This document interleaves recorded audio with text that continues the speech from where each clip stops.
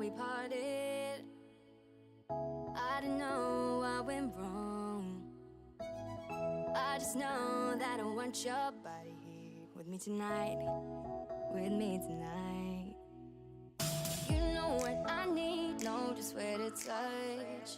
Make me feel like I can't explain. Oh no, don't you leave, it's just a bit of fun. You know how to drive me insane. I know it shouldn't feel right, but baby, don't go. Just love me all night. Just love me all night. All night. Just love me all night. All night. Just love me all night. All night. Just love me all night. All night.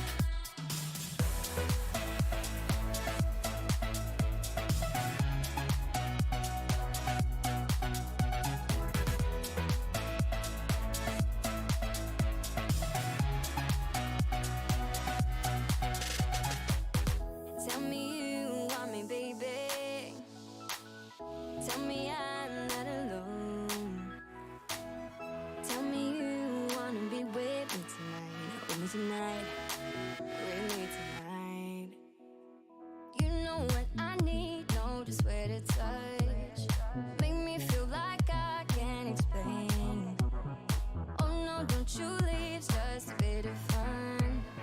You know how to drive me insane. I know it shouldn't feel right, but baby, don't go. Just love me all night.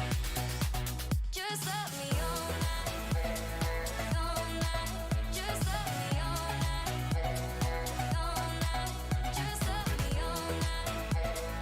All night. Just love me all night. All night. It shouldn't feel right, but baby, don't go. Just love me all night. Just love me all night. All night. Just love me all night. All night. Just love me all night. All night. Just love me all night. All night.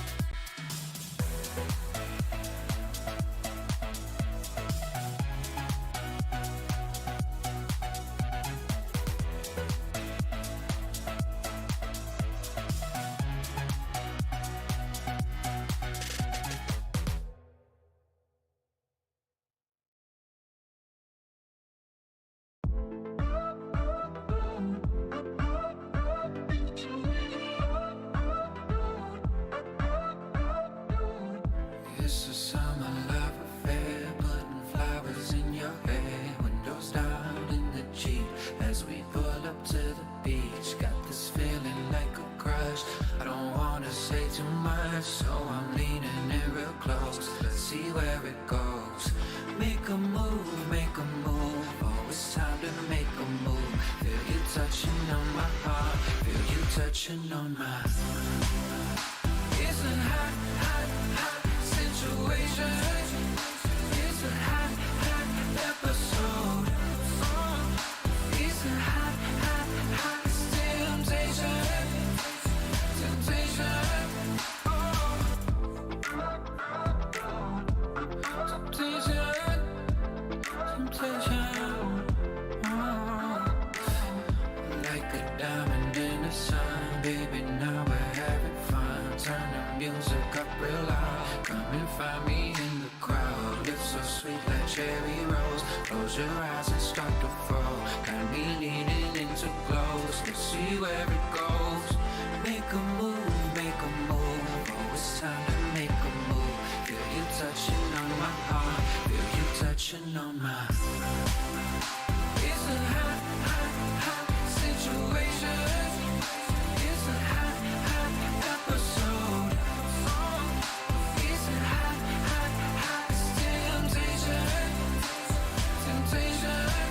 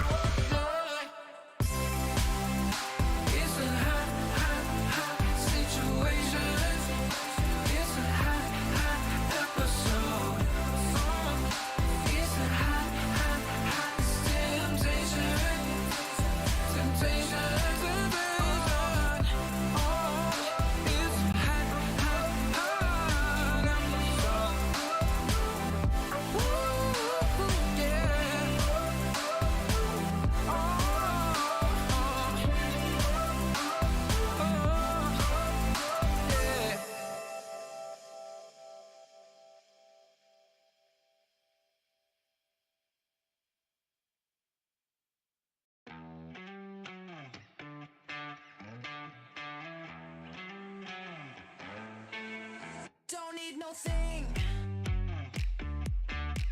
Ain't into bling. Just use enough. You fill me up. I don't care for diamond rings. I just crave the simple things, 'cause that's what I want. That's what I want. I don't need no fancy car. I'll take you just the way you are, 'cause that's what I want. That's what I want. That's what I want. Don't need no thing. Ain't into bling. Just use enough. You fill me up. I don't care for diamond rings. I just crave the simple things, 'cause that's what I want. That's what I want. I don't need no fancy car. I'll take you just the way you are, 'cause that's what I want. That's what I want. That's what I want. That's what I want. I don't care for diamond rings. I just crave the simple things, 'cause that's what I want. That's what I want. I don't need no fancy car. I'll take you just the way you are, 'cause that's what I want.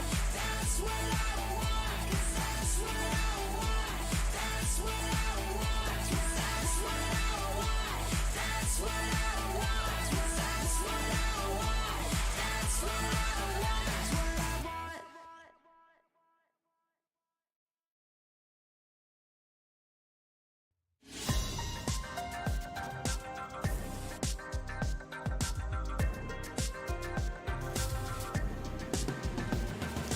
Moving forward in the future. Now that we're together,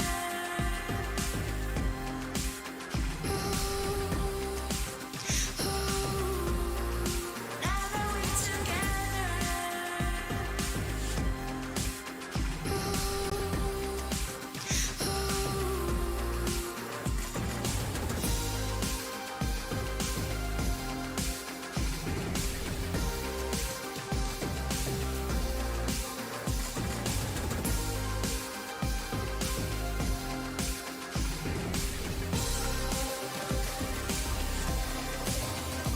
moving forward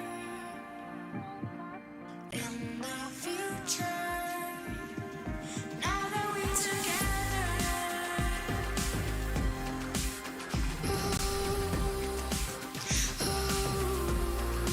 now that we're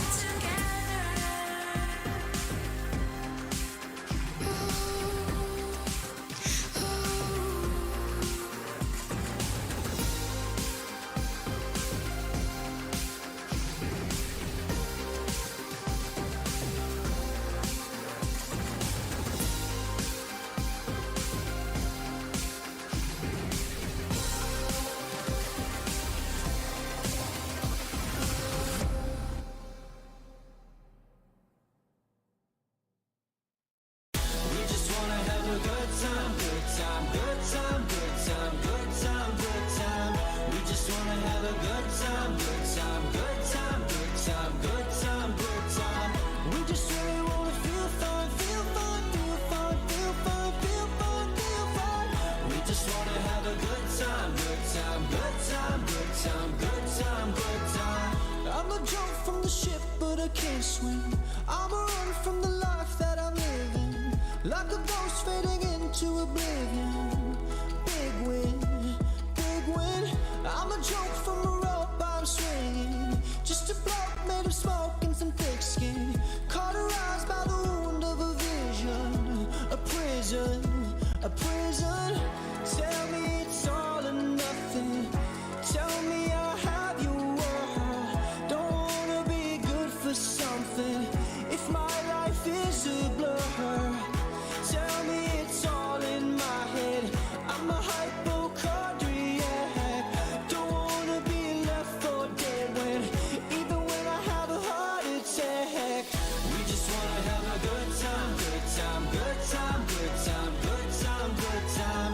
We just wanna have a good time, good time, good time, good time, good time, good time. We just really wanna feel fun, feel fun, feel fun, feel fun, feel fun, feel fun. We just wanna have a good time, good time, good time, good time, good time, good time. Idolize, idolize, that's a word game. I am sick of the grip of my pen frame. You can call me my first and my last name. When did I become such an ingrate? Toe to toe, shoe to shoe, I'm a shoelace. I'm a fraud, I'm a zoo in a dark place. Why do I even try to pretend that I can rhyme good? Oh well, I guess. Tell me it's all or nothing. Tell me I'll have your world. Don't wanna be good for something if my life is a blur. Tell me it's all in my head. I'm a hypochondriac. Don't wanna be left for dead when, even when I have a heart attack. We just wanna have a good time, good time, good time, good time, good time, good time. We just wanna have a good time, good time, good time, good time, good time, good time. We just really wanna feel fun, feel fun, feel fun, feel fun, feel fun, feel fun. We just wanna have a good time, good time, good time, good time, good time, good time.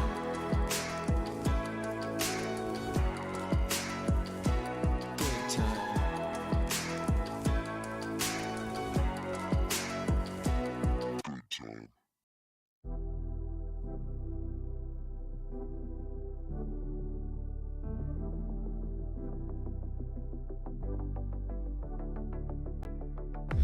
Don't you wanna tell me about the time that we felt free? Turn your eye on the halo that you give yourself daily.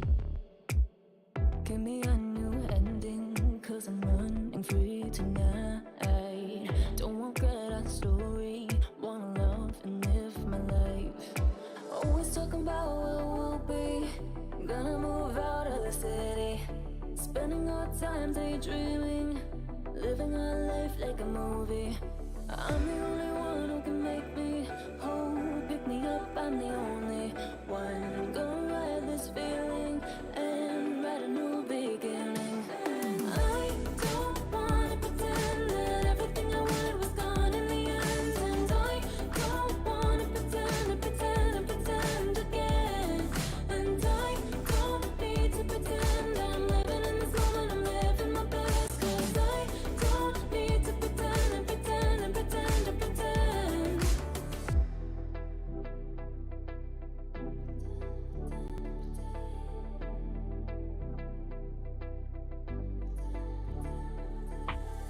Don't have life in envy, shine a bright energy. With the waves I'm making, gotta make sure I'm happy. I'm the only one who can make me whole. Pick me up, I'm the only one. I'm gonna ride this feeling and write a new beginning. And I don't wanna pretend that everything I wanted was gone in the end. And I don't wanna pretend and pretend and pretend again.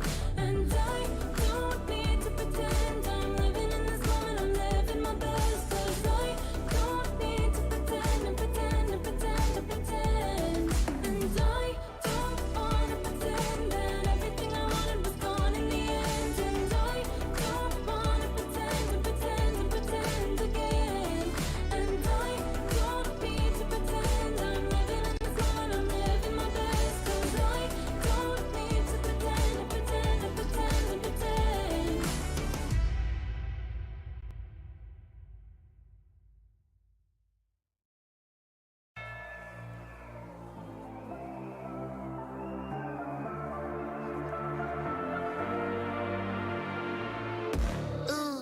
like you. And a drama only venom when I get my dues.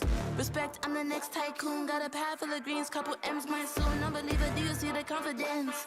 Got some people waiting for me on the fence.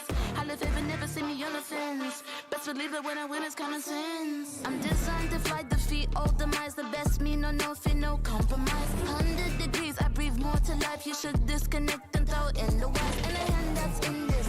Gotta back it up a high percentage. Got a heart in my sleep, non-stop.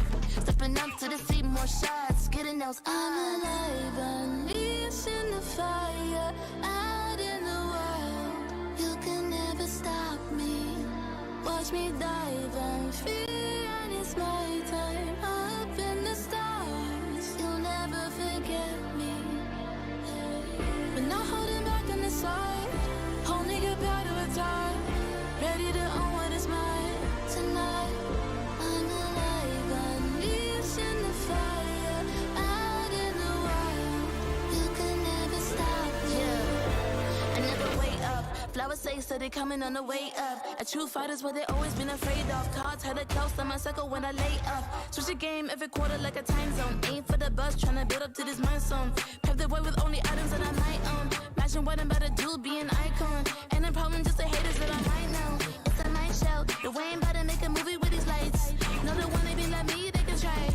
All gold, everything when I write.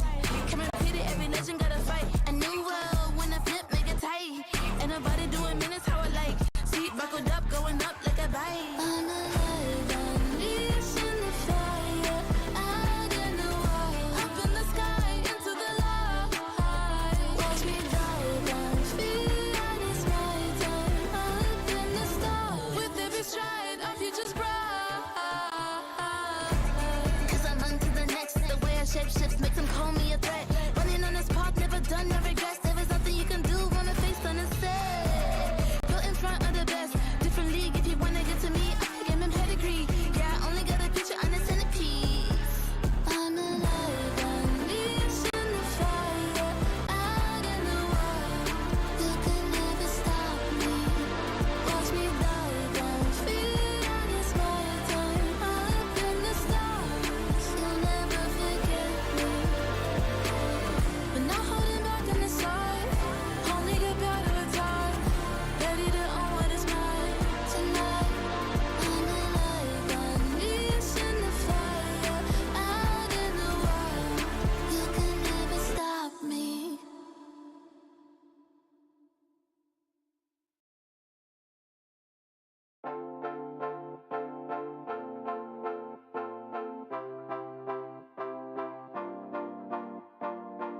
One touch from you takes me to paradise, paradise. One look from you and I fall in your arms, in your arms. Baby, don't stop, baby, don't stop, baby, don't stop it. And give me your love, give me your love, give me your loving. Say that you want, say that you want, say that you want it. Cause this is my love, this is my love. Something about you feels like heaven came along. Baby, can you feel it? Can you feel it? Something that you do makes me feel like we belong. Baby, can you feel it? Can you feel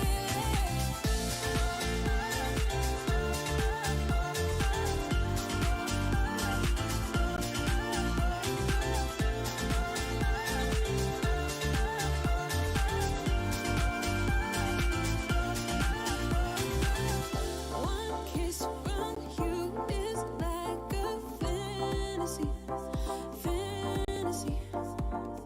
It's like you go beyond my wildest dream, wildest dream. Baby, don't stop, baby, don't stop, baby, don't stop it. And give me your love, give me your love, give me your loving. Say that you want, say that you want, say that you want it. Cause this is my love, this is my love. Something about you feels like heaven came along.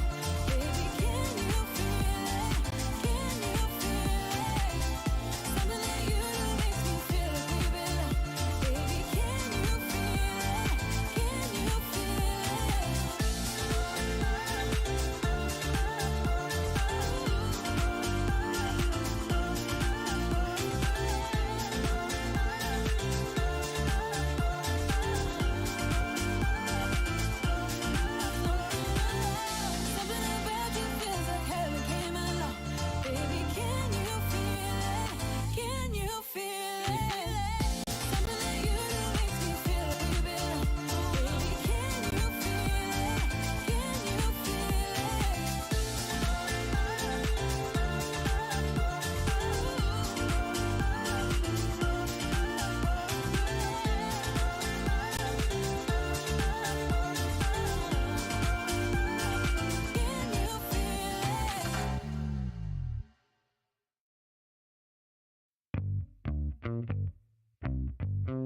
Give it to me now.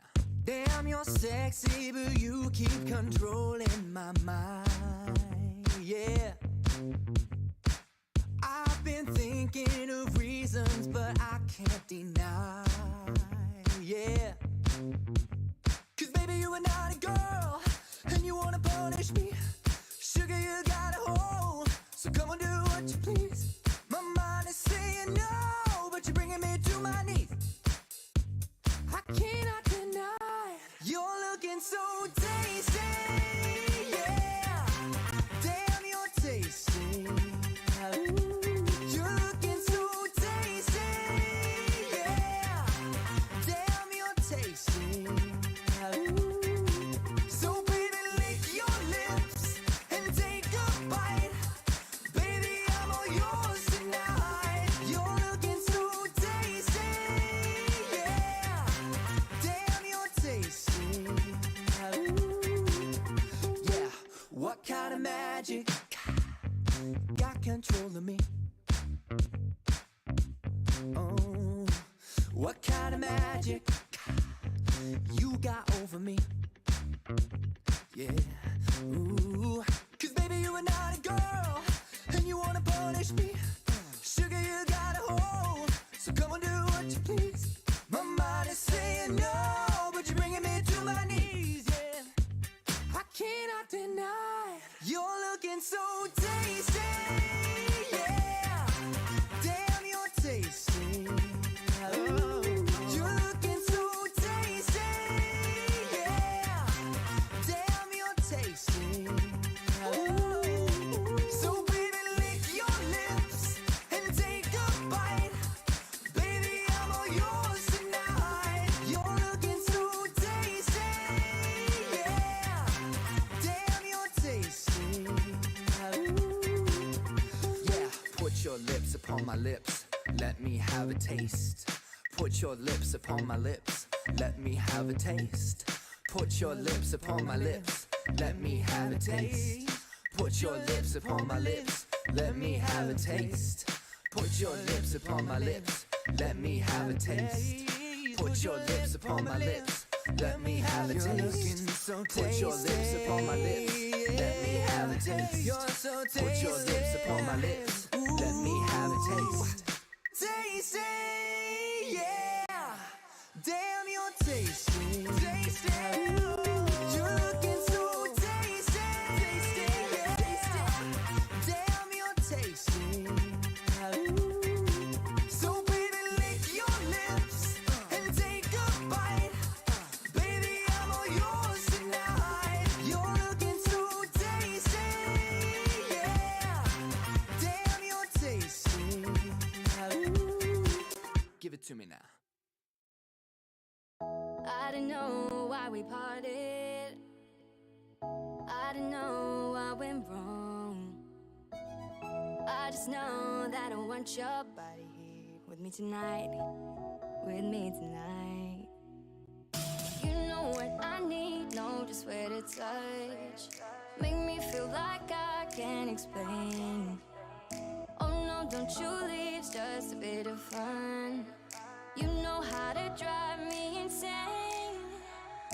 I know it shouldn't feel right, but baby, don't go.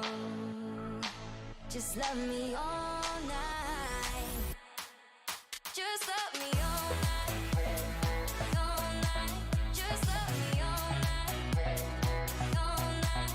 Just love me all night. All night. Just love me all night. All night.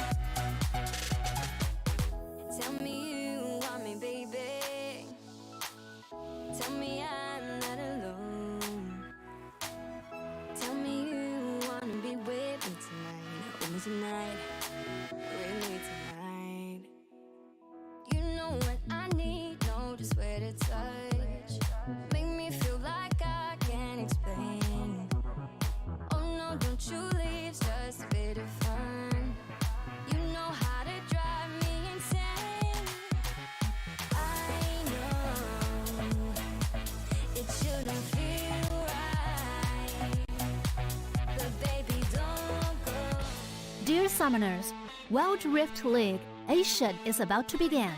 With a brand new tournament format and teams, what changes can we expect? Let's take a closer look. WRL consists of two conferences, WRL CN and WRL APAC.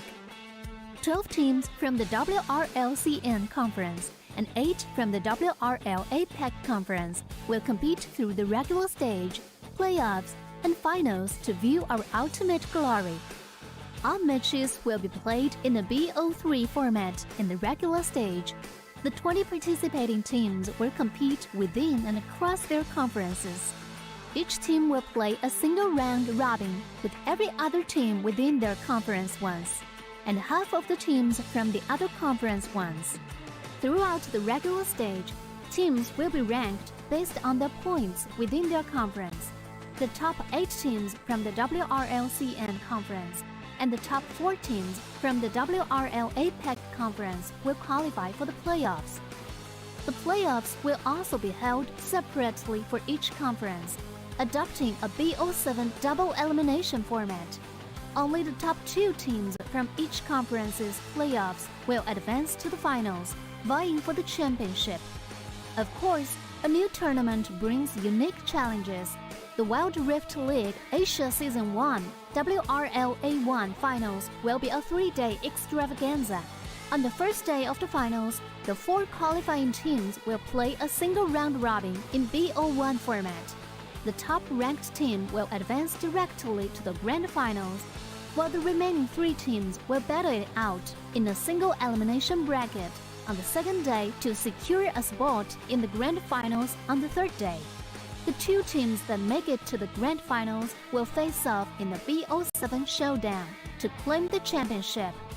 Additionally, in both the WRL A1 regular stage and finals, teams will participate in the Fight for Side FFS match before the official games commence. The FFS match will be played in a 1v1 solo mode. Each team will send 1 player to compete. They will ban 2 champions each from the official weekly rotating champions pool, and then select 1 champion each for 1v1 competition. The winning team of the FFS match will earn the right to choose their side first. Wild Rift League Asia Season 1 regular stage will officially kick off on April 8th, with 20 top-tier teams assembled and ready for action. Who will climb to the summit and seize the crown? Let's wait and see.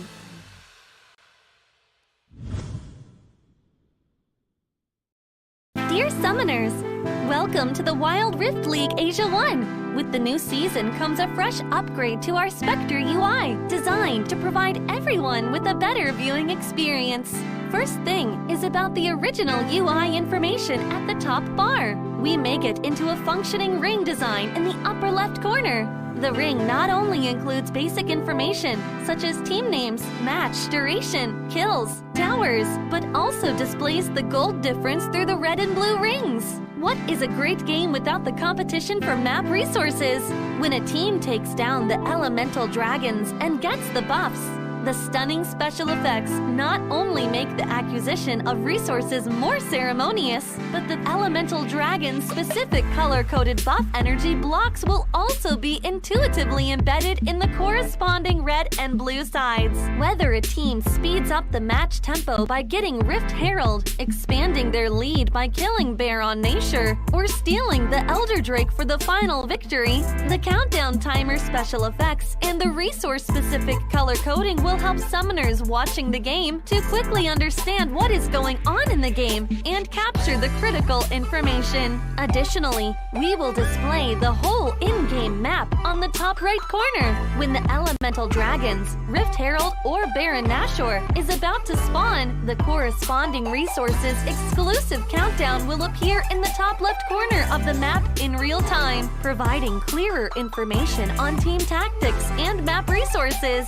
The new UI will introduce 4 panel modes: the landing phase mode, pre-team flight mode, team fight mode, and post-team fight mode. A combination of 4 refined panel modes to ensure that the most important real-time data in the game is presented more intuitively and comprehensively than ever before. In the landing phase mode, in addition to the real-time images of the players, champion selections, summoner spells, and champion experience, we will also supplement real-time gold, KDA, and items during the landing phase. Meanwhile, team stats history will also be displayed based on the progress of the game, allowing summoners watching the game to stay informed of the comprehensive information in real time. In pre-team fight mode, we refine and integrate the information on the gold difference between the matchup to help summoners keep track of the player's items builds in real time through the items column. This makes the state of both teams clearer before the team fight. In the highly anticipated team fight mode, we visualize the damage dealt comparison. The real-time dynamic display of champions' avatars can be more intuitively express the damage dealt of each player during the team fight. The closer to the red-blue intersection, the damage is higher. We maximize the screen space for exciting team fights and gameplays. After the fierce team fight, we integrate the damage comparison of each champion to help summoners quickly understand the damage difference between the champions in each matchup during the team fight. Depending on the different game situations, there are more diverse UI combinations waiting for summoners to unlock. Our comprehensive, intuitive, and comfortable UI design aims to provide summoners with a better, more informative, and higher quality viewing experience. The exciting first season of Wild Rift League Asia is waiting for you. Summoners, we'll see you in the Rift. There's something about games. What you doing there gives you real chills. There is one thing that can't be stopped. Feelings. And if you can feel it, It must be real, right? and that's That's real magic.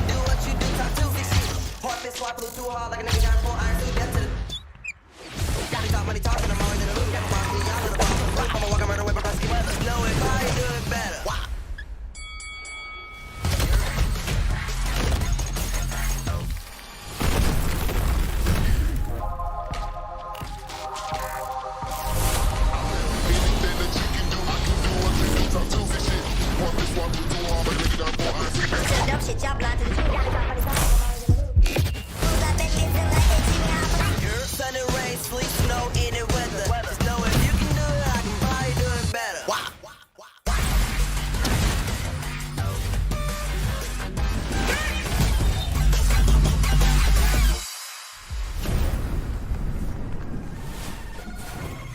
拿下下一个第一， Ready to go wild. 要比你们都闪耀。 Team mình chỉ cần bé mèo này thôi là đủ quẩy team bạn rồi. 给点新颜色，小小。 Let's go wild. 提起他的打野挥发，历经2个赛季的沉浮，终于是完成了自己的归属。我说过我会回来的。任凭浪起。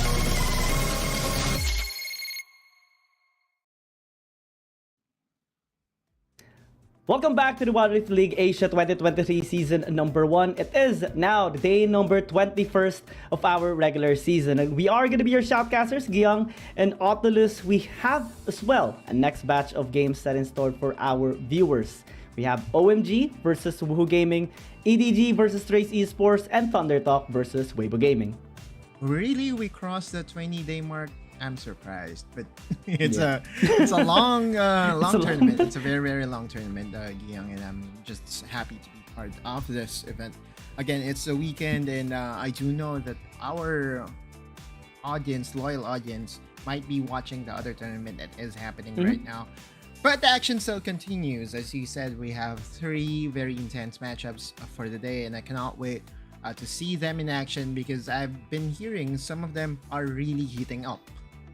We have a couple of teams actually setting, turning tides around. EDG in particular hasn't really been having the best of time, and Thunder Talk is recently have been trying to redeem themselves, coming up a win against them, and we have our game of Thunder Talk later on, our last series against Weibo Gaming. But we will start with OMG versus WHG. Exactly, and again, just to back up what you have just mentioned, because this is a long tournament, tendencies are teams that were underperforming in the beginning would be scaling well into the late game. Meanwhile, those that are overperforming would be facing against the better teams and would most likely lose, right?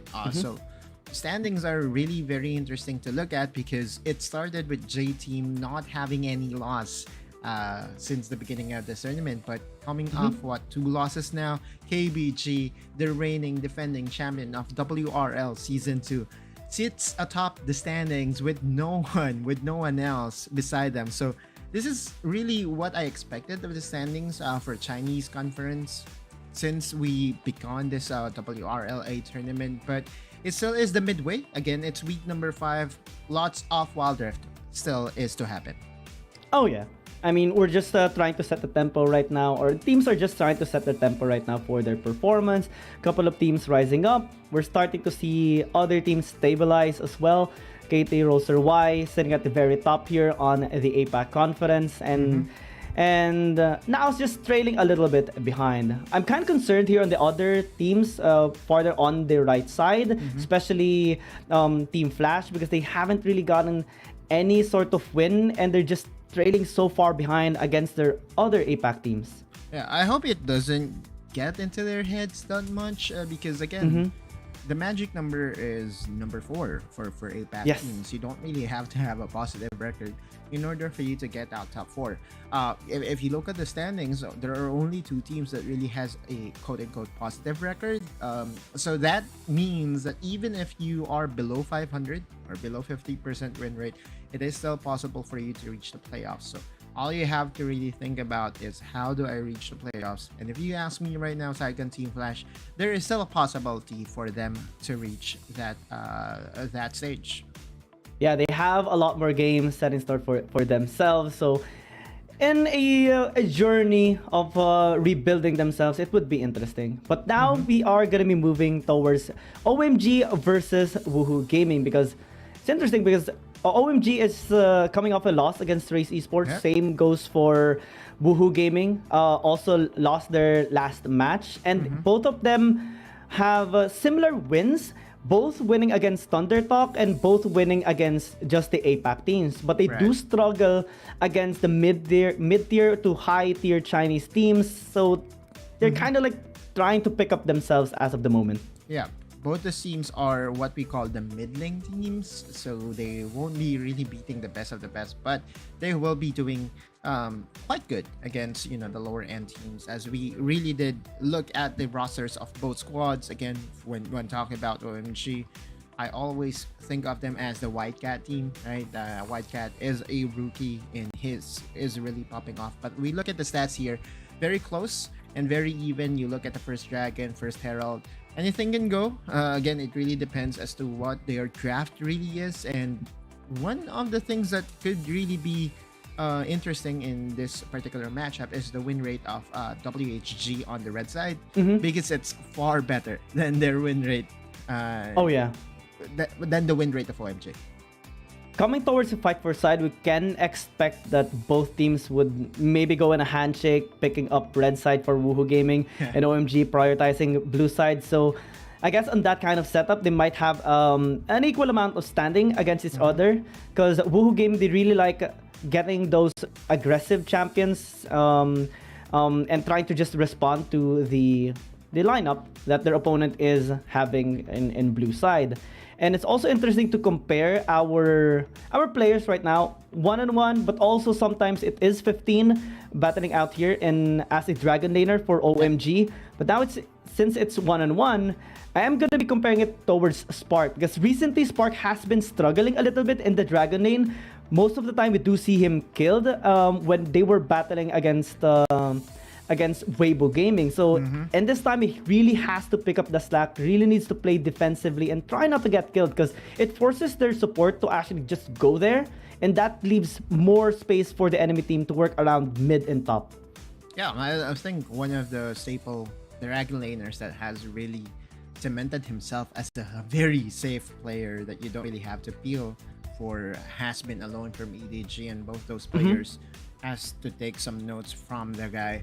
We go to the jungle side of things, and we are seeing Inyan and August, and they have a huge responsibility in getting their laners ahead. We all know that Wild Rift is all about momentum, is all about getting those objectives, and until we see Execute Smite in the game, then we have to look into the jungle. Hopefully not, man. Yeah, hopefully not. Until we see that come that would be a into play in Wild Rift competitive, then yeah, we are going to look into this junglers and see how they're good, how good their smite is really. But I really second your sentiment, as does a lot of community members of Wild Rift community. Hopefully we don't see the day that Execute Smite or Auto Smite would be joining us, but if it does happen, then that is definitely something that we will talk about. That would be a first as well in all MOBA games, right? If ever Riot does implement that Auto Smite, and I think it will remove bunch of the competitiveness or the crucial moments in team fights, objective takings. It would take all the fun that usually goes into an outplay of a team winning, and also with crucial fights. So hopefully they don't really push through with that, just go with what's usual. Yep, let's listen into our host for the introductions of the players. WHG 战队呢，则是在起伏当中不断探索，他们又将带来哪些新的突破？让我们一起期待一下吧。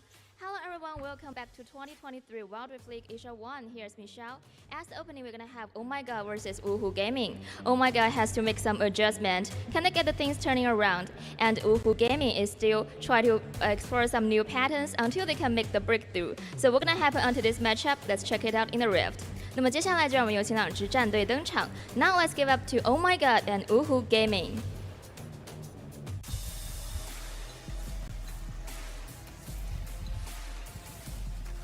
我也曾开心饮酒。我知道兄弟们饿了，送个2-0给你们下班吃饭去吧。I know I say this a lot, but I really hope we can understand what they're saying, or maybe there would be some subtitles, something like that. But again, it's all live. We don't really speak the language that they're speaking, so. Heck W, I guess.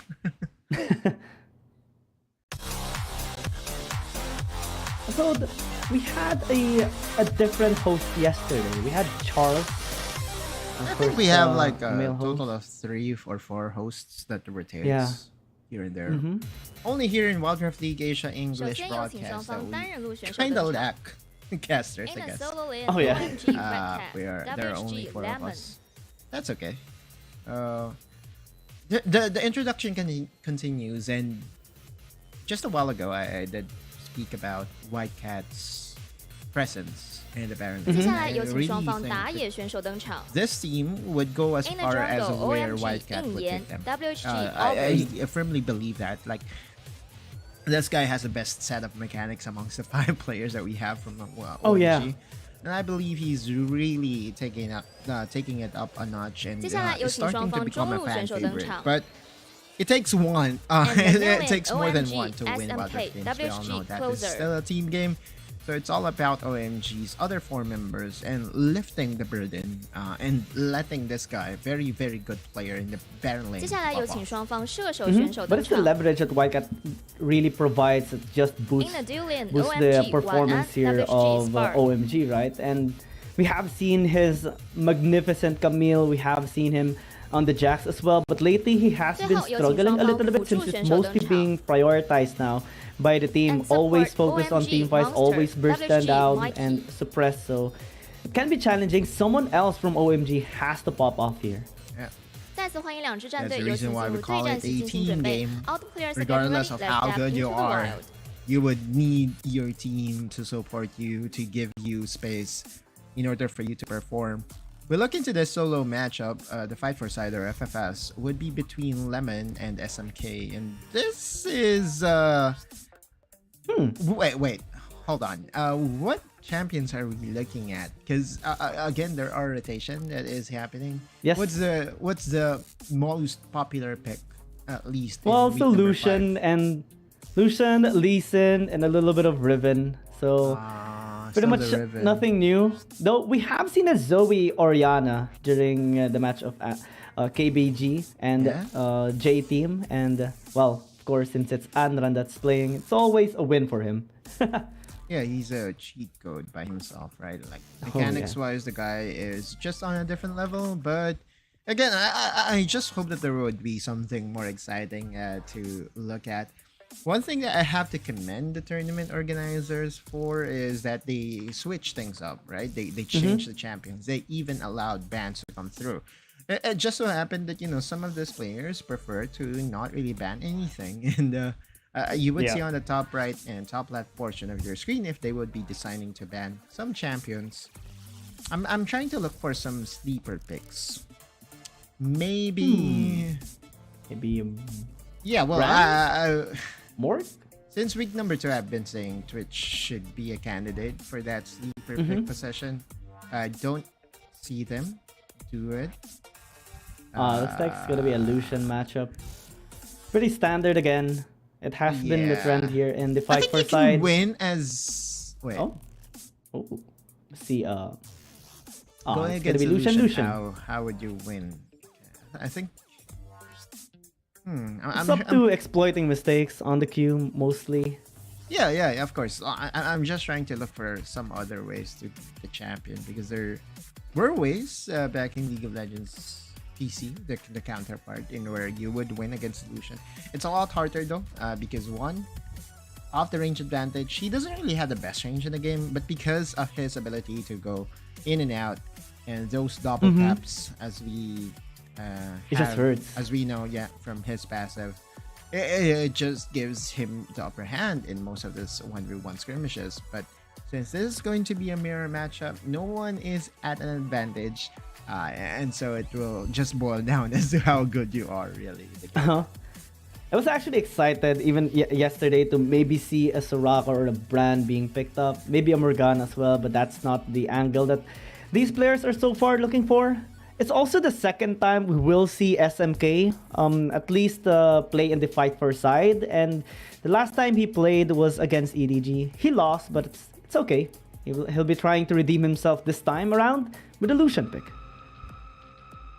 Going against a Lucian, so it will really boil down as to who gets their piercing light connect to the opposing side, because that's only going to be the advantage. And this is an upper hand for Lemon.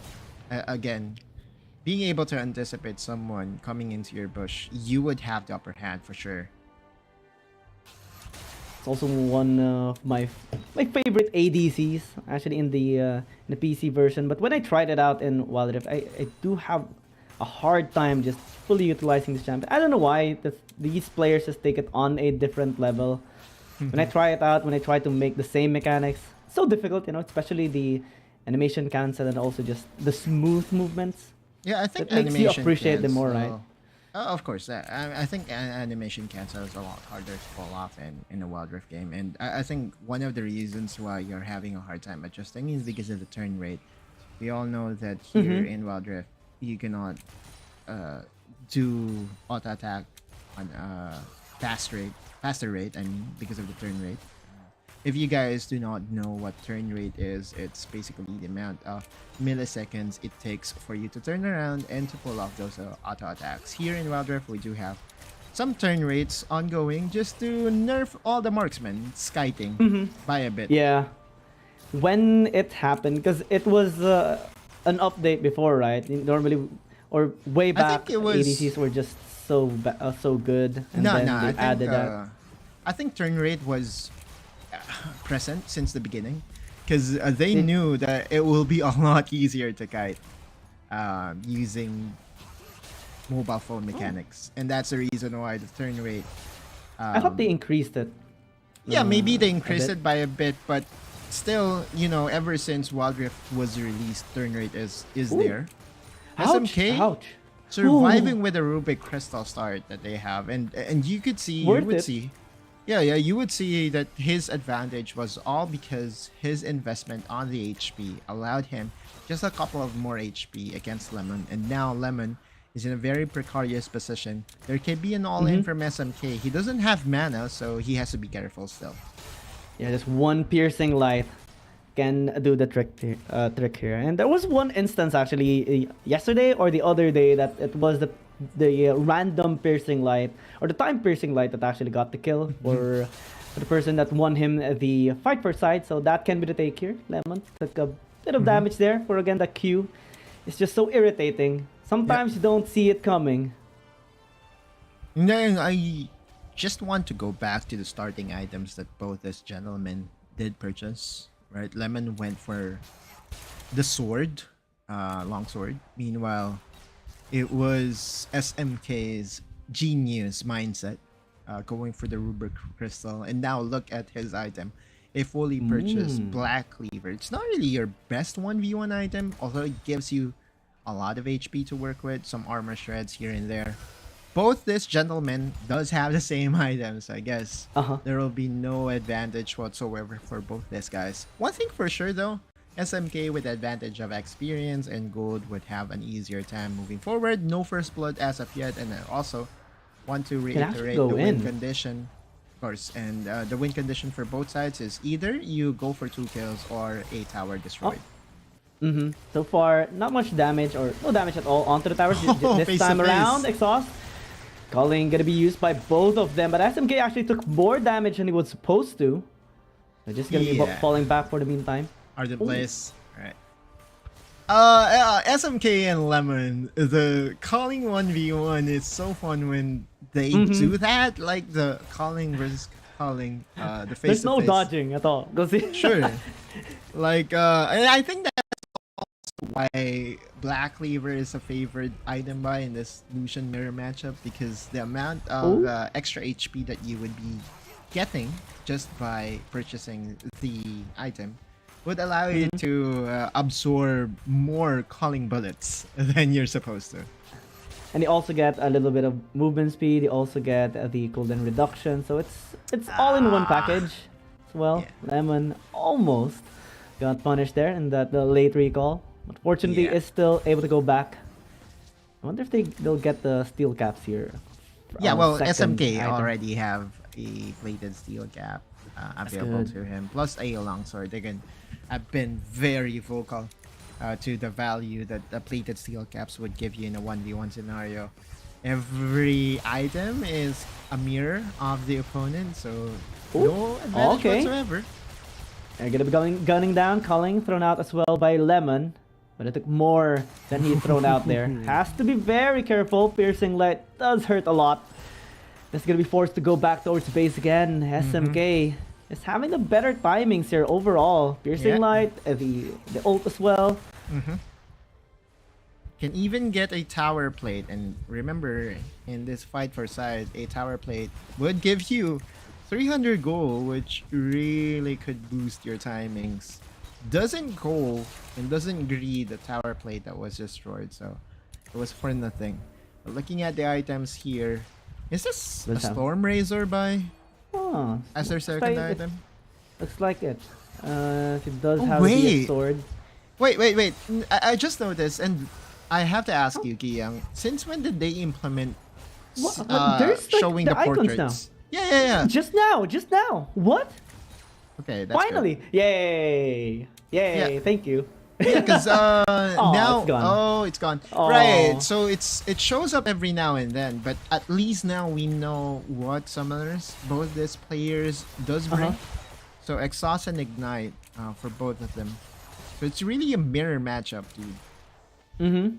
Especially for ADCs with the dashes. Oh, that's a lot.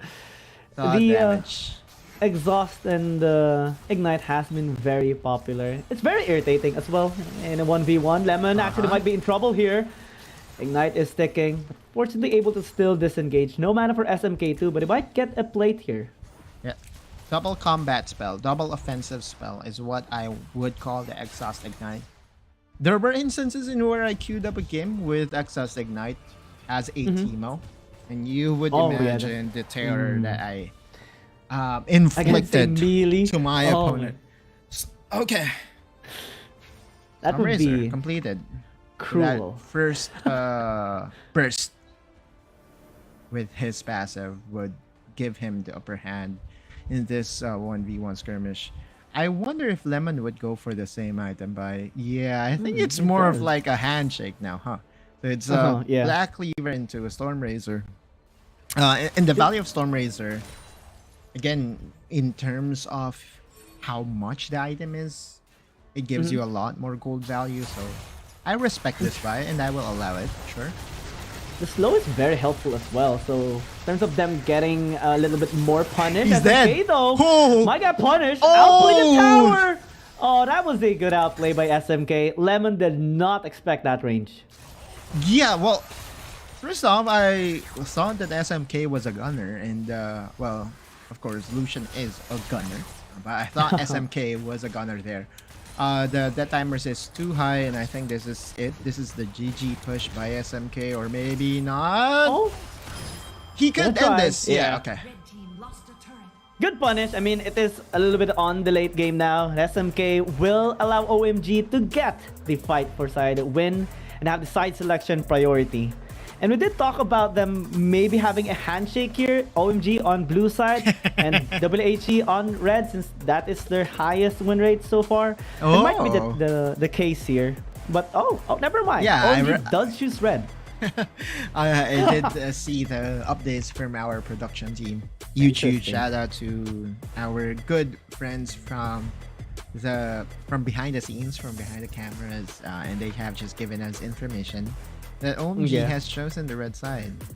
So yeah, so far their win rate on the red side hasn't been the best, but if there is one way to turn things around, I guess it has something to do as well with the win rate of the opposing side on the red side. So we know it's a lot better than their blue side, so it's more of a denial choice, I guess. I'm gonna be a bit concerned here on OMG though. They have 6 losses in the 7 games they had on red side, so they really need to step up, especially in enabling Whitecat, because he has been struggling to make the plays, because he just makes so many good angles onto team fights, really good flanks, and also some outplays in the lane as well. But if the other members are gonna struggle, that's not going to be good for him. He's going to be forced to just play things defensively and reactively, and he's just going to get beaten down even more by the rest of WHG. We are going to look into the stats and nerd out on all these things, but this red side does make a lot of sense to me, Young, because again, if you want to unlock Whitecat, you have to prioritize his champions, and having access to 2 first picks on the red side would at least allow you to secure 1 champion for the guy, right? So he has a very good Riven, could also play the Gwen. There's a lot of champions that Whitecat to me has shown promise of, and again, it all boils down as to how OMG would be unlocking Whitecat and the Baron lane. I do know that our key matchup has been the Dragon lane, but it's not 15 playing, it's 1-on-1. And also we're going to look at Enian's start into this game, see how he unlocks the lanes whatsoever. But OMG, again, for me, every time I see OMG play, I look at the Baron side. Oh yeah. Jungler side though, on an Enian, he's more of an enabler of the team, really likes to just be the front line here so that he will attract a lot of attention towards himself and allow Whitecat, SMK, and even 1-on-1 make the plays. during the team fight, so maybe we can expect him go with a Wukong here, or maybe an Olaf once again. He got an MVP once during their match against Thundertalk, so that can be the route that they will be going again. And SMK, interesting enough, so we have seen him pick up a Kassadin once that allowed them to cement a reverse sweep against Thundertalk. So maybe later on we can see a surprise again here for SMK.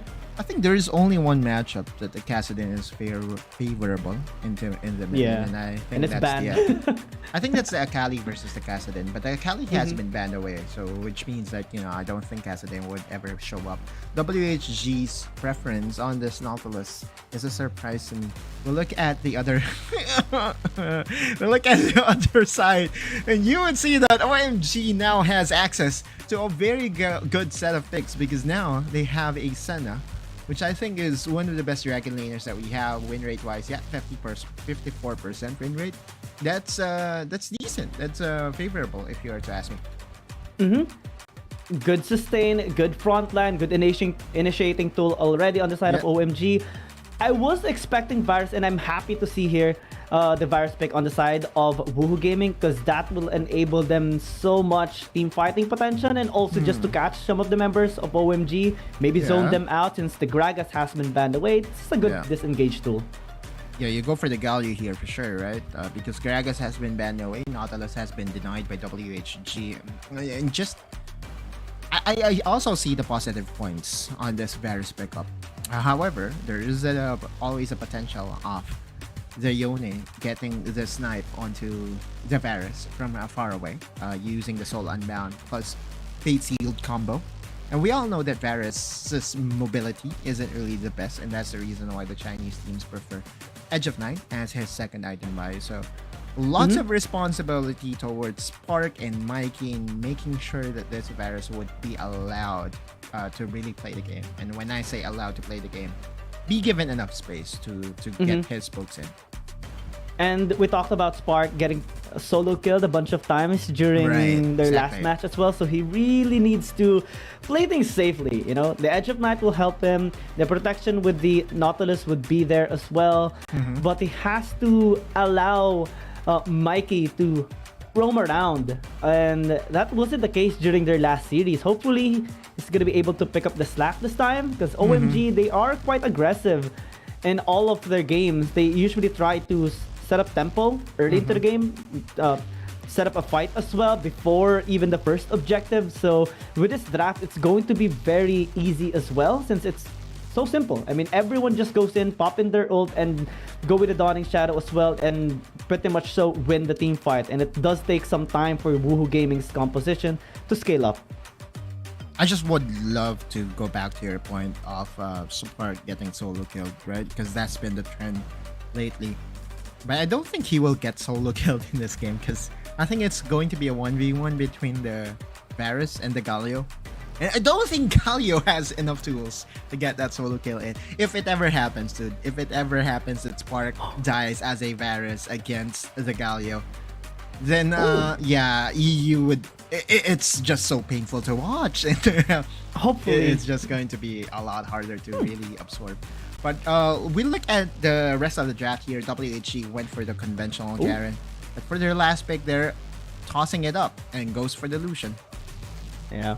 I thought Woohoo Gaming is gonna try out Z's Gwen jungle, huh? Oh, alright. Gwen jungle here for Woohoo Gaming. OMG does have still, a scary lineup here. Everyone just goes in. They have the Wukong as well for the double Cyclone. So much backline access on the side of OMG as well. So scary. So, how do you protect your double marksman is the question that I have for WHG. I know that there would be like 3 layers of a beefy front line that can be the reason why it's going to be a lot harder for OMG to penetrate to the backline. But you look at the viewer support rating, and there's a lot of fans of OMG believing that they can do this. 65% to 35%. That to me is a decent number to work around with. And they have a scary draft as well. Yeah, I would be giving my honest opinion. I really think that OMG has a better draft overall. But their win rate so far on the red side has been questionable at this. It's 1 out of 7. So it now boils down to the execution. And this could be their second win on the red side. It's how they redeem themselves is the question here for OMG. Let's see if Woohoo Gaming can actually just punish them more in this red side. Again, both of the teams are just trying to pick up the slack that they are in as of the moment. Both teams are struggling against the other Chinese teams, especially the top tier teams. And OMG, they're on their way, or at least intended to try to just catch up, reach top 8. It's still very far since they're sitting at the 11th spot. Woohoo Gaming is, well, just right there on 8th spot. Monster? Oh, sad. Yeah, Mikey was almost in range to get that first auto attack lockdown in. But we thought this was going to be a 1v1. Apparently, Mikey is deciding to go alongside Spark, and you mentioned this, you know, they have to take care of Spark. Even though it is an intended 1v1 between the Galio and the Varus, they still want to make sure that Spark would have a better time overall. And look at this cheesy play, or cheeky play by WHG. They have even taken away the smaller golem, the baby golem. Especially that 1-on-1 was also distracting August in his bottom side jungle as well. Mid lane, it's going to be a bit challenging here for SMK given the range matchup. So that's already a slight win for Woohoo Gaming. I mean, take the edge off here in the mid lane and try to work around top lane bot to allow August as well to just scale up. Because again, it's a Gwen, so it will take some time. Maybe 10 minutes or so. And you would also see the way WHG played the top side of the map, right? They have planted 2 very good vision wards, which means that SMK really would struggle here because Closer is knowledgeable as to where the Wukong is. And that to me is one of the ways that you can really capitalize this. Very aggressive laners. If you give them vision, they would just bully their opponent right away. Speaking of bullying, Monster is just getting poked out here into the top lane. Will need 1-on-1 to help him out.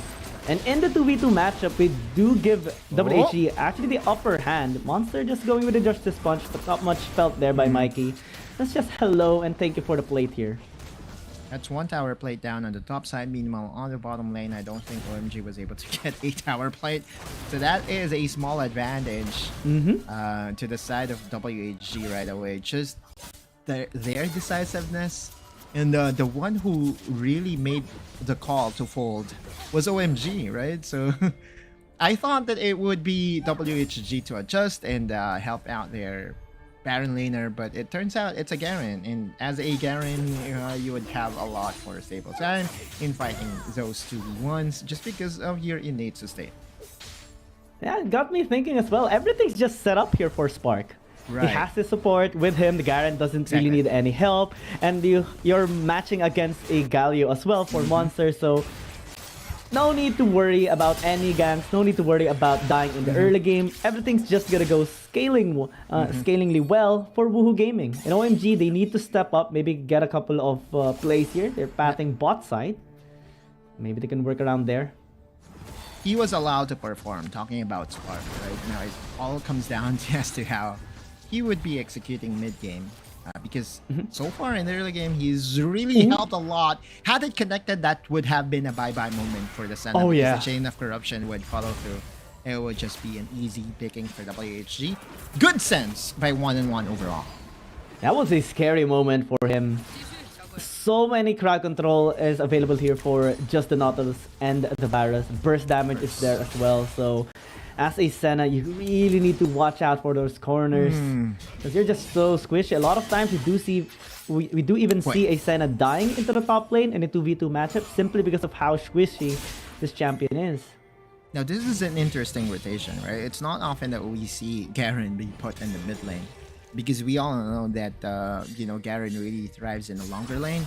But WHG is deciding to shake things up and is willing to put their Lucian in a more precarious position. Closer is the one getting the task to control White Cat on this Riven. Meanwhile, Garen again.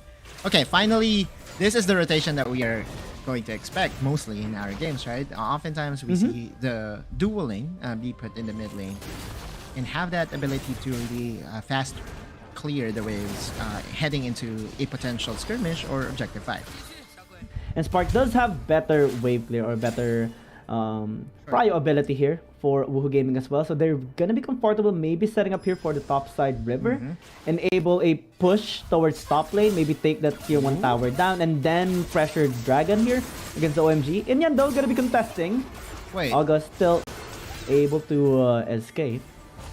And just like that Inyan's health bar, he's even spotted on a ward, and I think WHG is already dreaming and dreaming of getting this Rift Herald for free. Oh no! Yeah! Chain of Corruption is gonna be working there for Spark as well, getting the kill. Can 1-on-1 survive? Monster just trying to help him out, but Woohoo Gaming is already happy with what they're getting right now. 1 kill, 1 Rift Herald as well. They can easily translate it into a tower in top lane, maybe go towards Dragon. That was a head scratcher from Inyan. There was no reason for him to engage or even use those skills to get that Raptors. And yeah, if you're WHG, you would be taking that trade any time of the day, right? You were able to secure the first blood, and although you have given away this Dragon to OMG side, it still was a good tempo, good momentum swing for your side. We look at that replay once again, and you would see that Inyan, too far forward, was less than half health before it even began, and he was sitting on a ward. It was so easy to do. Mikey, I guess, use the ignite, and look at Spark, man. That's the way Chinese Varus really plays. They don't mind burning the flash if it secures them the kill. Yeah, and they did secure the kill, they did secure the tempo, draw away White Cat as well, so that they can just secure the objective safely. And now they're sitting at the 2,700 gold lead. Pretty much good here for the early game. Again, they scale up pretty well towards the late game. They have a double marksman that will hurt so much in punishing any mistakes that OMG will make. This might be one, but the Chain of Corruption misses, so at least hats off here to Monster. Yeah, they have 2.5 minutes to punish the flashless Varus, right? And, well, they have the tools to get that through. They have a Yone. They also have a Wukong. But if you're a Spark, there's really no reason for you to put yourself in a dangerous spot, and you would just be content in clearing the waves here in the mid lane with Mikey being there as a bodyguard. So far, Mikey hasn't left Spark's side whatsoever, right? all throughout game number 1. Okay, Mikey has always been there for his Dragon Laner. He's really babysitting him. This is a big adjustment that they are doing right now, especially after the mishap in their last series. But it's so far working for them at the very least. You know, Spark is able to just safely clear lanes. Every vision around him is being secured here for Woohoo Gaming, and the rest of the members are also just able to farm out closer, being very comfortable against White Cat, at times against SMK as well. So pretty much very stable here for Woohoo Gaming. OMG has to be the one to step up, especially Inyan after him just making a questionable play a while ago, and also White Cat. We haven't really seen him pop off. Calling gonna be used here, might need to disengage, able to do so. Mikey's here. Yeah. Their target is the tower, and they have 4 people sent to the bot side. No engage whatsoever. Less than half health from the mid laner, and that's an easy taking of the tower in the bot lane. You're right. White Cat, meanwhile, was easily controlled by WHG. You pick the Garen, and yeah, it would just basically a static lane. And again, so far, all cards, all points really everything really points towards a game 1 win towards WHG side. But OMG still has the tools to really win those 5v5s. It really depends as to how the marksmen would be positioning themselves, because the all-in composition of OMG is still very much present. Yeah, team fighting based composition still can thrive in crucial spots. I mean, it only takes one good initiation, one good fate sealed, and also the follow-up from the rest of OMG, so for them to actually turn the tides around. So Woohoo Gaming has been playing things very safe as well. Vision established deeply into their jungle to track them down as well. Woohoo Gaming so far has been playing this very, very sweet, and They're setting up here on the top side river. What will OMG do? Now Inyan is clearing some vision, giving them easier access to penetrate through the backline, but the Rift Herald is already half health. Yep, comes to play. Mikey taking a bit of damage. Chain of Corruption gonna be used there. Nice piercing arrow, almost. Monster got taken out. Whitecat trying to enable them, trying to irritate them on the sidelines. But OMG still trying to post. Woohoo Gaming focusing on the RH. Looks like they're gonna be getting it. Oh, Reg line. Depth charge as well. Triple knock up onto the backside. Whitecat has to flank onto closer. But here's Entrance a little bit off. Now Whitecat is in trouble. Monster has to flee but won't be able to do so with the help of Lemon. Woohoo Gaming get the RH. They do get one kill as well. OMG, in that picture alone, you would see the struggles that they are having in this tournament, right? OMG was late to contest. There was no reason for them to stay. Because you look at this Rift Herald, it's already a gunner. There's really no way for them to secure Inyan. Even with the decoy available, did not really use it and was easily denied by Mikey's very good positioning. You look at Whitecat, yeah, he has the Galio to back him up. But as you said, it was a little bit off mark because the Galio was too eager in pulling that hero's entrance. That's another huge win for the side of WHG. We're looking at a very big snowball here for the side of the blue team, and I think that OMG really has to find a miraculous team fight now because so far, everything has been on WHG's side. And no angles has been taken yet here by OMG. 2 RH picked up, 2 towers as well along the way, and now they're posting for this mounting dragon. OMG gonna be contesting. Last Embrace gonna be here onto the Nautilus, but they won't be able to get this dragon for themselves. OMG trying to get to the back line. They might be able to do so. Whitecat has a nice flash, getting now onto August, but it gets deleted in an instant. Woo Gaming still get a 1-for-1 in dragon. Had it been that their early game was a little bit better, Whitecat's positioning and Whitecat's play would have been better, right? But SMK still not yet done. WHG though knows that they only have to defend this tower mid lane. They don't have to do anything. And again, even though it was a 1-for-1, that still is an objective won by WHG. And look at Closer's positioning right now. This shouldn't even be allowed, right? He's way past the river. And then there's really nothing that OMG can do. If you look at the wards that has been planted by WHG, they own the blue quadrant of OMG. They own everything. Everything. All the fights, all the objectives, all the vision as well. And in the gold chart as well, they're winning every single angle in this game against OMG. And if you're OMG, how do you actually get back from this? Do you try to force wipe? Do you try to kill Lemon, shut them down? So far, it hasn't been really possible yet. Killing Lemon is definitely out of the picture because that's a Garen and I don't think it will give you the necessary advantage, but that is a good start. You utilize the missed plays and you basically try to find Spark, right? Because Spark, with Edge of Night available, it will be a lot harder to do so though, right? Almost if you're impossible. SMK, right, if you're SMK, how do you penetrate through? How do you find those marksmen? Even Closer is approaching the unkillable illusion state right now because even if he doesn't have access to the defensive tools, sometimes good offense is the best defense. And in both offense and defense, Woohoo Gaming is just so good. Now splitting up across the map, 1-3-1. And OMG, given that they have a teamfight based composition, they also really just fall off against these isolated plays. We haven't really seen Whitecat pop off the entire game as well. And Woohoo Gaming has just been suppressing him. Even in the lane, no way to get a tower, no way to get a 1-for-1 kill. Nothing. Nada. This is what we were saying prior to the series starting, right? The junglers, again, would have a bigger responsibility in making sure that the lanes would be favorable to your side. And OMG's Inyan really was not able to help Whitecat. Although, on the other side, if you are to look at the jungler of WHG, when was it even needed to really help out the lanes? Because all the lanes were winning for the side of Woohoo Gaming. So the bigger responsibility really lies on OMG at that point.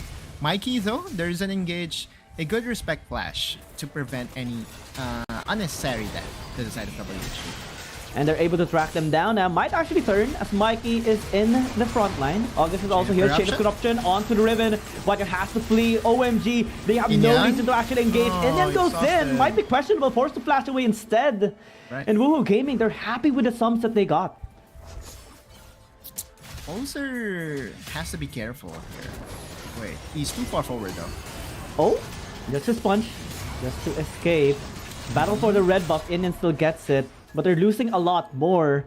A wave in the bot lane will force OMG to retaliate there or go there. And Baron is so vulnerable right now for Woohoo Gaming. Yep, no vision at all for OMG, and so they are forced to face check. Red line, one-on-one is just obliterated in an instant. There's nothing that he can do. Oh, that's sad. And this is the way Chinese teams really capitalize on the vision plays that they are able to do. Just planting the control ward on the pit forced OMG to face check. You would say, what was one-on-one doing? But you look at that picture in a nutshell and you would say, it wasn't one-on-one's fault. Yeah, he was too far forward. Yeah, you could say that. But there's really no way for them to get access to vision to the Baron pit other than doing a very risky face check, and that's what they did. And that's what WHG know that they can punish, and they punish it so well. Yeah. And simply because of the wards that they have placed as well deep into the jungle of OMG. Everything is seen. Everything is already laid out here for Woohoo Gaming. It's a good game. It has been so clean. I mean, even if we just see a 5,000 gold lead here, the way they're just fully utilizing this gold lead is the best way possible for a team to do so. And we do see the discipline as well by Woohoo Gaming in general. Now, okay, they might go in. Lemon, Chain of Corruption. Oh, this is like dead Galio. There's nothing that he can do. Mike is just serving into the front line. Donning Shadow used. SMK trying to do some damage. They do get the kill onto August. That now will be the plan here. OMG, they funnel onto the Nautilus. Get that second kill. Whitecat is doing so much into the front line. Indian goes in once more. But I think they're going to be happy with that. They have the Dragon Axis now.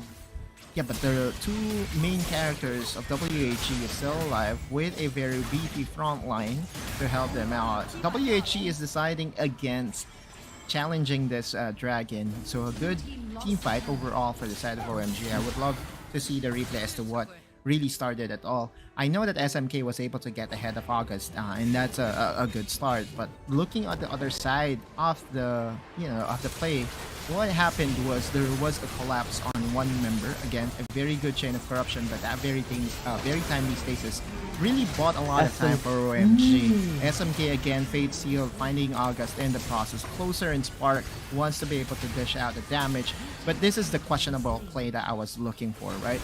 Why was Mikey there? Was he trying to make a play for WHG? Because there wasn't really a need to do so. All you have to do as a Nautilus is to make sure to track your marksmen and to make sure that they will be A-okay. If the plan was to isolate the members of OMG, he did that, but Woohoo Gaming got isolated by Whitecat as well, so it wasn't really good for Woohoo Gaming in general, and that paved the way for OMG to win that team fight and get the dragon, get the tower down, slowly coming back into this game. Still a 4,000 gold lead, but we're starting to see OMG now be proactive. Right. Had it been that Mikey did not really do that thing of overextending, then it would have been what we call a flush out win for WHG. They are still in an advantage, but OMG is showing some signs of life. Right now, Lemon is being engaged on. Yeah, a lot of damage being taken already by the Garen. Can he actually escape? Face it towards the back line. Chain of Corruption a little bit late, but able to at least dismount the other members here of OMG. Now they have to fall back. Woohoo Gaming has no reason to fight anymore. But OMG, they will post for Baron. Lemon survives, and all those engaged tools that was invested onto him. OMG going for a very sneaky play. The Curse to Darkness is gonna work here. Stasis play by the Nautilus. Mike is still able to escape, and Lemon, they're serving in the front line. August trying to do some work as well. They're able to sniff out the intent of OMG, and I think that's already good here for Woohoo Gaming. No need to overextend if you are OMG. No need to be over greedy. WHG though, what a play by them. They went to the mid lane, tried to break down the tower, second tier tower. Wow, and they were successful in doing so. Yeah, isolation play by Lemon in August too, stopping the rotation of some of the members of OMG was just so clean. 30 seconds before the next objective spawns up. That's going to be the Elder Dragon. Still anyone's game. Elder Dragon wins fights or wins games. We all know that, right? So the win condition will always be there. White Cat, though, has a level advantage, is approaching a territory in where he will really be a beast to deal with when it comes to team fights. Because you look at his items, that's already 3 items available to him, plus the Sage Ascension. So expect him to pop off anytime now. Right, especially with the scaling lineup here of OMG. They have been looking for fights. They have been looking for setups. August? That has to be the case. Oh, August might actually be in trouble. Oh, almost. But Enyan might actually be in trouble. Tries to flash away. Able to survive. Depth charge actually hits Monster instead. And Woohoo Gaming, they will post for Elder instead. Because the jungler is pretty much unhealthy at this point. But this is good for OMG. If you look at the waves, they have waves pushing bot lane. They have waves pushing top lane, which means that WHG has to respect this, and they cannot start Elder Dragon. OMG though knows too. Exactly. Now they are in the better position to secure this Elder Dragon. They won't be able to burst this down. That's one thing for sure. And if you look at the vision right now, there is still a way for WHG to contest this. Yeah, Enyan serving in the front line once again. Chain of Corruption is actually good here. 3-man CC chain there. And Monster Fate sealed as well onto the back line. But Stasis might need to be used there by SMK because so many members is just on top of him. Depth charge now to serve in the front. And Woohoo Gaming wants to attack now. SMK with a good plan, forcing the Stasis. But it's simply not enough. Woohoo Gaming still got the upper hand, taking 2 kills. Wait. But Enyan. Yeah. He has some... Does he have vision in the pit? No. He doesn't have any vision, so he needs the help of White Cat. He needs White Cat. Exactly. He needs to know what the HP of this Elder Dragon is. SMK trying to get inside the pit as well.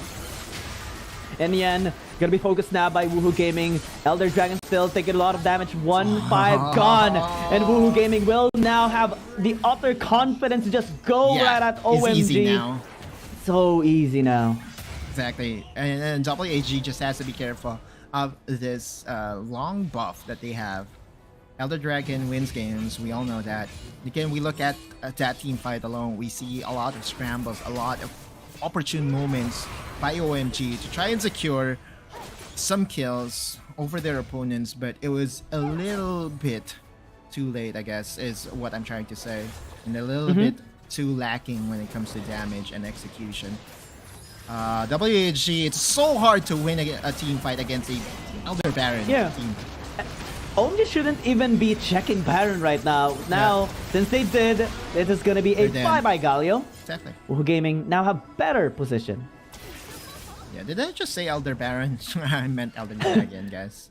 But yeah, there's a they Baron both, pit. though. Exactly. Now, White Cat, even with the Guardian Angel, there's just no way that he survives this, huh? Oh, bye-bye. GA into the base. And White Cat will just say bye-bye as well. OMG has no angle right now. The Baron. Well, the Elder Baron indeed. After this 2 kills that they have picked up. I don't think they should check anymore. They just keep on dying. Indian is still here though. So there is still that miraculous steal that could happen. But no steal for you. Who just says no. Exactly. Every time you check, we will turn. And you haven't learned your lesson yet, my friends. This is just a clinical display as to what to do to opponents that try to force a 50-50. Never mind the auto smite, never mind the execute smite. This is how you perform Baron takedowns at its textbook level, right? So you just turn every single time OMG or your opponent tries to contest. Now even the bot lane tower is in a very critical spot right now. Just 300 health, separating it from being broken down. As we look into the replay, again, this is the Elder Dragon special, right? There's no need for you to force the objective. All you have to do is to go for turns. Doesn't matter if it's Monster that gets caught in the process, right? That still is one hit down from the opposing side. And rinse and repeat is, I guess, what WHG would do here, right? All you have to do is to have that very beefy front line, Mikey flashing in, and that's basically it. Yeah. Well, I'm trying to think of a positive thing that happened here to OMG, and there is none. Maybe the Elder Dragon now being expired, but since the Baron has been taken down, they're gonna be trying to get the kill onto Lemon. It would take a lot. He's actually surviving for so long, and that buys enough time for Woohoo Gaming to actually collapse here. Onto OMG, SMK already dead. Depth charge just to obliterate Whitecat, and this is basically GG. Woohoo Gaming just cleaning everyone up. That will be game 1. To the side of the WHG, and still is a sour record overall for OMG on the red side. That's what now, 1-8 in terms of the total record? Right. Yeah. 1 win to 8 losses. When on the red side, that is OMG. And I guess at least on the next, if you are WHG, do you still go for blue side? Just to make sure that, you know, OMG would be playing on the red come game number 2. There is a rationale to think that the draft by WHG and OMG, if you ask me again, yeah, it still is a good draft overall for OMG. It's just so happened, you know, a lot of things that needs to be corrected, exactly, especially during the early parts, where we saw Inyan go for questionable plays at best, right? Giving away a lot of prio to the opposing side and giving away a lot of space that Whitecat could have used to really perform, to really pop off. So yeah, lots of things to fix on OMG side. It's not the trap that I will be looking at, but the execution. Yeah, likewise here. I have the same sentiment. Inyan getting taken down early allowed Woohoo Gaming to get that RH for themselves, despite at least the attempt there of Whitecat to turn tides around. A lot of times we do see him going with a flank, but again, you can't shine when the team is just struggling here. You need that foundation, you need that backup, and no one's there to back Whitecat up. Yep. SMK tried his best though. At one point, he was the one dealing enough damage and was threatening some members of WHG. But if you look at total damage dealt by champions, it's surprising to me that August did a whole lot, like 38k damage. That just means to say that, you know, OMG is trying to force their way in. And if you are the Gwen, all you have to do is to cast skill 1, cast ultimate. You would be shredding them like paper, right? And that's what WHG did. Their front to back was basically their foundation. They have 3 beefy members in the front line, and Gwen was the piece that they needed to really be pierce through the engages that OMG did present in game 1. As long as the Gwen of August doesn't get bursted out, he actually is going to be happy going in constantly, because he is against 4 melee champions. So all the procs for his Qs is just going to be going so well, and that allowed them to just shred through the front lines of OMG as well. It's not the draft, but the execution, the lack of proactivity, and, you know, setups. Especially before level 5, or minute 5 rather, we haven't really seen that much plays coming in from OMG, and we even saw more of the plays coming in from Woohoo Gaming. The safety for Spark, everyone, as Ya was just helping him out the whole game, and everyone just playing things to defend the Dragon Laner as well.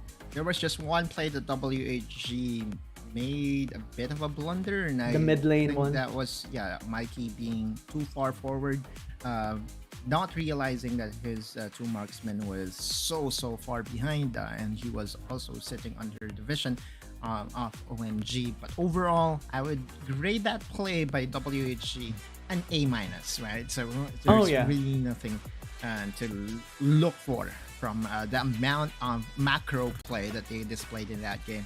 The vision play was, of course, the responsibility of the support. And you look at Mikey, a very deserved MVP, because he really outpoured Monster in this game.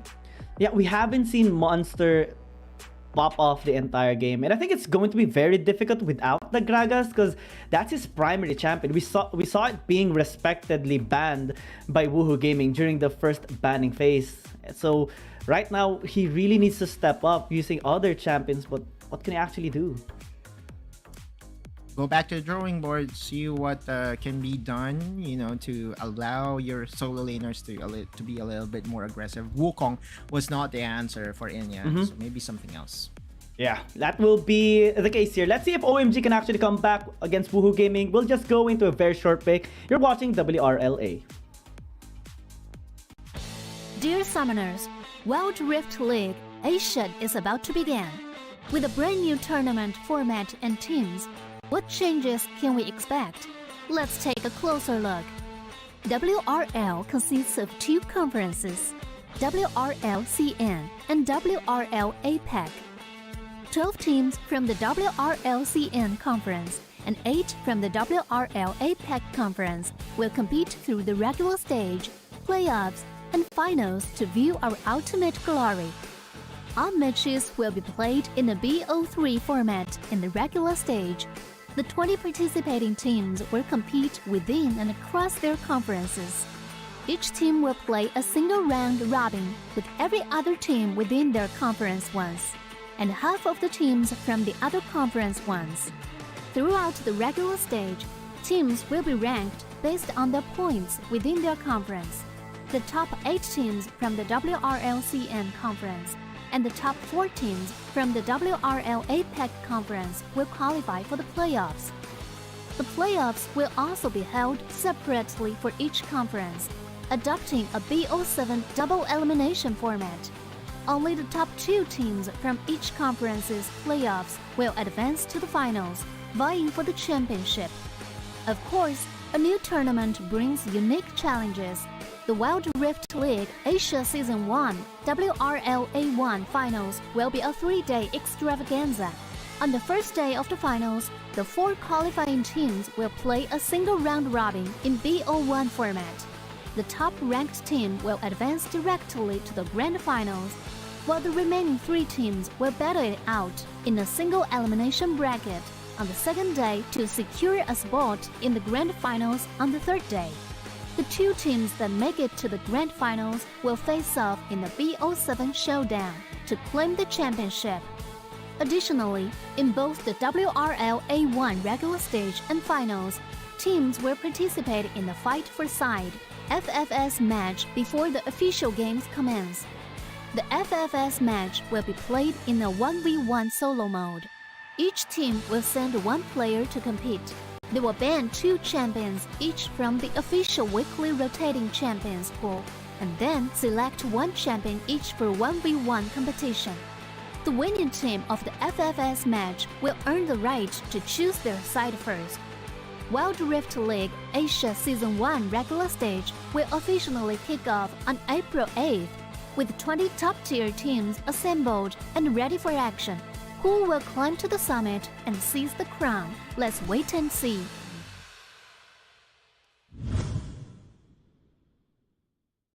Dear Summoners, welcome to the Wild Rift League Asia 1. With the new season comes a fresh upgrade to our Spectre UI, designed to provide everyone with a better viewing experience. First thing is about the original UI information at the top bar. We make it into a functioning ring design in the upper left corner. The ring not only includes basic information such as team names, match duration, kills, towers. Welcome back to the series of Woohoo Gaming versus OMG. And after that really bad game of OMG, after going back to the drawing board, let's see if they can finally take on Woohoo Gaming now. I'm interested to see as to what side would be picked here. I think there's already an update.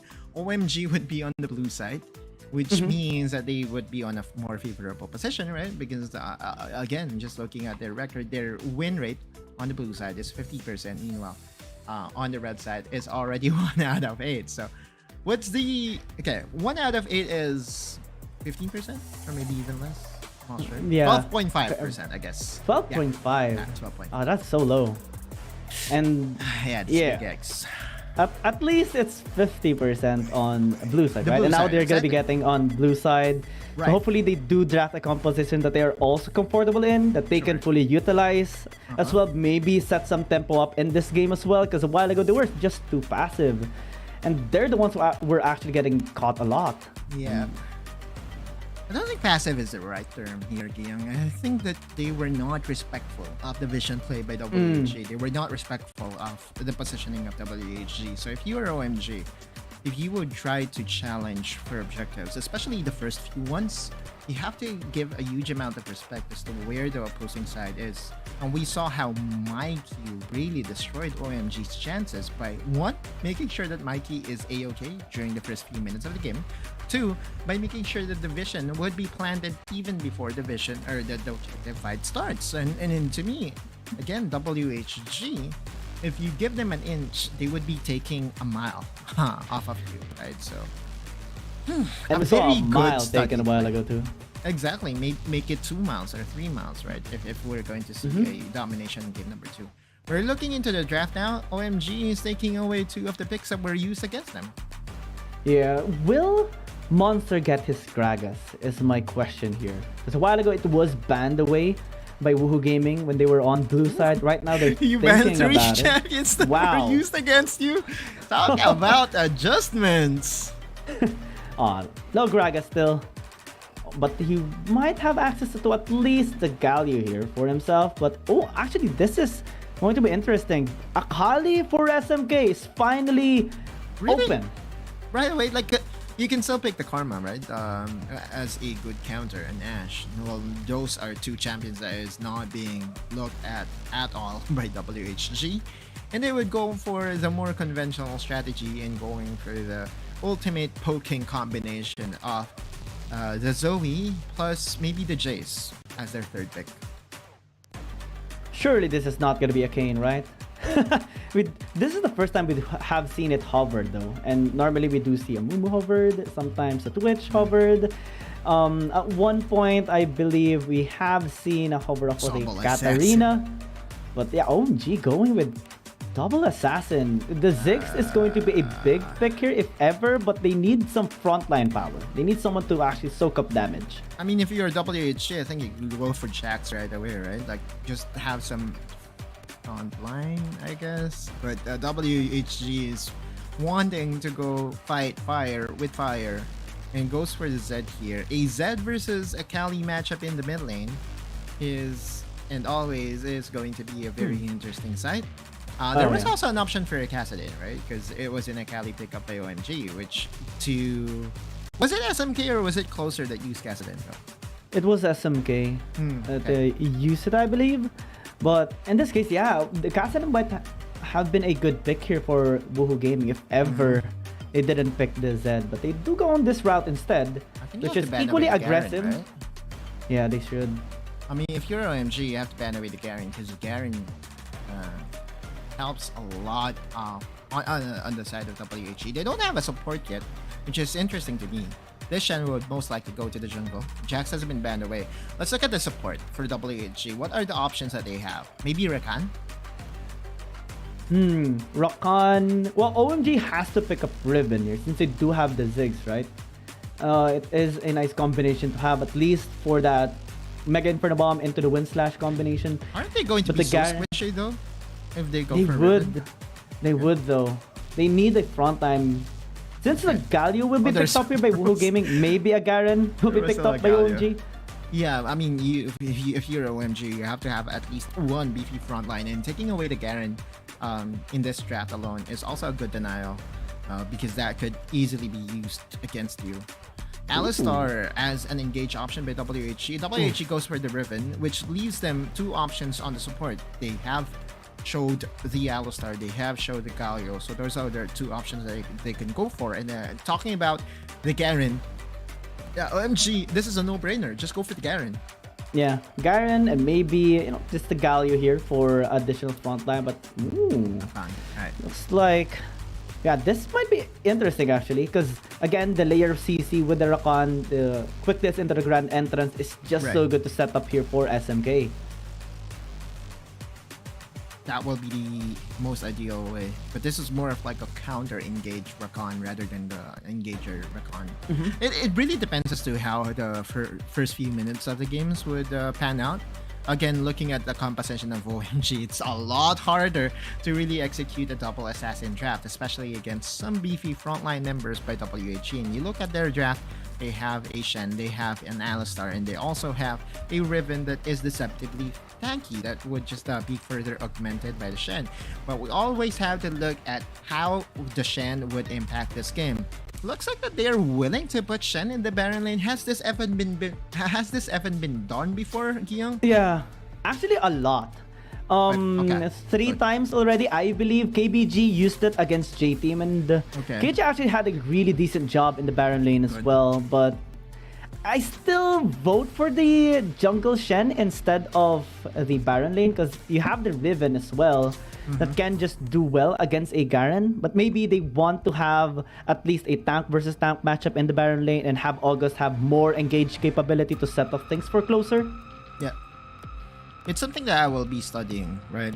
See what the tendencies are by all these teams. But this is a good curveball, right? Oftentimes we see the Shen, we would be expecting it to go to the jungle because 3 is not really a lot of times. I mean, I have to be honest with you on that one, right? The amount of times the Shen got picked up and was put on the jungle, it still is a convincing majority, right? Like, I think there was like 10, maybe even more than that times that Shen got picked and was put in the jungle. And this is going to be very interesting because as a laner Shen, you can easily be targeted by a lot of opponents. One way to control a Shen, especially at level 5, is you kill the Shen, you gank the Shen, and there won't be a Stand United available to him. And now OMG putting all the pressure and is trying to do the same thing that was done to them just a while back. Oh, double. Both of them were killed and stealed off here by 1-1 and Monster. I don't think so because the XP bar by August was close to level 2. So there were just a few, but August was still able to get bigger golem. That's good for him. If ever. It was a need for him. Such a nightmare. Exactly. Any jungler would have been, so annoyed getting invaded like that. August, did so well in that last game. 919 gold per minute, and also a lot of damage, 38,000 as a jungler. And right now, just having the Riven picked up is a big pick as well for him, since he likes to be very aggressive. We saw his plays a while ago with the Gwen, being very proactive, comfortable in the front line as well. Ooh, flash in. Okay, can they actually kill one? Looks like it is possible, but not enough, at least, since Monster was able to exit. Did he even use a flash? Monster was so patient and was so confident that there's not enough burst available for WHG. And he was right, it wasn't even needed. Like, quickness plus the battle that... No quickness, but the grand entrance plus the battle dance was actually enough.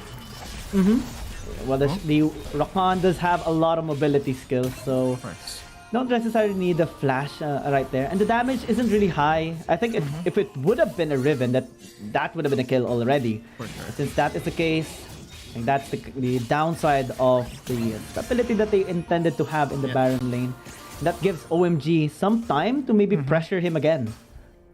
And that's also 2.5 minutes that you know that the support or Mikey won't have access to flash, which means that you can set up something. Remember this double assassin combination and that OMG employs right now doesn't lack damage whatsoever, right? They would have access to damage here and there, especially with 1-on-1 on the Ziggs. It's quite surprising that we're seeing 1-on-1 still, right? Because there has been a lot of positives whenever 15 plays as their drag laner, but OMG is deciding that 1-on-1 is their better bet today. Yeah, I think one of the struggles that 15 had in their recent match was, he's good with the Ziggs and the Senna, but once it gets denied of him, he just can't do as much or as better or like 1-on-1. So in terms of overall stability, 1-on-1 is the way to go here for them. And yeah, with the help of Monster as well, I think things are looking good here for OMG.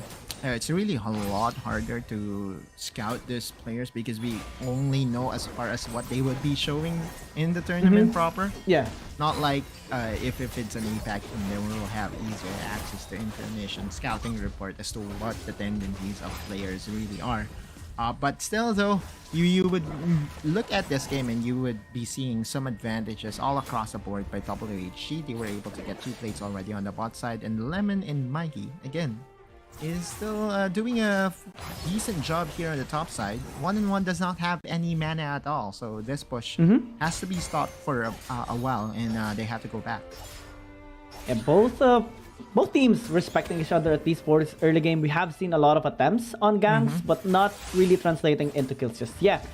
In minute 5, that would be very different, as we do see a very aggressive composition on both sides. So eyes on where Lemon is actually going to be going, because the Shen does just so much help with the Ribbon of August later on. Also, Closer will be trying to reach the back line, and well, 1-1 doesn't really have that much protection if Monster will go in. And if you are the Shen, you go opposite side, right? If the objective that is planned to be secured by your team is the Rift Herald, you go bot side, and the other will, and vice versa. If it's going to be the Dragon, you go top side, because Stand United is a tool that you can use to have that 4v5 advantage, obviously, right? So that's basically the way to go. However, yeah, Shroud here by SMK actually allows him to stay alive for majority of the fight. Good use of the Honeyfoot as well. And now, since Deathmark has been used, that is a key ultimate denied from Closer. Maybe OMG can work around contesting this RH. They actually are happy with the trade. 1 for 1, and that's a Mountain Dragon that was easily secured by the Kazakhs. Not often that we would be seeing a priority on the Mountain Dragon, but they did it. Yeah, engage now, pulverize. Oh, Megan for the bubble sack, huge. Stand United by Lemon, but actually good deny by OMG. That play, quickness, grand entrance, MIB, all good, all done. Right. This is what I was saying when Rakan got picked. Sometimes, or most of the times, it will be used defensively, and that's what OMG did, right? That was a 4-man dive that was attempted by WHG, easily denied by one very good set of combo. And look at the prize. White Cat immediately was able to punish by getting 4 plates in the bot lane. What a play. Yeah. In retrospect, they do get 500 gold. It's going to be answered with the tower push here, since they did get the RH here for gaming. But since they do get the Dragon, it's a big scaling objective that OMG has now. Of course. What they need to do is continue doing that. Just know that Woohoo Gaming is going to be engaging most of the time with the whenever Stand United is available. So as long as Monster is there to protect the members, it's going to be okay. They have the combination, quick burst and quick punish as well, since they have double assassins. Level 9 Union has evolved 2 tools already. But again, if we look at OMG, I think, you know, the only caveat with that play was the tower that got destroyed was at mid lane. But there's really nothing that you can do. That was the Rift Herald that was secured. And oftentimes, you know, Rift Herald gets the first tower. That's basically the rule of the rule of the game. If you ever have a Rift Herald and don't secure the first tower, then that's a mission failed on your side. OMG though is trying to again still scatter the play. They want to make sure that WHG won't be getting their 5v5s that they want. And so this double assassins, this combination though, is going to be very scary for 1-on-1, because again, with the lack of tower in the mid lane, that's just easy taking for WHG. Oh yeah, and I think one of the reasons why they gave the RH as well is, aside from getting the prio and the dragon, the White was there into the bottom lane, so maybe they could get the tower. But now it's getting ganked into the top lane. Again, Stand United combination. Yeah. This time they go with the isolated member, no longer onto 1-on-1, since Monster is always there. That's okay though. That's still a space created, because if you look at that particular kill, what did it give you? If you're a WHG, nothing. Just you know, good 300 gold. That's it. Although, if anything, 1-on-1 was forced to respond on the top lane, and yeah, the mid lane is currently really on the side of WHG. If you're OMG, is it the right call to call the Ziggs on the top lane, or is it better for him to stick around in the bot lane? What a play! Well, okay, they're going for round 2 onto White Cat, but I think it's okay, because SMK came from bottom lane. He secured the tower for OMG and then went to mid lane. Okay, so it was just a standard rotation that they had. Now, with the MIB, well, Mike is forced to flash away just because of that wave cleared off the Ziggs. So now they're drawn them away from the tower. Top side, SMK is now there. Everything's stable now for OMG. 1-on-1 really rotates as a Ziggs, huh? And that's okay, but he has to be careful with all his rotations, especially with the amount of wards that has been placed deep into the jungle of OMG. There would be, you know, a Z moment against the Ziggs anytime soon. A while ago, we saw the Alistar just almost getting him. Yeah, exactly. Right? And yeah, he has to be very careful. Very careful. If ever just 1 millisecond he's delayed on the satchel charge, he would be taken down for sure. There's Zed, there's a Riven, there's also a lot of crowd controls here on Woohoo Gaming. But so far, Monster is protecting him a lot of times. He just needs to be very careful whenever his support is not there. Especially with his pathing, item pathing, he is prioritizing the damage. Rabadon's already completed, Luden Cycle also completed, but no boots, no enchants, so no way to save himself. But there's an engage, Mikey. Yeah, Mikey forced to disengage for the meantime. Well, still A-okay, can actually engage once more, but the RH will be handed over to OMG. That is huge, they can unlock mid lane now. And also use it as a diversion play. SMK though has to be careful. We look at the bot lane, and that's already jobs done for the Shen. He was able to take down the tower on the bot lane, so that's 2 towers to 1. Ouch! Spark! Ooh. 1 battle star onto 1-on-1. Half health already. Much lower than that too. But he can still do something here, right? At this point, you can still throw a Mega Inferno Bomb. No tool has been invested.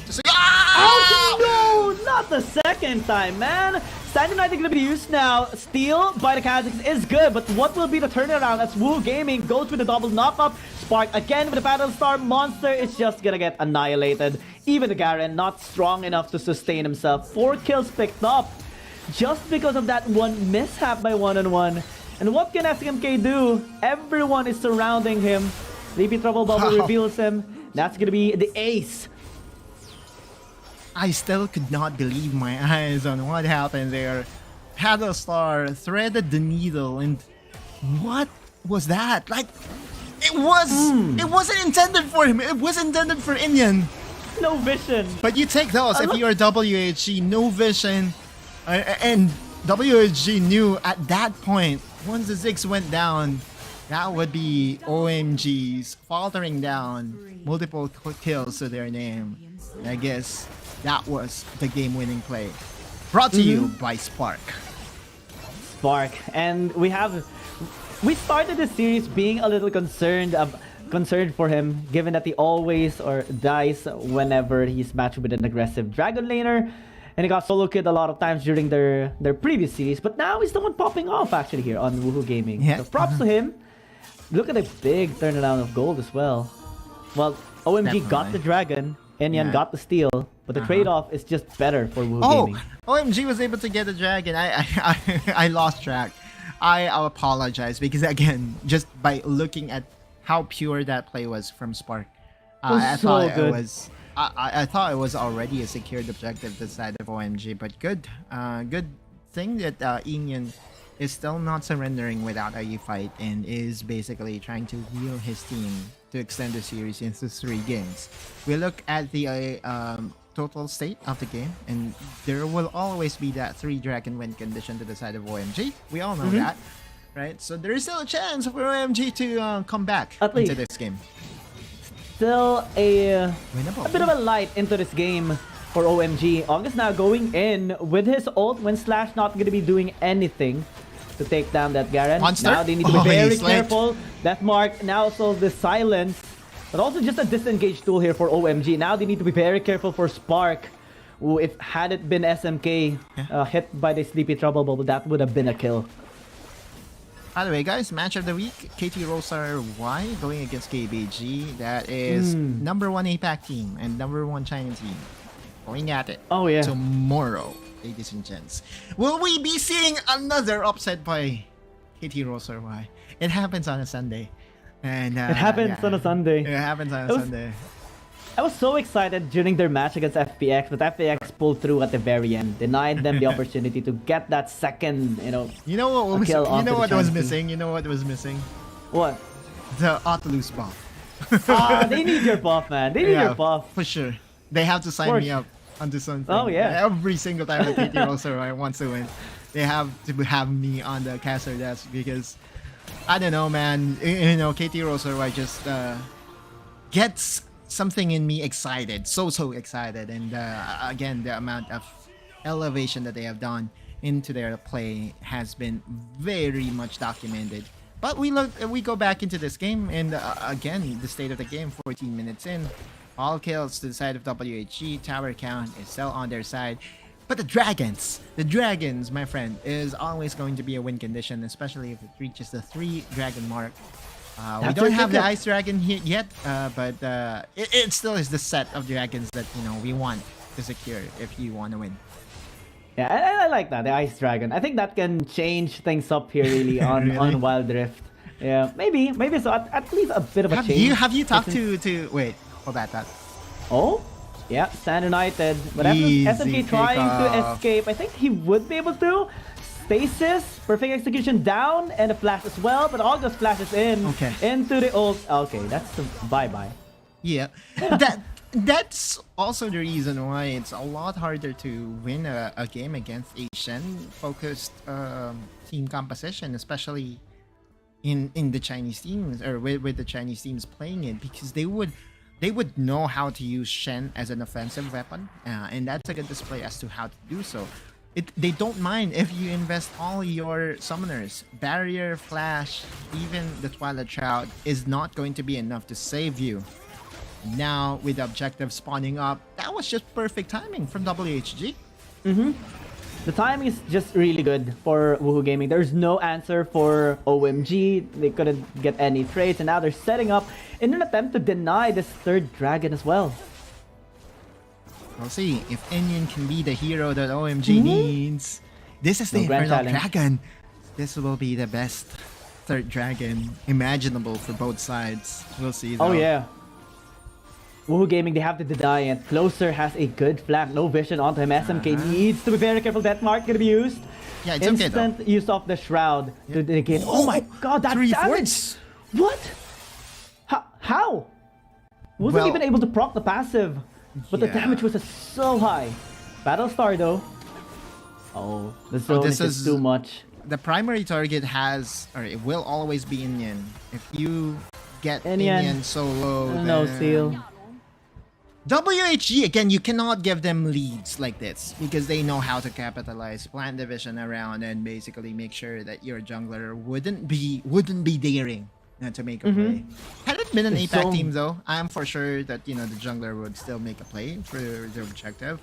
But this are Chinese teams that we're talking about. They know how to control their losses, and basically if they even attempt to go for that very high risk, high reward play, oftentimes WHG does have enough tools to get that pick through. And if you lose your life as a jungler in that particular instance, then it will just be an instant Baron to the side of WHG. So yeah, it would have been a turn on team fight as well. Maybe get a couple of kills, force OMG to check Baron, and then more kills, just like how Woohoo Gaming did in game number 1.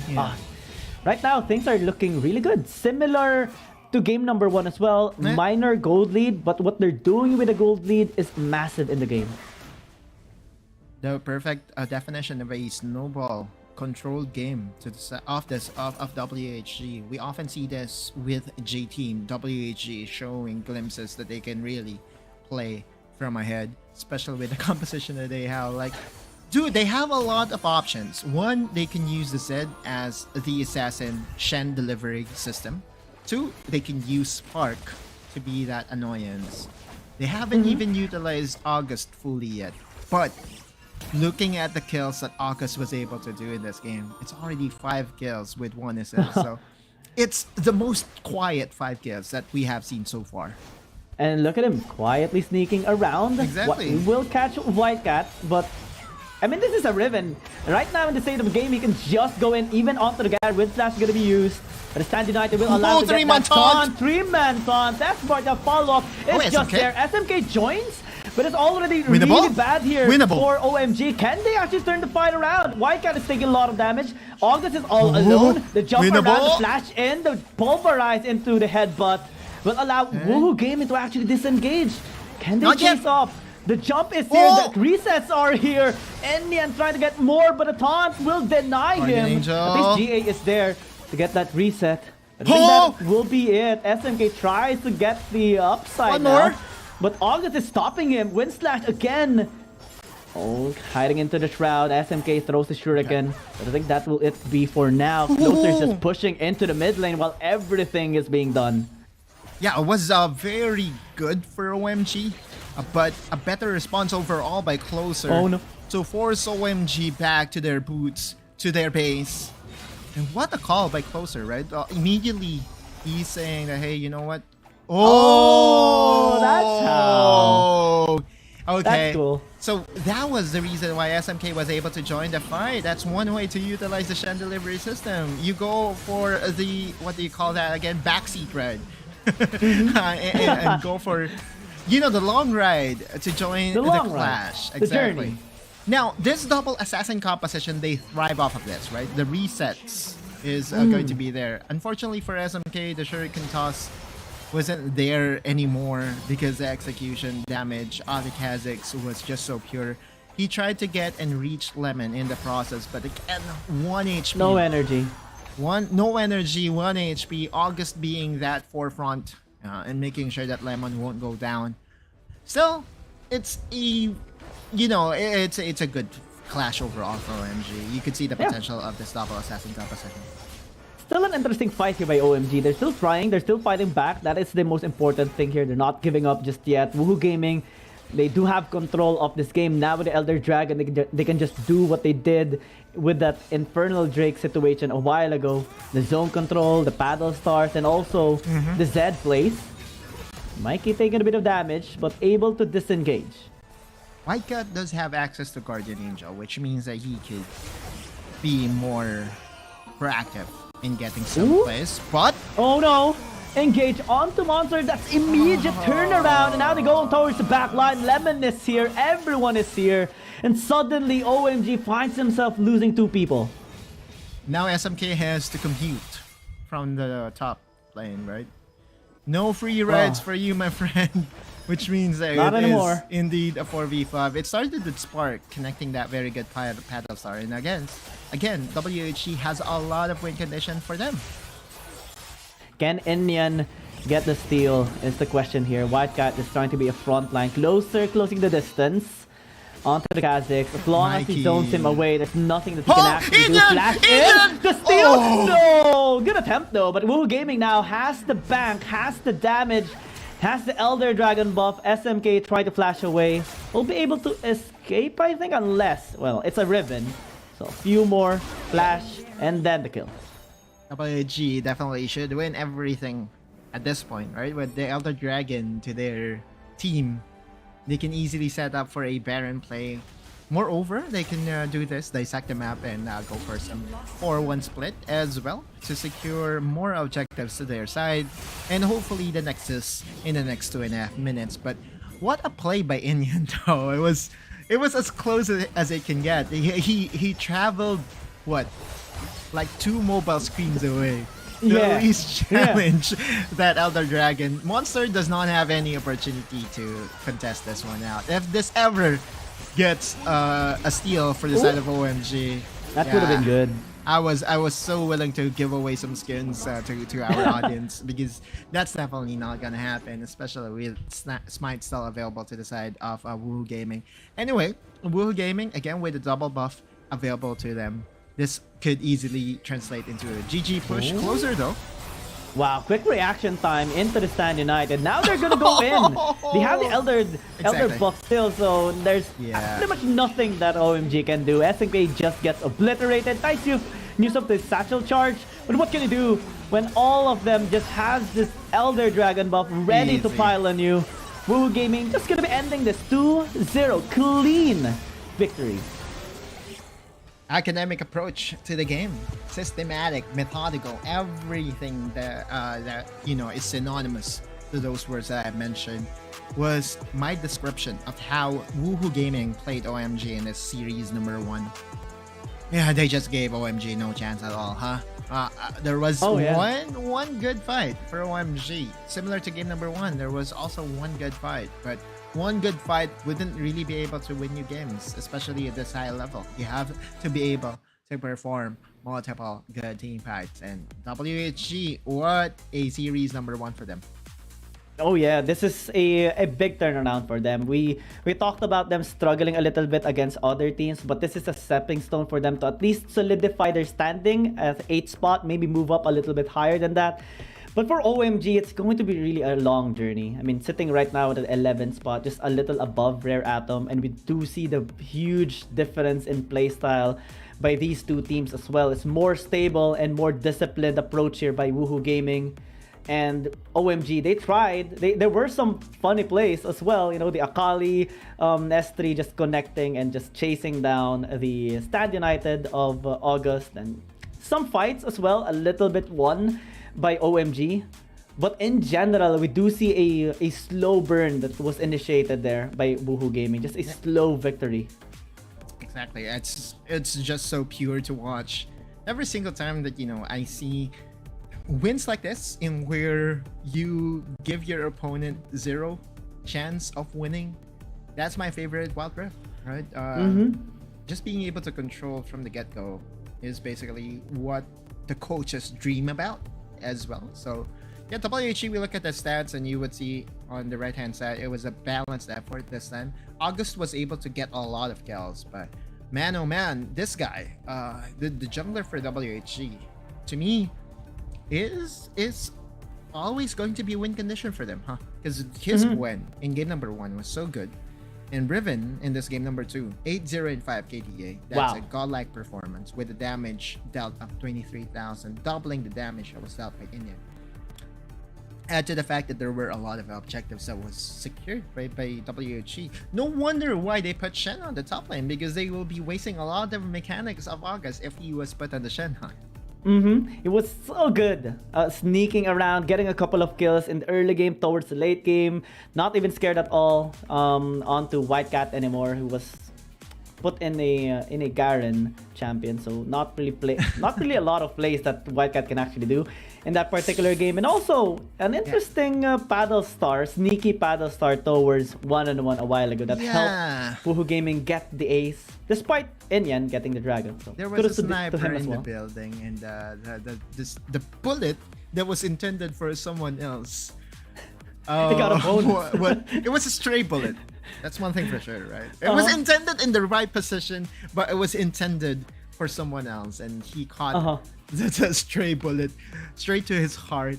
And we were talking about this earlier today, and I think that was what broke open the game. It was definitely the play of the game, and was easily capitalized by WHG. A very convincing 2-0. We're just waiting for the MVP as to who gets it.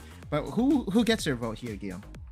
Well, it's going to be August for sure, but we can see. I do want to commend Spark as well. This is a much better performance than their last match. And we no longer see him dying in the lane. We saw him just putting up a good effort and also helping out the team. A really nice paddle star as well towards 1-on-1. And now it puts 1-on-1 into question this time, into how he is going to be playing things out safe for OMG. But I think my vote is still August. August or Spark. You can give it to whoever. It would be a lot more. What about it would be understood right away. I think it has to go to Spark though, right? Because he was the reason why they got the team fight a while ago. Yeah. Because even in game number 1, he was also the reason why everything was broken open. It was still August, huh? Okay. Anyway, back-to-back MVP. No, it wasn't. It was Mikey on game number 1, but in game number 2, August gets the cake finally after. Gets a lot of MVP too. Right. This is his 5th. Okay. So props to him as well. Definitely now every time we will be seeing WHG, we have to sing praises of August, because this guy has started to really cement himself as a player to watch for WHG.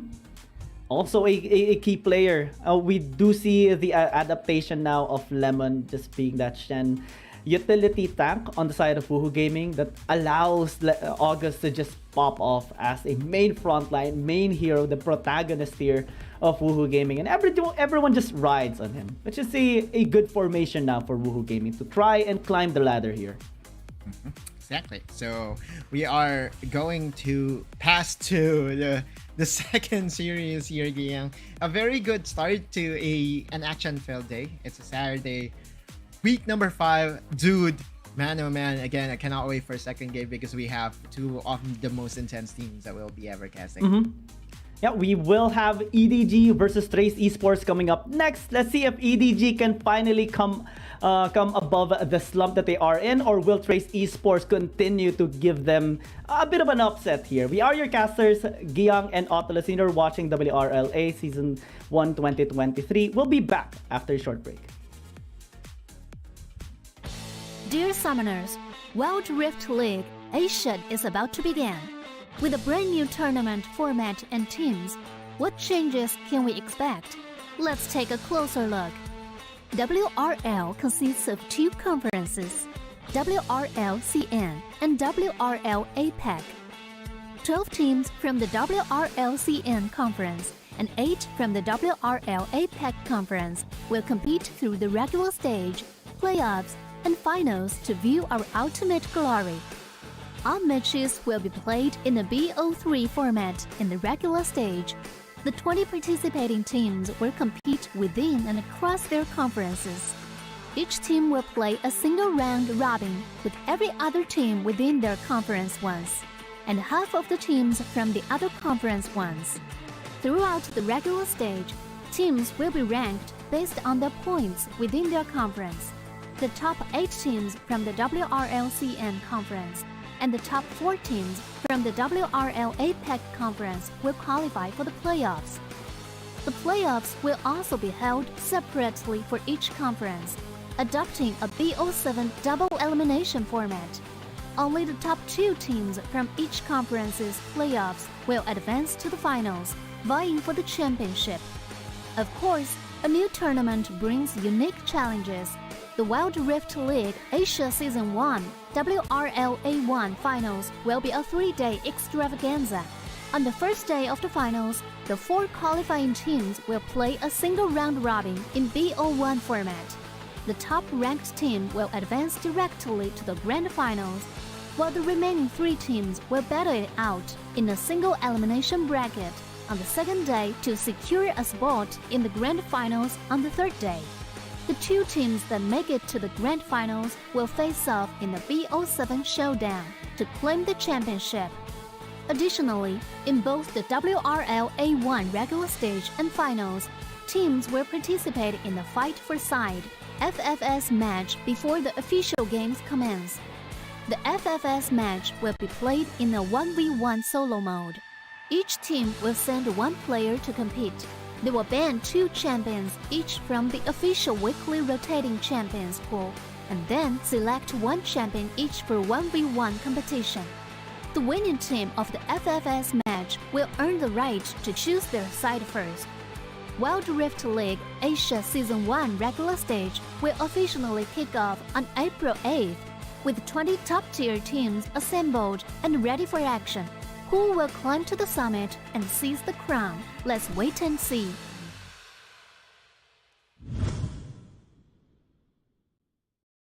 Dear Summoners, welcome to the Wild Rift League Asia 1. With the new season comes a fresh upgrade to our Spectre UI, designed to provide everyone with a better viewing experience.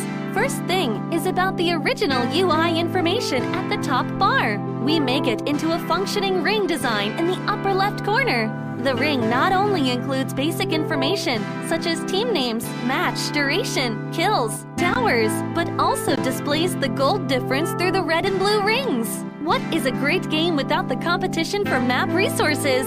When a team takes down the elemental dragons and gets the buffs, The stunning special effects not only make the acquisition of resources more ceremonious, but the elemental dragon's specific color-coded buff energy blocks will also be intuitively embedded in the corresponding red and blue sides. Whether a team speeds up the match tempo by getting Rift Herald, expanding their lead by killing Baron Nashor, or stealing the Elder Drake for the final victory, the countdown timer special effects and the resource-specific color coding will help summoners watching the game to quickly understand what is going on in the game and capture the critical information. Additionally, we will display the whole in-game map on the top right corner. When the elemental dragons, Rift Herald or Baron Nashor is about to spawn, the corresponding resources exclusive countdown will appear in the top left corner of the map in real time, providing clearer information on team tactics and map resources. The new UI will introduce 4 panel modes: the landing phase mode, pre-team flight mode, team fight mode, and post-team fight mode,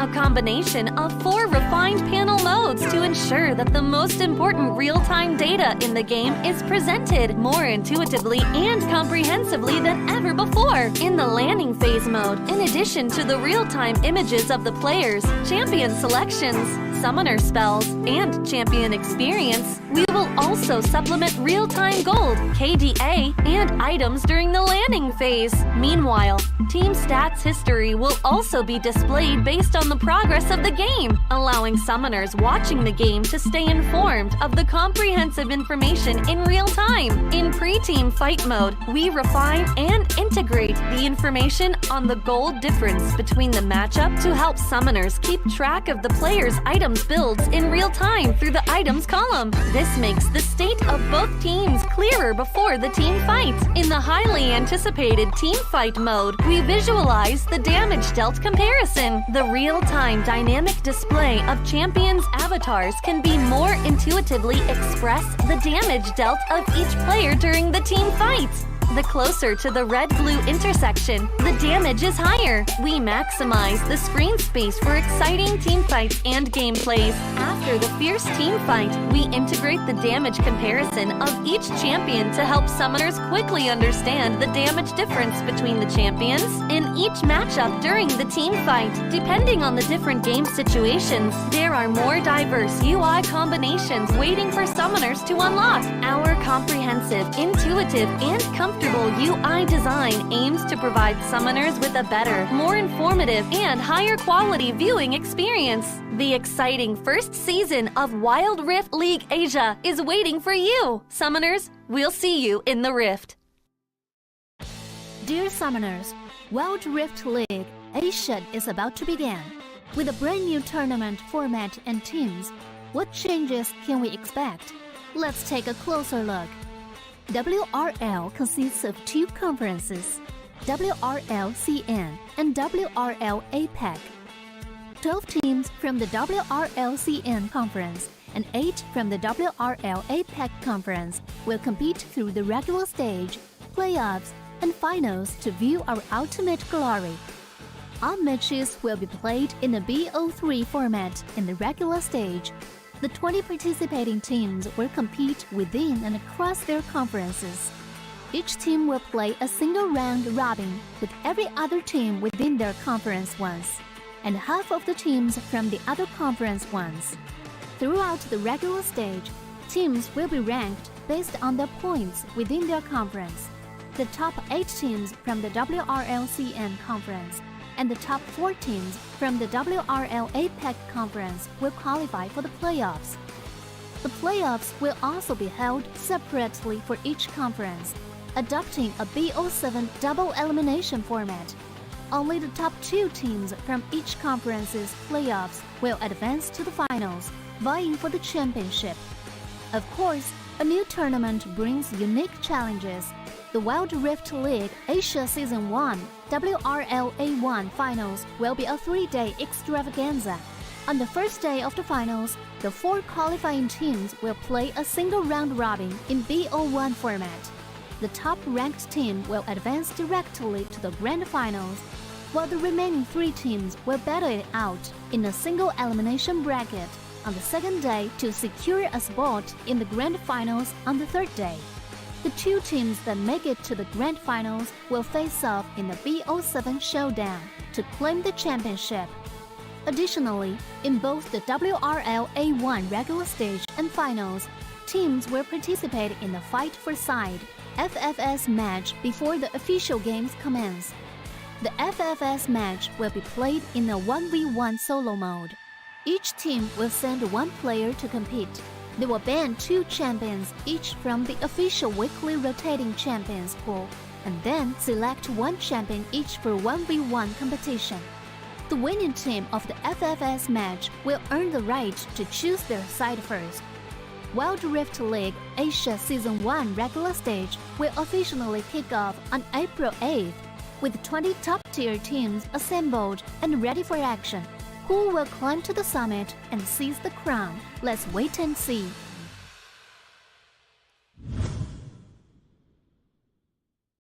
Dear Summoners, welcome to the Wild Rift League Asia 1. With the new season comes a fresh upgrade to our Spectre UI, designed to provide everyone with a better viewing experience. First thing is about the original UI information at the top bar. We make it into a functioning ring design in the upper left corner. The ring not only includes basic information such as team names, match duration, kills, towers, but also displays the gold difference through the red and blue rings. What is a great game without the competition for map resources?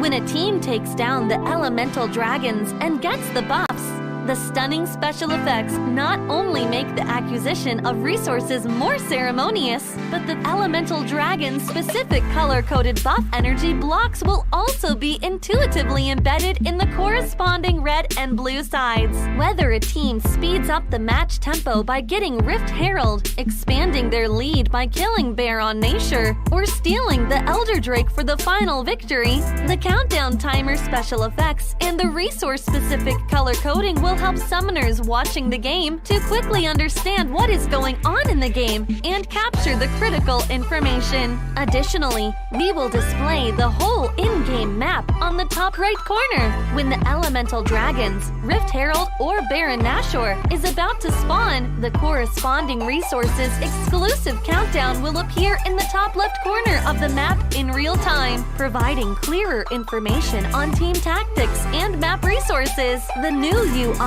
will introduce 4 panel modes: the landing phase mode, pre-team flight mode, team fight mode, and post-team fight mode, a combination of 4 refined panel modes to ensure that the most important real-time data in the game is presented more intuitively and comprehensively than ever before. In the landing phase mode, in addition to the real-time images of the players, champion selections, summoner spells, and champion experience, we will also supplement real-time gold, KDA, and items during the landing phase. Meanwhile, team stats history will also be displayed based on the progress of the game, allowing summoners watching the game to stay informed of the comprehensive information in real time. In pre-team fight mode, we refine and integrate the information on the gold difference between the matchup to help summoners keep track of the player's items builds in real time through the items column. This makes the state of both teams clearer before the team fight. In the highly anticipated team fight mode, we visualize the damage dealt comparison. The real-time dynamic display of champions' avatars can be more intuitively express the damage dealt of each player during the team fight.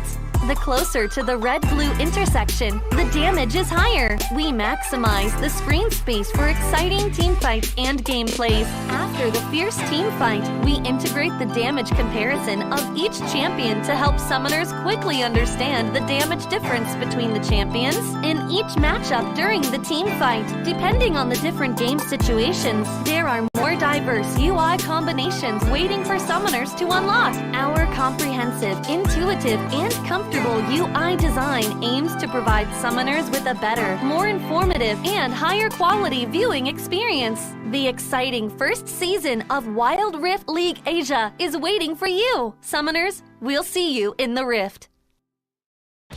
Dear Summoners, Wild Rift League Asia is about to begin. With a brand new tournament format and teams, what changes can we expect? Let's take a closer look. WRL consists of 2 conferences, WRL CN, and WRL APEC. 12 teams from the WRL CN Conference and 8 from the WRL APEC Conference will compete through the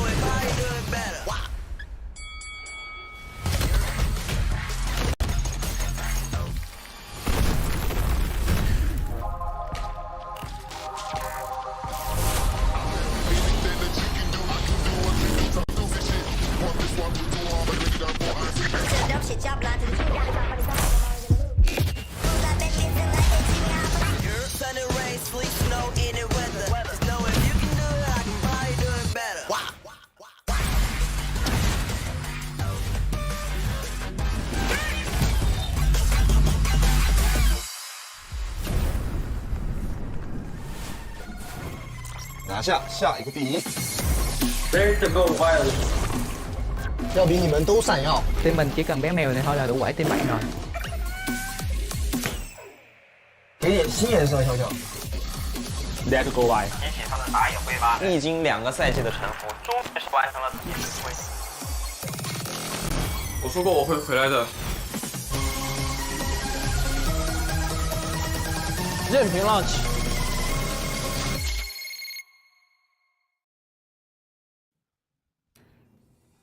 Alright, welcome back to the WRLA 2023 season number 1. We are your casters and we're now going towards our second series. Edward Gaming facing off Trace Esports, and it's going to be interesting because EDG, they're coming up a bit of a slump, losing against Thunder Talk in a reverse sweep, and prior to the series they lost against KT Rolserwai, and now they're facing off Trace Esports, which is recently, going so good. They won against OMG 2-0, and they're trying to now have a better fighting chance against the mid to high tier teams here in the Chinese conference. To summarize, it is EDG coming off 2 straight losses. Meanwhile, Trace Esports is coming off back-to-back wins, if I'm not mistaken. But that's basically the story of the game. For EDG, we have to look at, of course, Alone. That is going to be joined by Xiao Zhang, Shengdo7, Yu, and Hudia. And I've been talking and singing praises of Alone because, again, if he was given enough space to really perform, especially on his Ziggs, sometimes on his marksman, then yeah, he can really be the difference maker for this lineup. This is still, to me, one of the strongest teams that we have so far. And although they have lost 2 times in a row, those are 3-game series, so I wouldn't be really thinking too much of that. It's mostly because of them just playing around a little bit, sometimes with a composition, trying out a marksman lineups. They recently tried out a Yumin lineup that didn't really pan out that much well against Thunder Talk. That it kind of gave them the momentum as well. So now maybe we would see a much more stable and also respectful performance by EDG, since Trace Esports, they want to also have a better fighting chance. And interestingly, EDG does have better win streak or a balanced win rate on both blue side and red side. So maybe they want to exploit a little bit on Trace Esports' lack of games on red side. Maybe they want to take blue side here. Yeah, it cannot really take away anything from the stats alone, right? If anything, there is just but one stat that has a drastic difference between both these teams, and that's the first dragon rate, right? Trace Esports 71% to the 37% of EDG. Expectation is, Trace Esports would be getting their dragons a whole lot, especially the first ones here in this matchup, and rightfully so, because we have to talk about Weiba. Every single time Trace Esports does play, it's always the Weiba show. I know that we will have a different matchup altogether in this key matchup for the day, but that is still one of the reasons. Oh, it is actually Weiba. It is. Yes, that's great. Yeah, because this is basically the main attraction of this 5-man squad, right? We look at Shengdo7. He has carried games on multiple champions, he was able to perform so well on the Jarvan.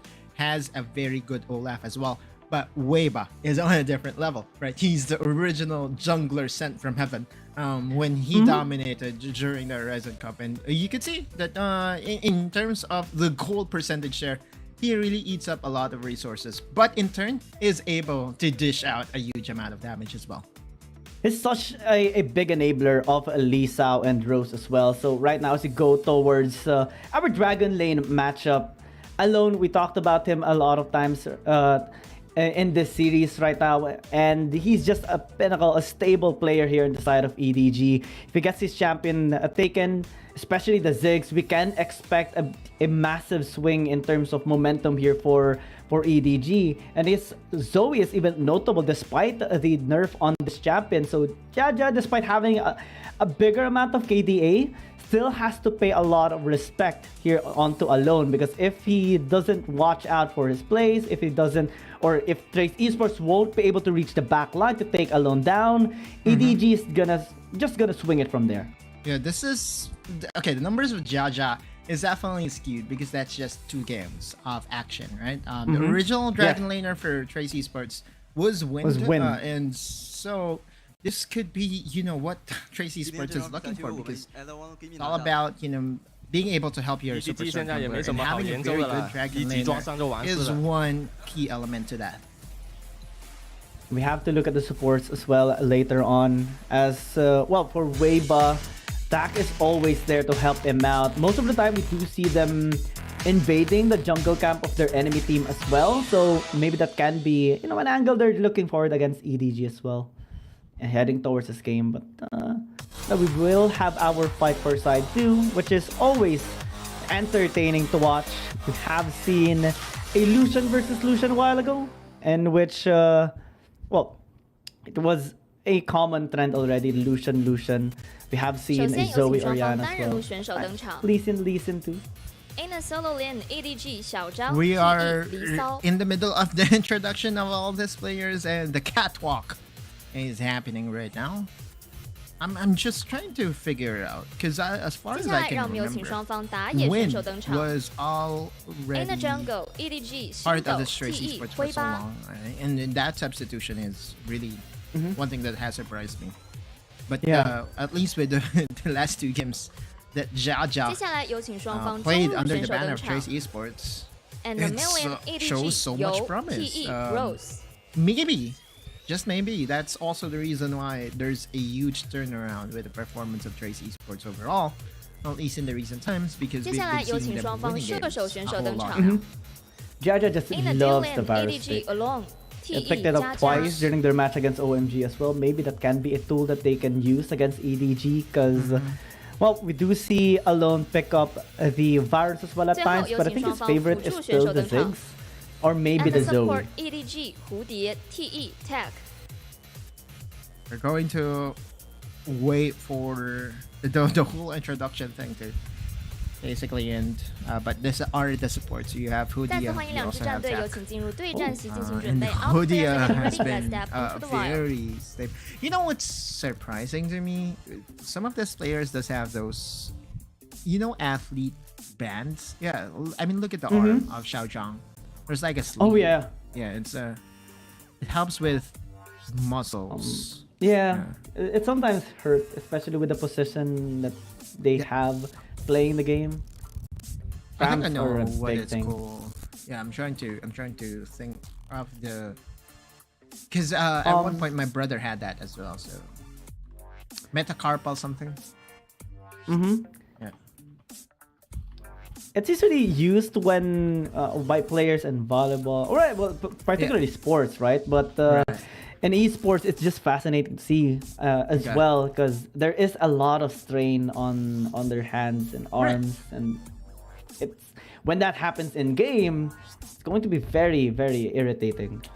And that just goes to show you know, the amount of support, the amount of science that is behind all these players, that all they have to really think about is to perform well in their craft, which is to play Wild Breath. I remember now what sickness I was looking for. It was carpal tunnel syndrome. So yeah, it's one of those gamers gamer's gamer's ailments. nightmare. Yeah, it's a gamer ailment.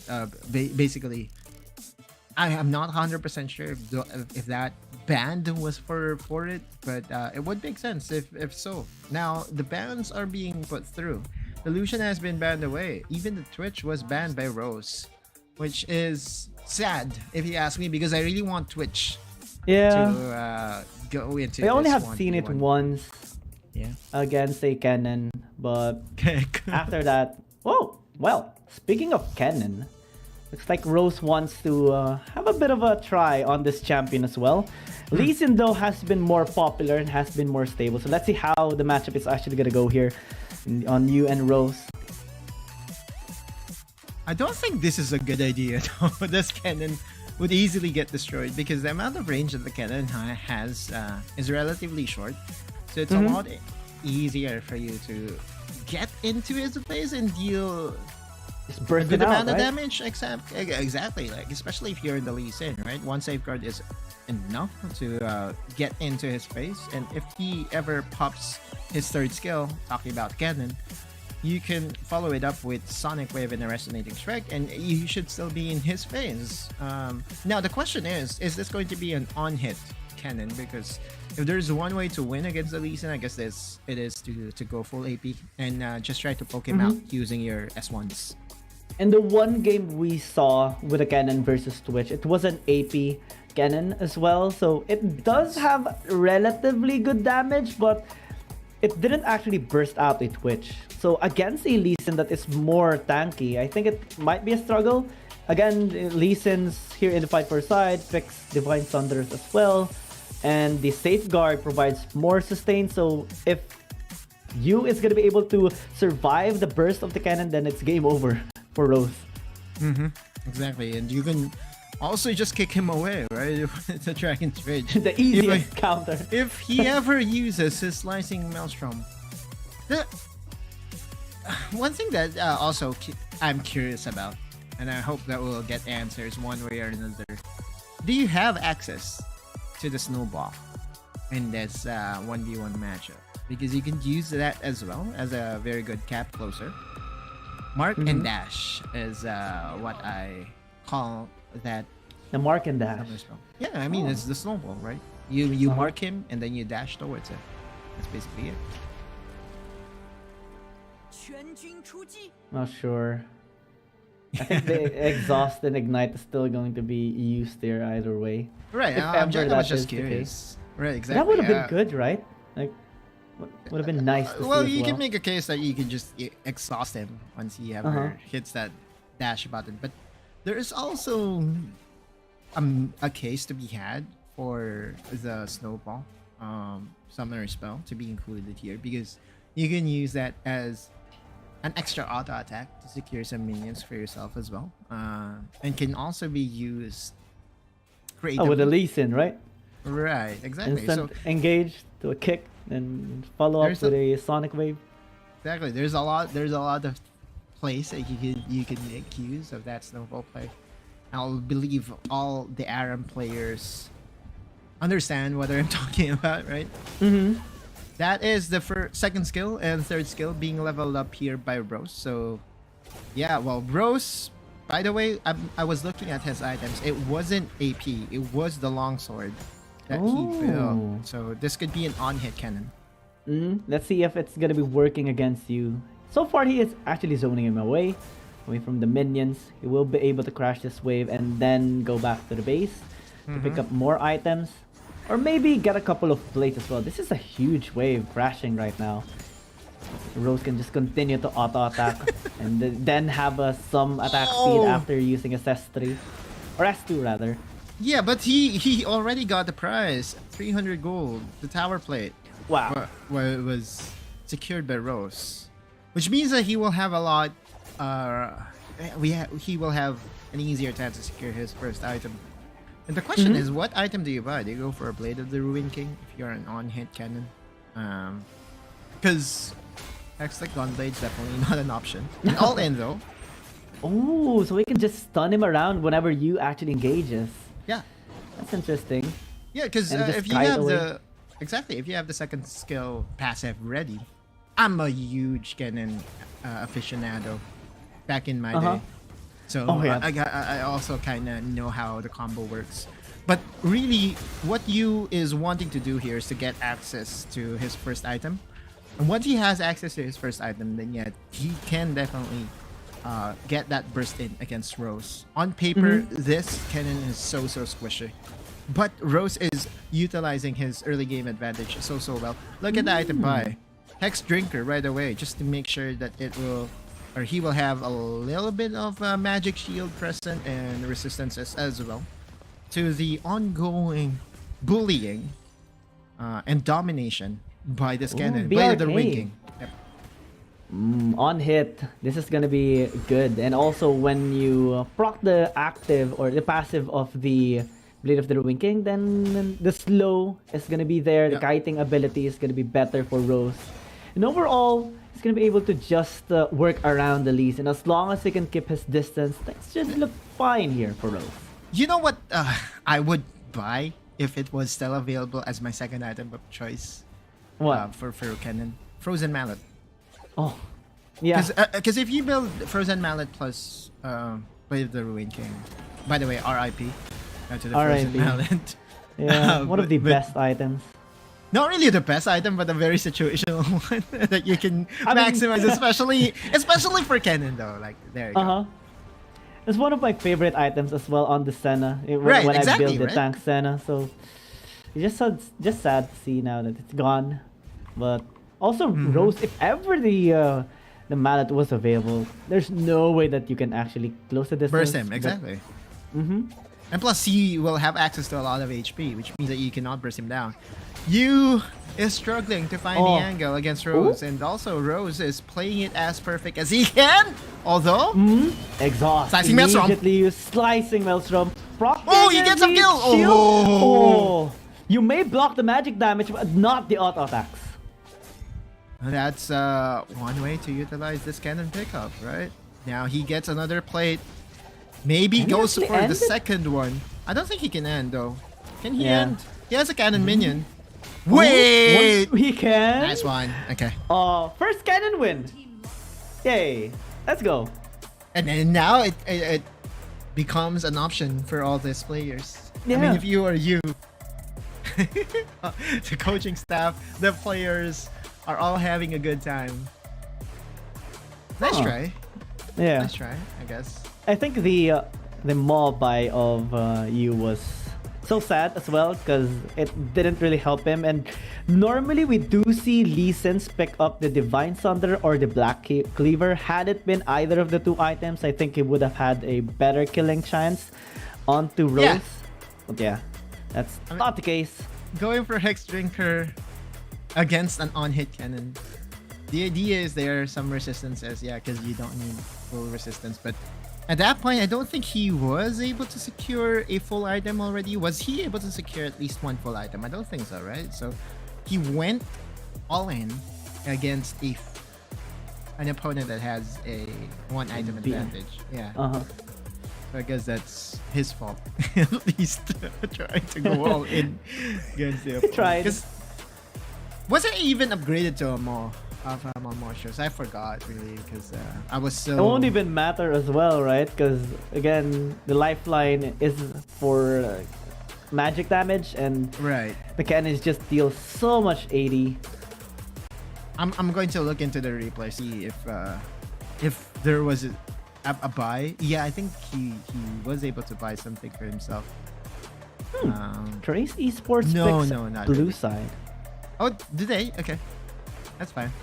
Again, it's not really as telling as what we had during game number 1, in where we saw, there's a big discrepancy between the blue win rate and red win rate of the team OMG. So at least in this game, it will just boil down as to what composition you are going to favor. I'm actually looking forward to what champion Huria is going to be picking up this time. We have seen him secure an MVP with an Alistar. We have seen him on the Lulu as well when they tried out the ADC. We have seen him on the Leona too, that he secured the MVP as well. So one of the pioneers on the Leona here in this tournament that has been tried out by other team as well, but I'm still gonna be giving him the best performance on the champion, on that particular champion. Actually, J Team tried the Leona during their game number 2 against KBG, and they lost with the Leona. I mean, it was a good try by DY.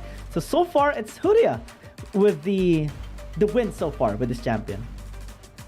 It's a CN meta champion for sure. Even before, even during S0, S1, when Nautilus was not an option, Leona gets picked by a lot of supports.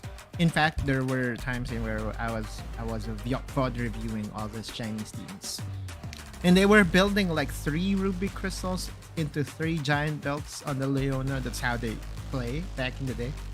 Hopefully, that's no longer the thing here, because of course, a lot of passives, especially by the Warmog's armor, allows you to re-engage. But we have to look into this trap. A lot has changed, really, right? But there is still this threat of the Camille, of the Aatrox being picked by the opposing side. Zoe's impact has basically reduced. It's no longer in that auto win category, especially with the amount of counter that is being prepared by all these teams. It always boils down as to, wait, is this a Varus draft? An Olaf draft for TE? Because it does look like it, right? You take away the Varus, we'll see. It's way Also what we're talking about. EDG respects Jaja's Varus, so now, Trace Esports will maybe pick up the Ziggs here, but we haven't really seen Jaja play this champion out, so it can be the takeaway here of EDG and trying to find the weakness of this player. Aatrox, of course, gonna be taken away. That leaves more options here for EDG and responding actually against Trace Esports. Jaja would be tested on a new champion again. The newest addition to Trace Esports would be forced to show his skill shots prowess on the Ziggs. I would assume that there won't be too much of a difference, right? Because between the Varus and a Ziggs, I know that if you know how to land your skill shots on the Varus, tendencies are you would also have the same accuracy on the Ziggs, because both of them really has a lot of skill shots. But EDG going for the Gragas. Okay, which is interesting because they could always go for the draft that NGX went for, in where they would be putting the Gragas in the Baron lane and then having some AD. But this is definitely not the time to pick your Dragon laner. Yeah, this makes a lot more sense. EDG going for the Jace, going for the Gragas. Now, if you're Trace Esports, you go for the Assassins, right? You go for something that can go all in and threaten this Jace. Maybe pick up the Corki early on as well, so that at least they have a win condition already, a matchup that the Jace normally loses. They pick up the Yone, they pick up the Nautilus as well, since it can be banned away in the second banning phase. So I think this is a wiser choice by Trace Esports. So far, they have a decent draft overall.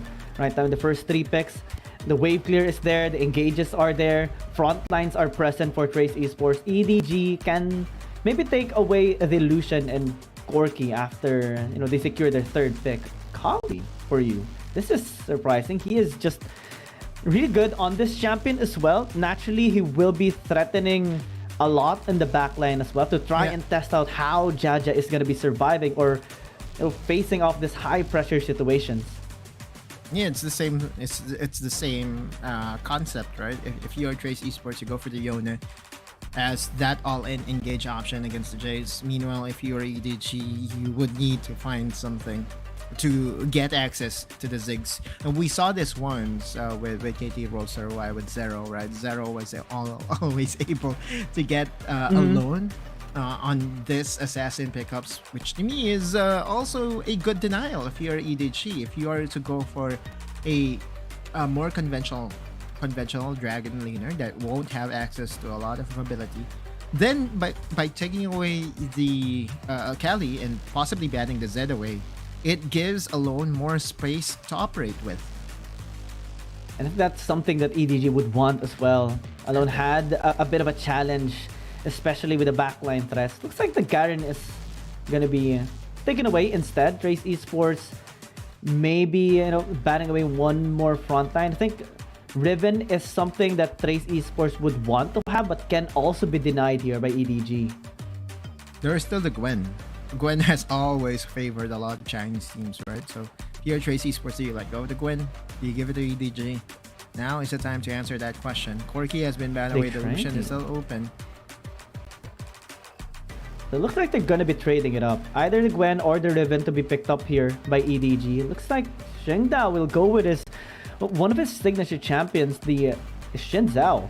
And this I actually prefer the Vi even more. If you want to burst down Jaja, want to have that immediate backline access, I think the Vi can be a good option. Olaf as well will negate so much crowd control, and the follow-up from the rest of the members of EDG can just be there. I kind of expected this, right? Right away when Camille was taken away, when Varus was also taken away, it's going to be an Olaf threat altogether for EDG. Shingdo 7's Olaf.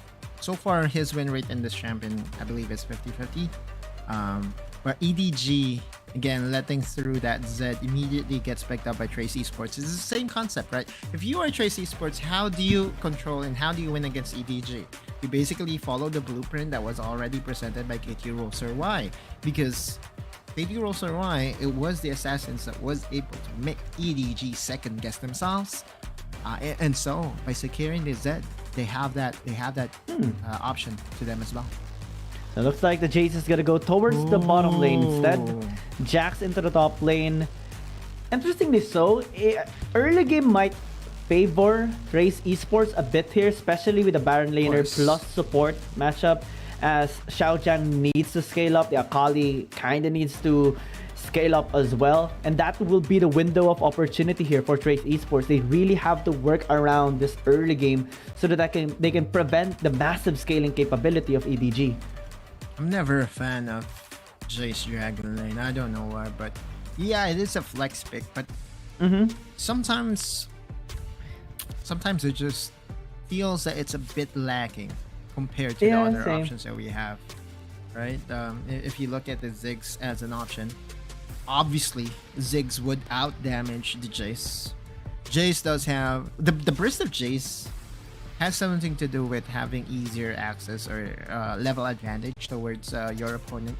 And if you are stuck in the Dragon Lane with your support, tendencies are the resources won't be there for you. And you also to note, if you are the Jace, you want to have that Hull Breaker as your first item because it just makes a lot of sense. Jace, when picked up, is all about lane domination. It's all about getting that first tower advantage for you in your squad. But this Dragon Lane Jace is played so different. And it's also going to be the first time that Alone will pick up the Jace in the Dragon Lane. So let's see how he's going to be posing here against, or at least in this game, against Trace Esports, since naturally we do see him most of the time with the other mages, or maybe at least the Karma as a mage. It was available as well, but looks like they also want to just deny that champion against Trace Esports. Assassin matchup in the mid lane should be a bit balanced here, but Rose is actually doing a really good job proccing the barrier already and also getting that passive strike onto you. He's on fire right now, huh? Remember, he was also the reason why they won the fight for side.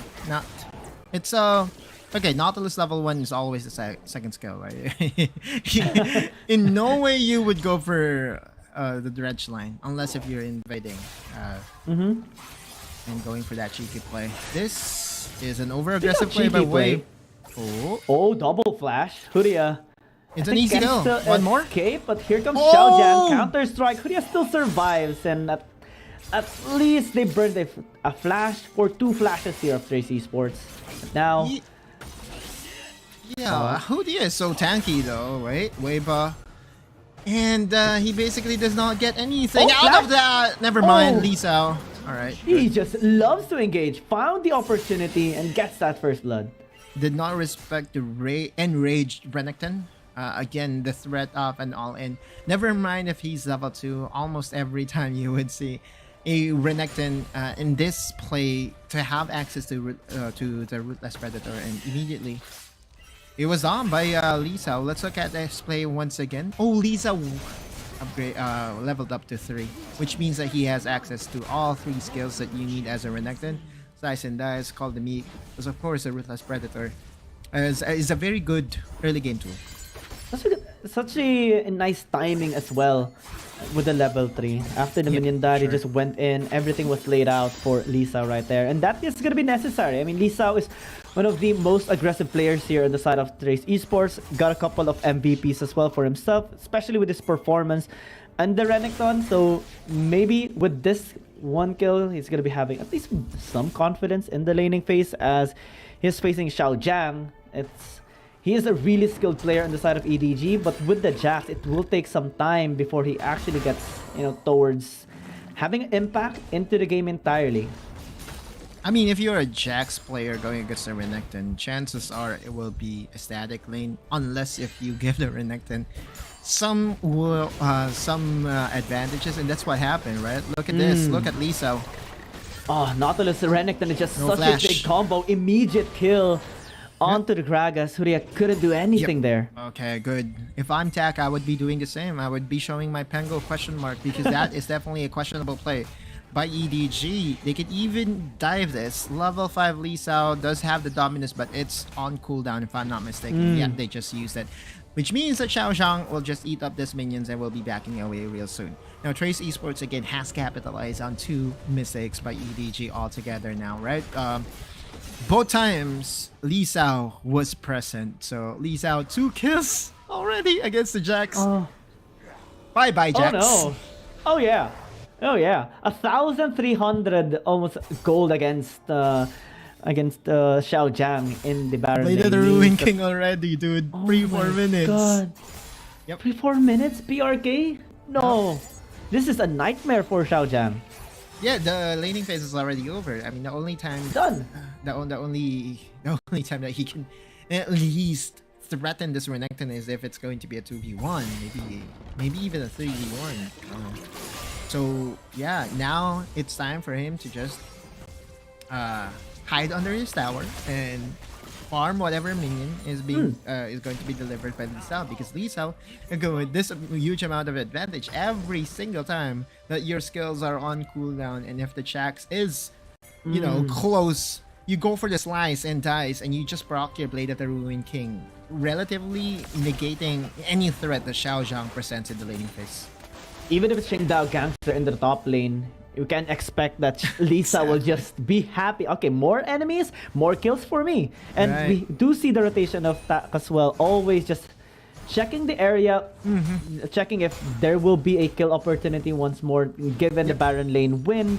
Here of Lisa, RH is available. Is he going to proxy? Okay, well, this is the next level play. Now he's proxying the minions by EDG. However, he wants Qingdao. The dominance is still present. Oh my! Into the backside. The bait is just real. I mean, they don't pursue with a kill, but that gives them at least the opportunity to set this RH. I believe the cooldowns of Lisa wasn't up yet, and that's the reason why he wasn't able to follow through the faceless combo by Trace Esports. But textbook play coming from Trace Esports. If you own one side of the map, you secure the objective on that side, and that's what they did. They know that they have the upper hand in the top lane, which means that the Rift Herald is going to be an easy secure for them. The next job is for them to contest and at least have a 50-50 on this Mountain Dragon. And we all know that the Mountain Dragon is the tankiest dragon of all. The question is, once the Ice Dragon comes in, how tanky would it be? Would it have the same stats as the Cloud Dragon? We don't know yet.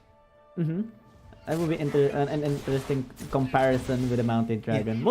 Sometimes we do see even a bit of a tilter action, just because of how tanky the Mountain Dragon is, and when the team does not calculate it, it's just sad, It's also being it's also something that most of the players, even on ranked games, often forget, that Mountain Dragon is a lot harder to secure if you are the one securing it, because of the amount of HP resistances that it has.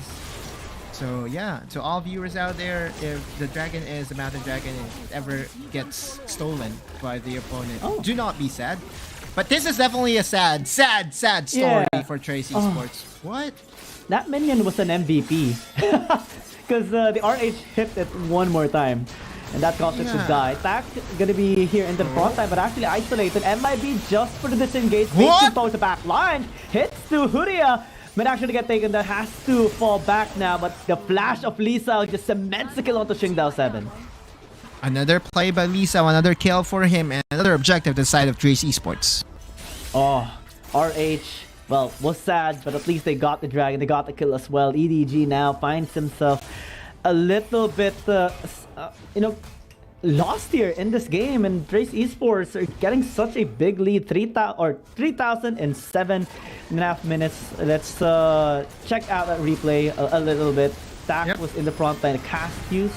MIB. I mean, if you're Qingdao, why in the hell did you not go and use the Ragnarok once the depth charge was used, right? Oftentimes you would use that timing as the go signal to pop your Ragnarok and be that threat. But now Lee Zhao again finds the kill onto the jungler, and once the jungler is down, there will be no 50-50 whatsoever. Remember, this Renekton is basically some champion that has won the lottery with the amount of gold that he has right now. 3-0-0. Just the recipe away from the Black Cleaver. My god, this is a Renekton game. Yeah, 1.7 thousand. He's even happy with a 2 versus 1. Look at him in the top lane. Comfortably going against anyone when it comes to his path. Oh, well, he died. At least they shut him down. That's the good thing. Weva is here. A bit too late. Yeah, I think that has something to do with being confident because Weba was around to at least back up a potential 2v2. What they did not expect though was that Weba would have to face someone else in the bush. We look at the replay and see what happened there. Okay, so that was Lee Sao. Alright, they know that Hudio was there. And Lee Sao, he engaged and again, Qingdao 7, like the dude is still a very good jungler and you still have to respect him. Yep. They baited him out. No more dash with the slice and dice and. Exactly. And he also did not have flash because he used his flash as an offensive weapon during the dragon fight. And all this information is easily tracked by the players of EDG. Speaking of info, oh no, depth charge. Qingdao 7 is here, but doesn't have the Ragnarok. Counter strike will be enough actually. Tak says, what? Are you gonna go in? Ragnarok gonna be used. Okay. Lee Sao took a bit of damage there, and here comes 2 people alone in he Huria. missed. Has to be very careful though. No cast? Okay. Yeah, but the burst available to the Jace was definitely the only reason. Wait, hang on. That's a solo kill by you.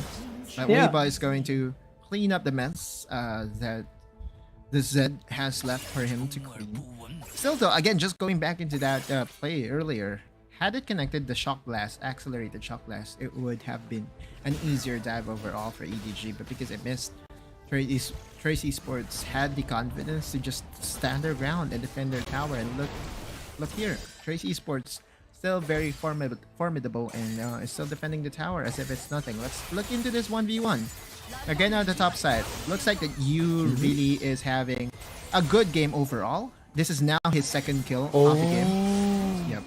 It's a good one. Well played. Had it he flashed away, but if Weba doesn't have flash, that would have been a nice exit for him. But so clean on the 1v1 against Rose right there. And that's one of the things why you has to be really respected whenever he gets his hands on the Akali. His outplay potential is just so high. It's also another kill that he picked off. So now with a 2-1 score, sitting a little comfortably now. Riftmaker and Infinity Orb gives him a lot of damage. Remember when he was being put on the Garen duty? Yeah. It turns out that he can make all this plays on finally, right? I mean, why do you put a very good player on the Garen? Well, it did help them net a lot of wins in the beginning of the tournament, but after this performance, if they ever win this, they have to thank you. Thank you. Yeah, thank you. I said that. Yeah, they have to thank their mid laner because this is basically a carry job for him. Similar to how August was, performing really well despite initially using very slow champions or not really the killer champions. This time we're seeing a bit of growth here towards you. I hope we do see him more on these kinds of champions. He's just so good with it. Now EDG does have good position onto this dragon. Oh, Dominus popped up early. And that is to get some range, right? As a Renekton, but it would expire soon, and it's no longer of use. Ooh, yeah. Jaja as well got zoned out there after getting hit by a shot blast. Ooh, could have been an angle. Now they're starting in the Infernal Drake. EDG wants to contest this. Again, Lee Sao has a good flank. Dreadfly not going to be connecting MIB. Lee Sao getting zoned away by the death mark here onto the backside. Oh, Jaja's dead. Oh, damage. Cask is also going to be used. Qingdao 7, can they actually get the kill onto the dragon? Looks like it's not going to be the case. Weiba gets the kill onto him instead, but the Jace popping off. Double kill. Weiba all alone. Oh, that's sad there. For the one kill that the dragon got, but EDG got the upper hand in that fight. Will secure the dragon as well. Trace Esports lost in the woods. Yeah, the Infernal Dragon was wearing the Trace Esports jersey, bursting down you and killing him in the process. But still, though, that's a big win for the side of EDG. You were right, Dominus being popped early wasn't even available in this team fight that commenced in this Infernal Dragon. We look at Weiba. He also have used one of his engaged tools, or the Soul Unbound, very preemptively. And once Jaja goes down, that's been the story of the game in this Wild Rift tournament, right? You take down the most damaging threat. On the other side, it would most likely be a win for you. By the way, props to that Trace Esports Infernal Dragon. Like, sometimes it happens. It happens. And EDG did not expect that. And you did not expect that as well.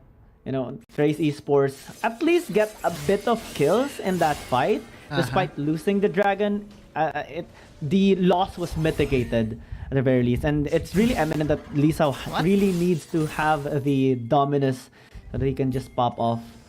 Weiba really eats up a lot of resources. So that's been like, this has been Weiba's playstyle even during the Horizon Cup where he was playing the Jax. He would eat a lot of resources available in the map. Like he would clear waves, get jungle camps here and there. Which is, to me, it's okay if you have a player of this caliber to invest your resources to. Lee Sao, though, he has to do better. He was gifted of a very dominating early game start, but he hasn't translated in a very good mid game. Yeah, only 1,000 gold lead now against Xiao Jiang. And we have seen him make a crucial mistake, early pop off with that Dominus as well, that made him a lot more squishy when the team fight actually happened. EDG they will be timing that again and again if ever he makes the same mistake. 3 items already completed for Weiba, and interesting, a third item, Bloodthirster by Weiba. He wants to be in your face. Boom. MIB. Well, not much damage, but Trace Esports can still march forward. Looks like they are going to be respecting them instead. I mean, there are no objectives to fight for. Trace Esports is just throwing stones into the ocean. Really just trying to at least get something.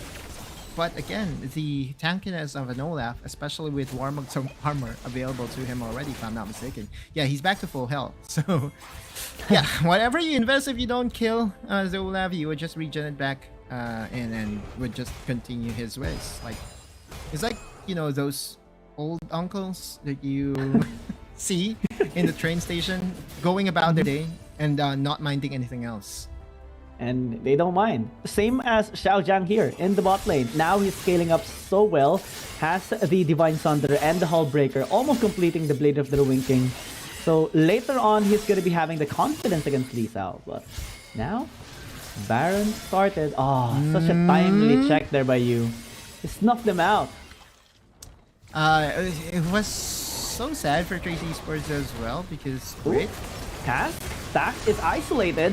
Who they are trying to do some damage, but Lee Sao is not so much. Lee Sao pop off now, gets a kill onto the Jace. Finally onto the back line. Can they actually get the kill onto the Olaf? He does as Weiba gets back. 2 kills now. Dredge line not connecting. But EDG, they will fall back for the meantime. Lisa redeems himself this time by securing a flash Ruthless Predator play onto the primary target alone. And again, this has been one of the reasons why we are not a fan of Jace pickup in the Dragon Lane. This is definitely definitely far from what we are accustomed in seeing from Alone. Had it been that it was the Ziggs, I'm pretty sure that kill won't happen at all, right? We look into that play once again. Again, the explosive cast was already used, which means that there is no longer a disengage option. Lisa using the slice right away. What you don't often see that from a Renekton, because oftentimes you want to make sure that you would have that second dash from your slice and dice. But what he did there was to use his slice to prep up for a flash in play. Very good play, very unorthodox play. Again, this is coming from a Renekton main, so I kind of understand how the ins and outs of Renekton really is. But now with the Baron buff available to Trace Esports, they're now marching down the base of EDG. Such confidence now by Lisa and the rest of Trace Esports. After, the initial upsets that were happening to them, especially in that dragon fight, now they're setting the tempo for themselves. They have the position. Lisa winning against you in the damage department. Weba dealing a bit here onto Huria, has to respect Weba's damage. Just 3-4 hits onto Huria, already down half health. The top side though. Ooh, that's a lot of damage. Face sealed onto the Jack, forcing the spaces, but it's just gonna get taken down. Also, you is all alone. Not enough to survive. 3 persons almost dying. Make that a third kill here by Trace Esports. This is just GG. Trace Esports with 10k golden against EDG. Game 1, a dominating win. And all games on Trace Esports has either been a 2-0 or a 0-2. If this game 1 is any indication, Giang, we could be looking at a 2-0 for Trace Esports against EDG, the slumping team that we have here in the middle of the tournament. Jace, dude, you have to give Jace to you. That's it. Like, pick something else for Alone. Something that Alone will be a lot more comfortable. I looked at the stats that you have prepared, Giang, and it is the first time that we have seen you on the Akali. Most of the times he's on the Jace. And so, if you look at that history and that notes, why change? Right? I know that you are facing some deficits. I know that you are losing some games here and there, but one reason why they were convincingly winning games after games at the first few parts of the tournament was because you is also very good in utilizing this Jace pick that they can translate into the side lane. Now EDG is a little bit more experimenting this time in handing over the reins to the Jace, to their Dragon Laner. And the experiments are not leading towards success as of the moment. And if you're a team that is on a slump, I don't think they should be experimenting like this, especially against Trace Esports now that they have so much momentum with their series wins. And now winning against EDG can put a lot of pressure here towards EDG. Weiwa was just on fire in this game. Liso had a good early game, then kind of slumping down, but redeemed himself with that really nice slice and dice play towards Alone. Right, exactly. And that to me is the winning play. Liso again found the head of Alone, and Alone has to do better. I'm not 100% sure if, in game number 2, if he would be gifted again, or if he would be asked to play some unconventional champion. Because also, no more Jace, right? Yeah, I mean, if you were to put him to, if you are to ask him to play the Jace, might as well just ask him to play a marksman. Like, the dude is exciting on the Vayne. Yeah. We saw his Vayne Lulu combination when they're facing KBG, and despite it losing, it was an interesting game as well. So maybe that can be the takeaway here for EDG. Instead of the Jace into the Dragon Lane, Karma was available as well during that particular match. It can be a tool that they had against the MIB probably, but the Jace definitely not an option anymore here for Alone, or at least for Alone. Maybe just be put it in the mid lane instead, that you can actually fully utilize more. But that experiment is, I think, shouldn't be, repeated again, at least. Those are the types of experiment that you have to go back into the lab and finally decide that this experiment should stop, right? Because to me, like, I understand that Jace can still be played in the Dragon Lane, but you have to realize that Jace played in the Dragon Lane is different from Jace played in the solo lanes. Why? Because the amount of resources that you will have as a Dragon Laner, the amount of experience that you will have as a Dragon Laner is different from what you would achieve in the solo lanes. Another fact is that one of the reasons why Jace often gets picked is for you to dominate your lane. And do you dominate as a Jace in a dual lane setup? No. Hell nah. It didn't.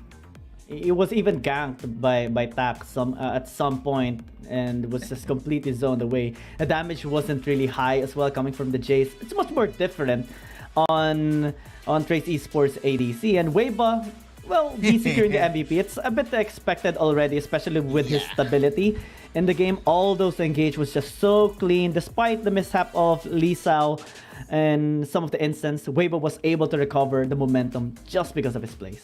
And again, Weiba eats a lot of resources, dude, but would make 12k use a of... while ago. Exactly. The amount of gold that is being invested onto your jungler, it's okay as long as he can carry on the champion, right? And yeah, we saw his item pathing. The only thing that surprised me there was the Bloodthirster being picked as his third item rather than the Divine Sender. But enough of that, Gia. Well, I am excited for game number 2. Let's see if the experiment will continue. Trace Esports ahead against EDG. We'll be back after a short break. Dear Summoners, Wild Rift League Asia is about to begin. With a brand new tournament format and teams, what changes can we expect? Let's take a closer look. WRL consists of 2 conferences, WRL CN and WRL APAC. 12 teams from the WRL CN conference and 8 from the WRL APAC conference will compete through the regular stage, playoffs, and finals to view our ultimate glory.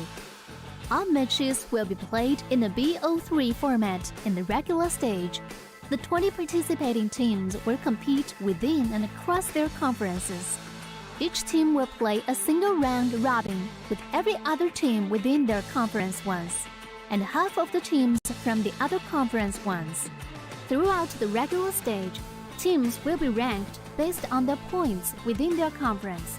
The top 8 teams from the WRLCN conference and the top 4 teams from the WRL APAC conference will qualify for the playoffs. The playoffs will also be held separately for each conference, adopting a BO7 double elimination format. Only the top 2 teams from each conference's playoffs will advance to the finals, vying for the championship. Of course, a new tournament brings unique challenges. The Wild Rift League Asia Season 1 WRL A1 Finals will be a 3-day extravaganza. On the first day of the finals, the 4 qualifying teams will play a single round robin in BO1 format. The top-ranked team will advance directly to the grand finals, while the remaining 3 teams will battle it out in a single elimination bracket on the second day to secure a spot in the grand finals on the third day.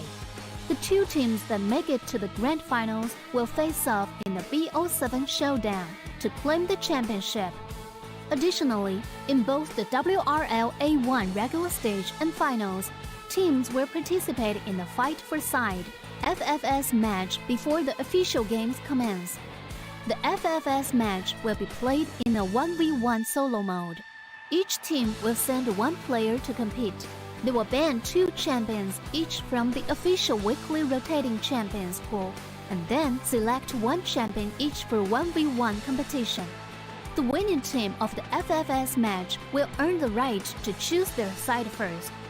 Wild Rift League Asia Season 1 regular stage will officially kick off on April 8th, with 20 top-tier teams assembled and ready for action. Who will climb to the summit and seize the crown? Let's wait and see.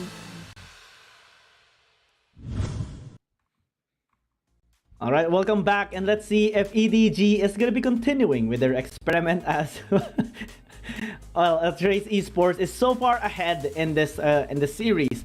1-0 match point already, and with the stability of Weiba and Lisao in the Baron lane, with the momentum that they have, let's see if they can actually close the gap now against EDG, because so far they're having a bit of trouble here. Yeah, again, they just have to remember the same formula that was successful for them in the previous tournaments or in the previous games in the early parts of this tournament. Because we have to remember that EDG went on a roll. At one point, they were, atop the standings, which to me is always a good indication as to how prepared they are coming into the season. But the middle part, we are already on week number 5 and they're struggling to find their identity.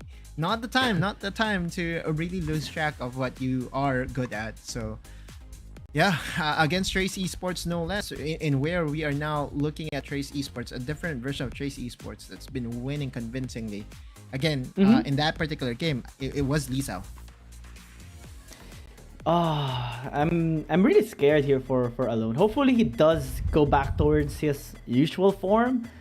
There's a lot of champions he could have used into the Dragon lane instead of the Jace, but maybe that's again, an experiment that they tried to take in the series. They can still turn the tides around here against Trace Esports. It will be just challenging, because Weiba is just so solid here into the game. He got the MVP with the Yone a while ago. Lisao had the momentum as well in the early game. They're going to be looking to have that same setup in this game number 2, as EDG this time is the one on blue side. That's a Varus that's been banned away by EDG as, again, a respect to Jaja. If Ziggs is left open, I guess it's time for EDG to just prioritize Ziggs as their first pick, right? So if you're Trace Esports, you're going to leave Nautilus open, Yone open, some champions that can reach the backline, maybe even the Akali or the Zed. So yeah, let's see as to how the bans will progress. That's a good ban by EDG. Okay, you take away the Yone. Oh yeah.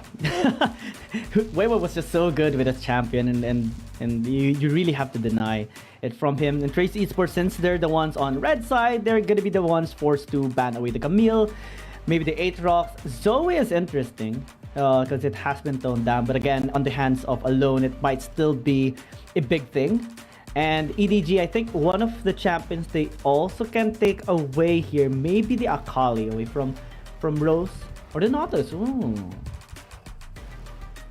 Okay. Nautilus is again an option that you take away if you are planning to go for the Zoe, but the Zoe has already been banned away. I think this has something to do with Tax performance on the champion during game number 1, in where he was also showing some emotes. Remember? Oh yeah, he was in the first few parts of the game. He was showcasing his collection. Okay, I was starting to think of an adjective to describe him. Aatrox, yeah. Aatrox. Yeah, Aatrox is going to be and then if you're Trace Esports, you go for the Ziggs, right? Or yeah, the Ziggs, maybe or the Gragas as well. Senna if they want to up the sustain. Is playing Senna into the Ziggs a good option though? I don't think so, because again, I'm really thinking that matchup is 60% favor to the Ziggs, just by the amount of damage that you can dish in one single go. You have more pros than cons picking up the Ziggs. Tower pushes is very fast as well, just because the satchel charge, and with the Aatrox, just one MIB can enable Xingdao already. If this ever gets picked by Trace Esports, I just hope that it's going to be put into the solo lanes rather than the Dragon lane. Okay, EDG, if they ever go for Ziggs here, then yeah, this is turning into an EDG favored draft overall, because now they have access to 2 power picks. And I'm talking Ziggs as a power pick by EDG because they have been performing so well on this champion. With Alone being responsible in dishing out a huge amount of damage. There was one game, I believe, that he was able to dish out 40% damage. Yes. Could be wrong, but yeah, that's basically sums up what alone can do on this champion. 40+% damage. I think it was their match against KBG. And yeah, Alone is back on his form, back on his champion. And even if they don't get the Nautilus or the Galio rather here for their first pick rotation, it's gonna be banned by Trace Esports. But EDG actually has a lot of options for their support as well. Maybe they can pick up the Alistar, maybe they can pick up the Rakan, which would suit so much better with the combination for the MIB, because now you have so much frontline. You have the Garen, you have the Aatrox. Once you have the Rakan, then team fighting setups would be so simple here for EDG. Can you even go for Braum if they want to, right? Like, because at this point, if you're Trace Esports, how do you reach the backline of EDG? EDG is content in banning away all the assassins. You ban away the Yone, you ban away the Akali. Guess what? It's going to be a ban on the Zen as their last ban here, which means that this Ziggs will just have an easier time overall. I mean, how do you reach the Ziggs? You don't. Yeah, and EDG, they can also maybe pick up the Riven here, so you have the full combination of the MIB, Wind Slash, and the Mass Injustice to get that execute damage onto most of the members onto Trace Esports. That combination alone is so scary, and we're not even considering the Aatrox just yet. And now Trace Esports, do they deny it? Is the question. Wait, Zed, this is the time that you pick up the Zed if you're Trace Esports. Please do pick up the Zed, because there's really just no way that they can get through to the Ziggs. Oh? Huh. Okay, so if you're EDG, you pick the Zed, yeah? Yeah. Either the Zed or the Riven here for EDG. Since there is... Ooh, Huria's Leona is back? I'm just not convinced that the Riven is the missing piece for EDG. I mean, it's a stable pick. It's one of the champions that is available. That is still could be, a good threat. You're right, but I still think that you take away the Zed here if you are EDG, because now Trace Esports, if they ever go for the Zed, wait a minute. No. Do they? No. No. Okay. It's gonna be the Jace into jungle here instead. Because it's a game 3. We won't see any Renekton jungle here, right? Yeah, I mean, this should be a Fiora jungle by Weibo. Okay. Oftentimes, we look into this draft and we have to solve just one problem. How do Trace Esports reach the backline? There's no way. Right now, they have to penetrate through the front line. Lisa alone can't go through them. Okay. Even with the help of the Karma. Isolation Prey from Tak with the cast may separate some of the members by EDG, but I don't think it's enough. And never is, especially against the draft that was employed here by EDG. Oftentimes, if you go for a Karma, though, you are content in having those long, drawn-out fights. Because oftentimes, if you are the Karma, you won't have the necessary burst to really help out your team. The burst is on the other side. So if you're the Karma, you want those long drawn out fights where you would be able to maximize all those shields, deathers, speed ups, and maybe some donuts here and there. This is an exciting time though, because we are looking at Julia's Leona, and we talked about this. He's the only player who was able to win in this tournament. So yeah, he's going to try to do a 1-up. You know what? Let me throw out my prediction right away. It's going to be a 1-1. It's going to be a 3-game series just because Alone would be the immortal Alone in this game. Oh yeah, and not only that, there's a lot of win conditions that EDG already got just with this composition. It's their typical flavor. They're no longer experimenting as well. Back on their full form, serious mode against Trace Esports. Yeah. And that puts it really complicated for Trace Esports. They might need to make some isolation plays, some small wins as well picked up by EDG.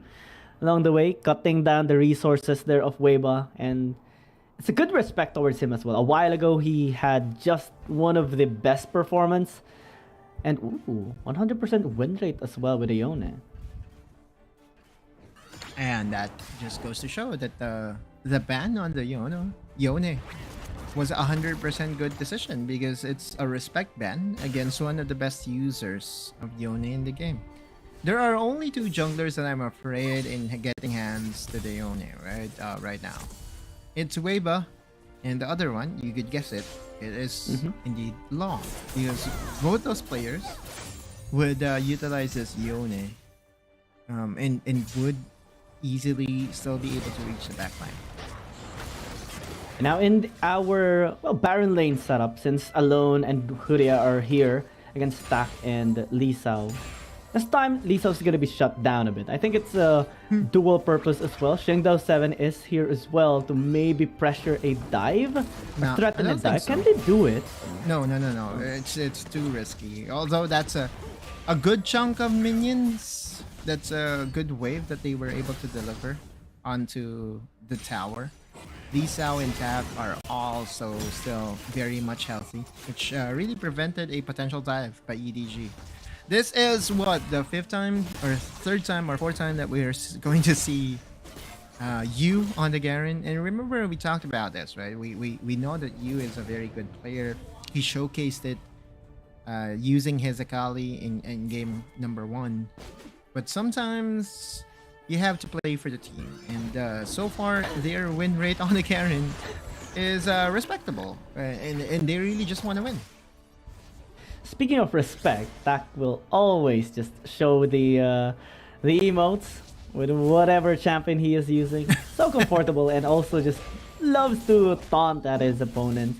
Yeah. And it's just nice to see, you know, that's because Trace Esports are coming back up. They're slowly rising up against their opponents, getting a couple of wins. They lost against JDG, but it's still apparent that they're just having the best of times against the other top tier tournaments. I believe they won against Weibo Gaming as well in a 2-0 fashion. I mean, all of their games have been either 2-0 or 0-2, right? But it's a good growth that they're having now.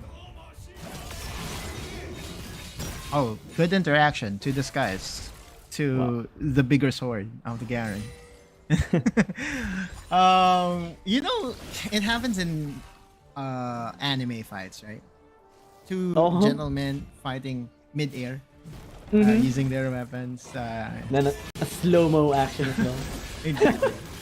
And speaking of slow-mo, this is definitely a slower game altogether, right? Because again, one, the Garen will just be used as a stabilizing factor. This all in by Lee Sao, though. No way. Such a good bait. That was so smooth. Wow. Yeah. Okay. He poked the bear, and the bear got angry. Is what is happening, I guess. But yeah, that's a very good bait overall by Trace Esports. And look at the advantage that they were able to get. You give the resources to not just Lee Sao, but also Weiba. And that has been the winning formula in game number 1. They were able to win off of the Lee Sao advantage that they were able to get, translating it into a big advantage for Weiba as well. So, if anything, I could have jinxed EDG by predicting a game 3 in the series.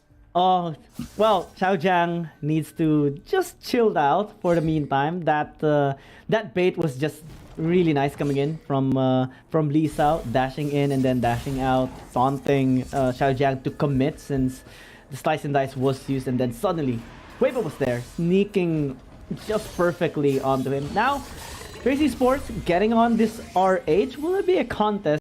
EDG is posing here. No take on the dragon just yet by Shingdale 7 since he is here. Lee Sao might actually get engaged. Immediate CC chain. Oh wait, he survives. To try and delay things up, but Wind Slash will take him down.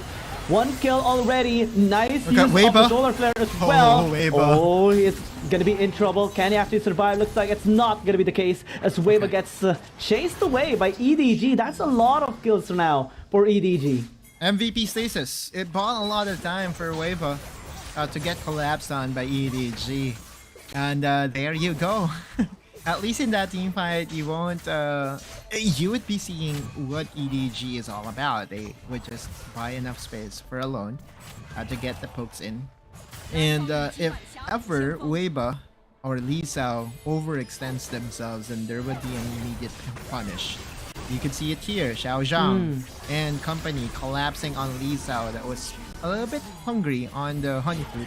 And we look into this play as to what really happened. Weiba found Hudia, but did not expect the stasis play to be available. Look at the amount of precious seconds that he was able to buy for his team. Yeah. That's rich. Oh no! Oh no! No, not like Alone! Why? You're not supposed to die. Yeah, I was already saying that he's going to be immortal in this game, and he won't be dying in any of the skirmishes. But turns out, Trace Esports, Trace Esports was able to find him all alone. Oh no! We kind of cursed him. Man. We apologize. We are so sorry, Alone. Hopefully you do recover. That was a bit of a slip up that he did, getting caught by the members of Trace Esports. Now they have a bit of an upper hand in terms of kills, so gold is still even. A scaling composition of EDG can still strive against all of the team fights. It just was a minor slip off. Now they can work their way towards bot lane. EDG and company is starting to smell the advantages that they can get all across the board right now. They even don't need to use the Red Herald in the bot lane to secure that one out. So that's 2 towers to 0 on Trace Esports. And Trace Esports has no answer just yet. They couldn't translate into an objective. Lisa went towards the mid lane. Now has gone back towards top lane. If he had pushed top lane, I think they would have been able to at least get a tower. Now Alone. Again, almost got taken out. Solar Flare Shingdown 7 is bad, and Alone says, what? You take a big grenade from me. A big bomb. Yep, okay, so at least there in that interaction, Alone was able to survive with just being able to satchel out, satchel away, and also was able to return some damage by going for that Mega Inferno Bomb. Well, look at that play though. OU was punctured by Weiba and hammered down by Rose.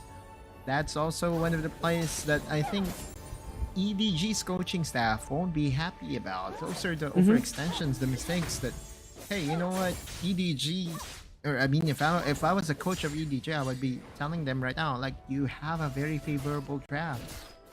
The only reason why you're losing this is, one, because Xiao Zhang was killed in the first few minutes of the game, and looks like that, you know, even you is not going to be safe in those all-ins by the Lee Sao Weiba combo.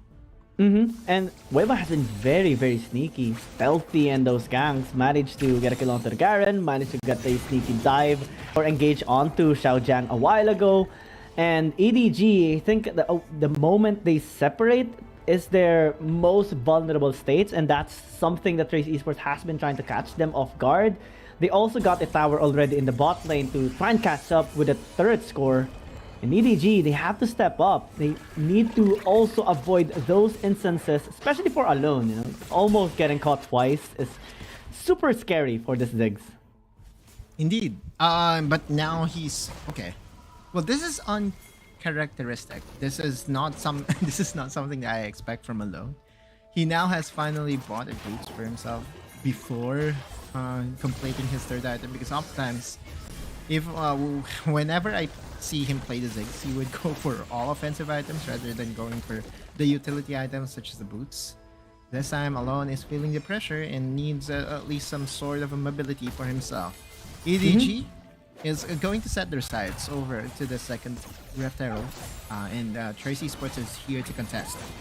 No flank whatsoever from Trace Esports. Good cast. Xiao Zhang going into the front, isolating them. RA still gonna be taken here by Trace Esports. And what can they do? What can they take more? Looks like they're looking for kills. Huria will get taken out. That's already 3 kills. Xiao Zhang tries to flee.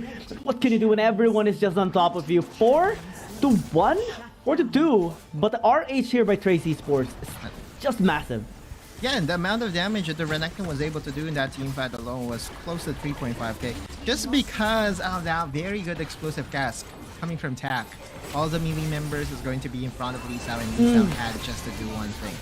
Go for Dominus, flash in, and threaten 1, 2, maybe even 3 kills. Weiba, again, so clean, so crisp with this pickup on this Fiora, and this is Trace Esports' answer to the potential line or to the lineup of EDG. We are going to use the Gragas as our playmaker, and we're going to separate the 3 members from the backline, and that's basically it for TE. Cast to Transcendent Embrace was brilliant as well. Now, Jace might actually be in trouble. Rose trying to survive. Can he actually flash out?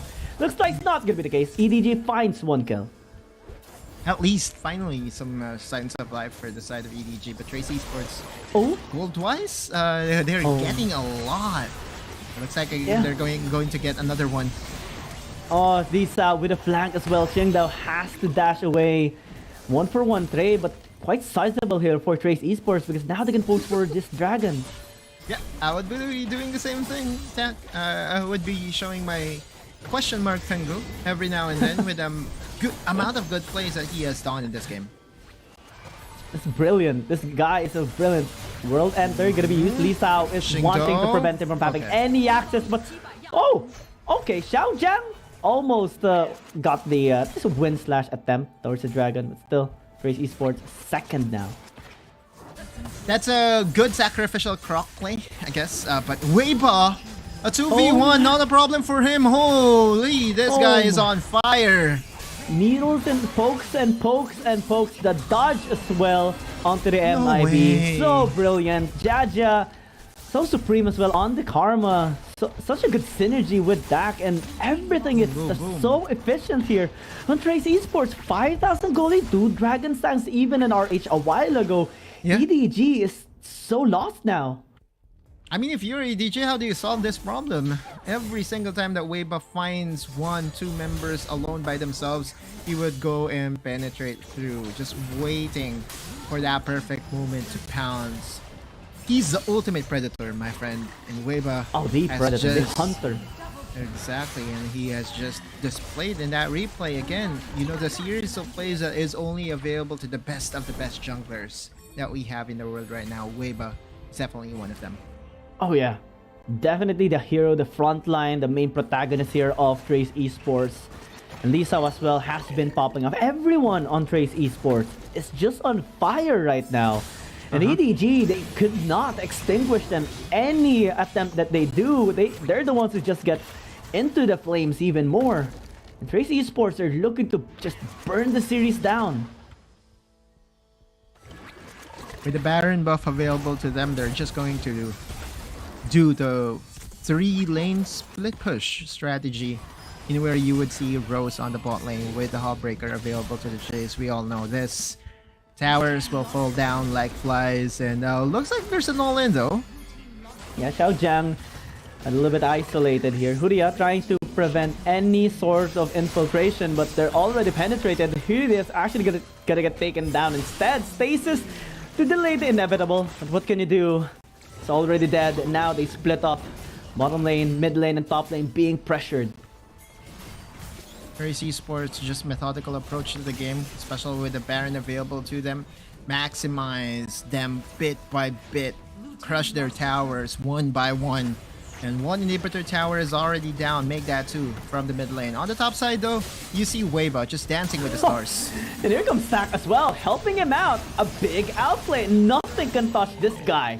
And now Trace Esports just gonna be cleaning everyone up. Ignite to kill Xiao Jiang. You can't do anything. Spin to win is not gonna be the case right now. Fortigatic goes in with his judgment and demands justice. Able to get at least 1 kill, but the Nexus is taking a lot of damage. Trace Esports do lose 2 people. They have to fall back. Has to pay respect towards EDG. 3 inhibitor towers down, and all that needs to be done by Trace Esports is to go back, spend those unspent gold, and guide all these minions to the base of EDG. I did guess a game 3, but Trace Esports is saying, not today, Autolose, not today. So look at that play again by Weiba. We see him again, a very good repost, canceling out the damage and plus adding some crowd control to his fencing skills. And there you go, just the ability to play against two people and still have the upper hand is just Weiba things. Yeah, this guy is just full of talent. I mean, it's Weiba. We should expect this already, but he's just taking things on a different dimension here. The second time we see a Fiora, first we saw it on Long, but now Weiba is just taking things in another step. This time, isolation play once more, Transcendent Embrace catching the Aatrox, and there's nothing that EDG can do. They lost the Aatrox, they lost the front line. They don't have any damage right now to work around in this team fight. This is gonna be it. 16 minutes, much faster than game number 1. Trace Esports just gets EDG here. Exactly, you give Weiba the playground that he wants to have in the first few minutes of the game, and he will carry you to the victory. No Yone, not a problem. Just give him whatever jungler available in Water right now that can carry. But that was definitely a surprise to me. Truth be told, like, you know, I looked at the draft. Systematically has been. If you give that draft over to EDG, I know that they would be given, you know, more chances to win just because of their familiarity on that particular draft. However, Trace Esports dismantled it as if it's nothing. Like, my god, like, what a way to dismantle the draft of EDG. It was something that I was kind of scared seeing in this series. Trace Esports finding a weak spot and exploiting it against EDG, and they found it. But one is Alone picking up the Jace. The performance wasn't really great, and the Akali play from you was, I guess the intention was really nice, but they didn't really see him pop off as much as he intended to. And they also found a way to crack Xiao Jiang into the top lane, enabling Lee Sao in both of the games. That just allowed them to just win everything. And Weibo was just, this guy is just an absolute beast. But what was really the play of the day, or play of the game in game number 2 was Tak, Gragas, Explosive Cask onto 5, separating the 3 members to the back line of EDG, and that was what was needed by Trace Esports to get enough separation to be comfortable to go for all those risky plays that they did come end of the game, right? I did predict that Alone would have an easier time overall just because he's the Ziggs and there's really no one to access him into the backline, or easier access to the backline. But look at the MVP, sorry, not the MVP, but the stats here, and you would see what I'm talking about. Yeah, Alone would still be able to dish out a huge amount of damage. It just so happened that... Is it because Leona was the support that Ziggs was not able to perform to his optimal levels? Could be, right? Because if you are Hudia, your role here is to prevent Alone going down. But he went for an offensive supporting, going for that Leona. Didn't work out well for him, and also did not help Shingdo in the process. Shingdo 0, 4, and 5, a far cry from what we are accustomed in seeing in Aatrox from the Chinese regions. But that's one of the gambles that they took, trying to get the Aatrox, Ziggs, and the Garen picked up quite early. A lot of support champions was banned away for Huria. Yeah. And was forced to just use this. AC's Oh, was look embed at through how... EDG. And also, I want to commend Tak. Tak has outperformed Hudia in this series. Both games 1 and 2. While showing so many emotes in the game. Yeah, also, you know, getting into the head of your opponent is also a skill, right? Like, Tak, man. He's definitely showing off big time in all the Trace Esports win. And again, ever since changing from Wind to Jaja, things have been positive for Trace Esports. Oh yeah, they No have losses. such a good synergy too. Tak and Jaja had a really good combination in the topside river fight, where the isolation play of the cask went in and 3 members got caught with the transcendent embrace. That just allowed Trace Esports to just get all the kills. Everything was laid out by just 2 people, and EDG was just caught with everything. It was just a little bit sad for EDG because they're trying to get out of the slump, right? But the way they're experimenting things and the way they're performing right now isn't really the best way to do that. Right now, they're at a 3-series lose streak, and it would take a lot more. It's a slump. Yeah, back-to-back MVP for the guy, the legend himself, Weva. This time on the Fiora. Game number 1 was on the Yone. You give him a carry champion and he would carry you. Just as long as you give him space. That's basically the name of the game for this person, right? For this guy. Choice Esports has found their star player and is riding his coattails to the promised land. So far, Choice Esports, looking at their record, Giang, they are closing in onto the top of the standings. And they're on a very good groove right now. Meanwhile, EDG has to solve their problems very, very fast, very, very soon, because it's definitely a slump. Looks like they will be switching positions from 5th place to 7th place as well. Just after this series, such a big win here for Trace Esports. And has been all 2-0s coming from yesterday's matches, actually. And let's see if it's gonna continue towards our next series, because it's going to be Thunder Talk rather, going up against Weibo Gaming. And a lot of things to be considered. Again, Thunder Talk is trying to, again, have more of a winning condition. They won against EDG, and let's see if they can win against Weibo Gaming. We are your casters, and we'll be back after a very short break. Dear Summoners, Wild Rift League Asia is about to begin. With a brand new tournament format and teams, what changes can we expect? Let's take a closer look. WRL consists of 2 conferences, WRL CN and WRL APEC. 12 teams from the WRL CN conference and 8 from the WRL APEC conference will compete through the regular stage, playoffs, and finals to view our ultimate glory. All matches will be played in a BO3 format in the regular stage. The 20 participating teams will compete within and across their conferences. Each team will play a single round robin with every other team within their conference once, and half of the teams from the other conference once. Throughout the regular stage, teams will be ranked based on their points within their conference. The top 8 teams from the WRLCN conference and the top 4 teams from the WRL APEC conference will qualify for the playoffs. The playoffs will also be held separately for each conference, adopting a BO7 double elimination format. Only the top 2 teams from each conference's playoffs will advance to the finals, vying for the championship. Of course, a new tournament brings unique challenges. The Wild Rift League Asia Season 1 WRL A1 Finals will be a 3-day extravaganza. On the first day of the finals, the 4 qualifying teams will play a single round robin in BO1 format.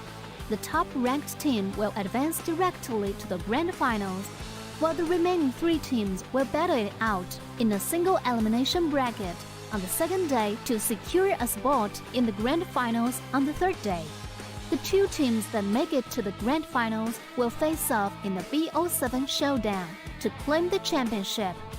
Additionally, in both the WRL A1 regular stage and finals, teams will participate in the Fight for Side FFS match before the official games commence. The FFS match will be played in a 1v1 solo mode. Each team will send 1 player to compete. They will ban 2 champions each from the official weekly rotating champions pool, and then select 1 champion each for 1v1 competition.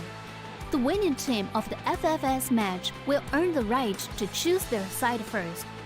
Wild Rift League Asia Season 1 regular stage will officially kick off on April 8th, with 20 top-tier teams assembled and ready for action. Who will climb to the summit and seize the crown? Let's wait and see.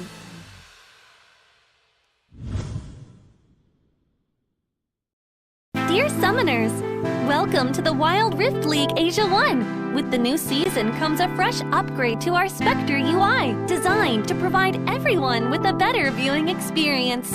first thing is about the original UI information at the top bar. We make it into a functioning ring design in the upper left corner. The ring not only includes basic information such as team names, match duration, kills, towers, but also displays the gold difference through the red and blue rings. What is a great game without the competition for map resources?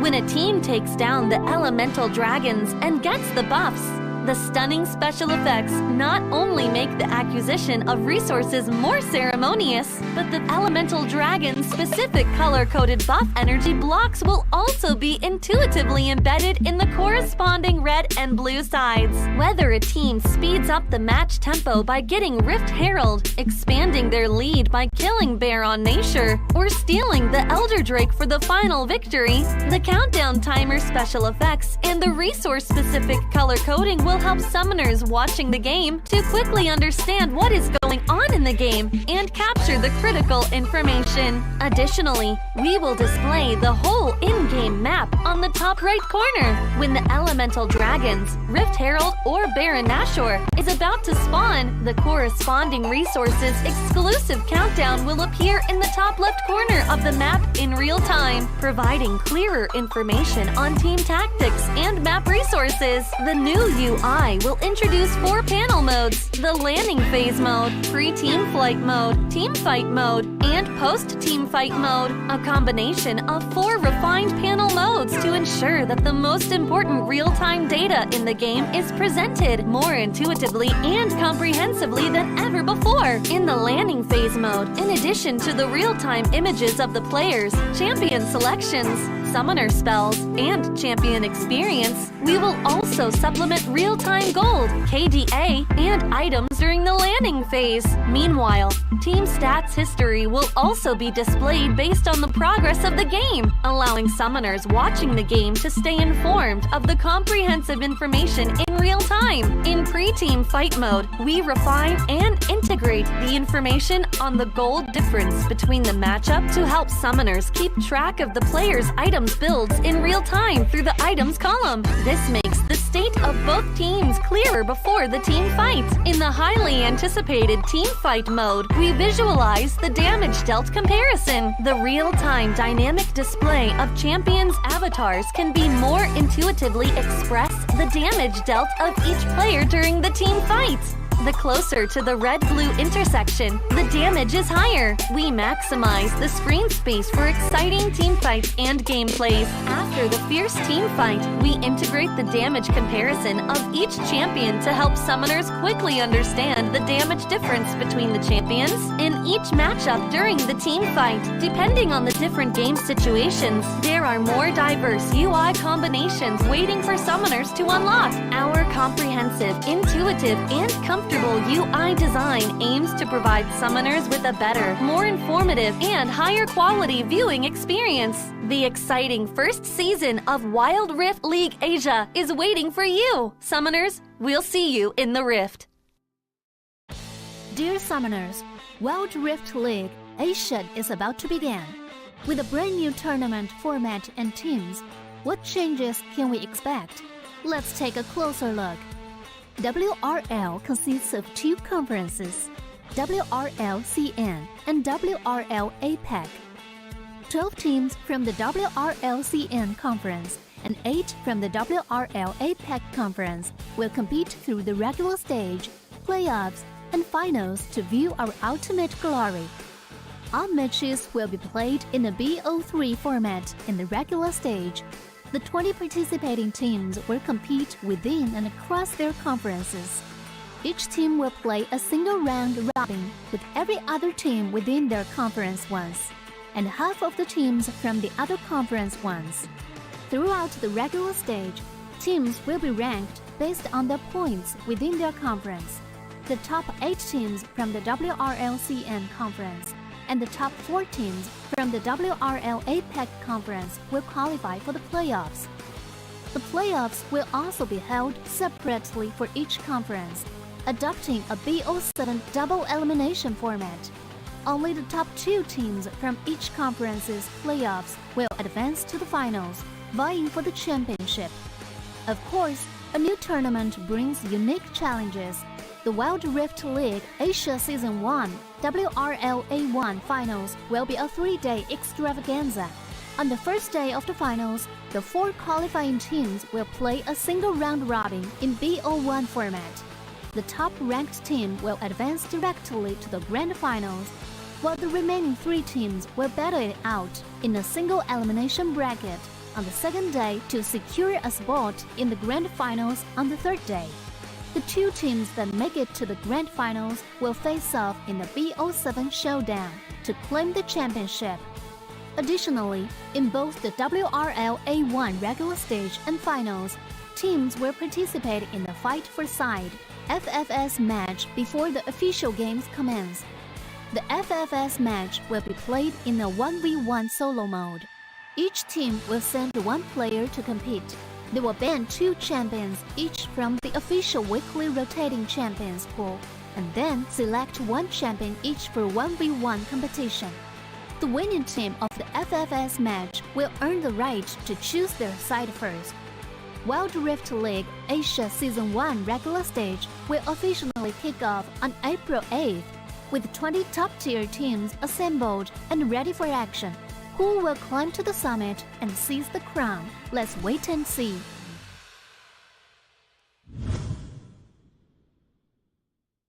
Dear Summoners, welcome to the Wild Rift League Asia 1. With the new season comes a fresh upgrade to our Spectre UI, designed to provide everyone with a better viewing experience.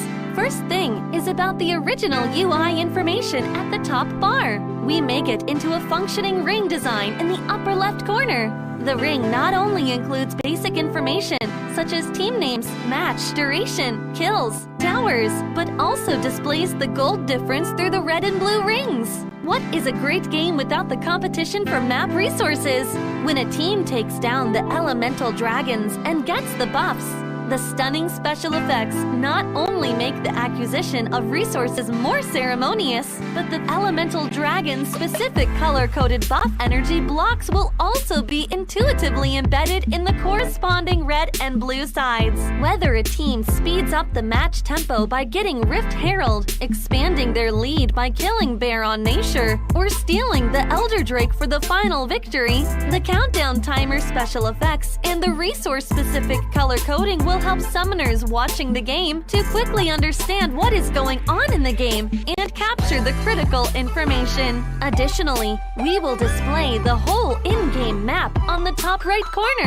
When the elemental dragons, Rift Herald, or Baron Nashor is about to spawn, the corresponding resources exclusive countdown will appear in the top left corner of the map in real time, providing clearer information on team tactics and map resources. The new UI will introduce 4 panel modes: the landing phase mode, pre-team flight mode, team fight mode, and post-team fight mode, a combination of 4 refined panel modes to ensure that the most important real-time data in the game is presented more intuitively and comprehensively than ever before. In the landing phase mode, in addition to the real-time images of the players, champion selections, summoner spells, and champion experience, we will also supplement real-time gold, KDA, and items during the landing phase. Meanwhile, team stats history will also be displayed based on the progress of the game, allowing summoners watching the game to stay informed of the comprehensive information in real time. In pre-team fight mode, we refine and integrate the information on the gold difference between the matchup to help summoners keep track of the players' items builds in real time through the items column.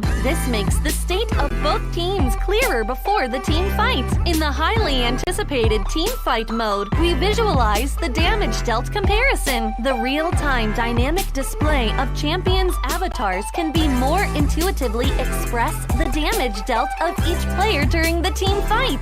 The closer to the red-blue intersection, the damage is higher. We maximize the screen space for exciting team fights and gameplays. After the fierce team fight, we integrate the damage comparison of each champion to help summoners quickly understand the damage difference between the champions in each matchup during the team fight. Depending on the different game situations, there are more diverse UI combinations waiting for summoners to unlock. Our comprehensive, intuitive, and comfortable UI design aims to provide summoners with a better, more informative, and higher quality viewing experience. The exciting first season of Wild Rift League Asia is waiting for you. Summoners, we'll see you in the Rift.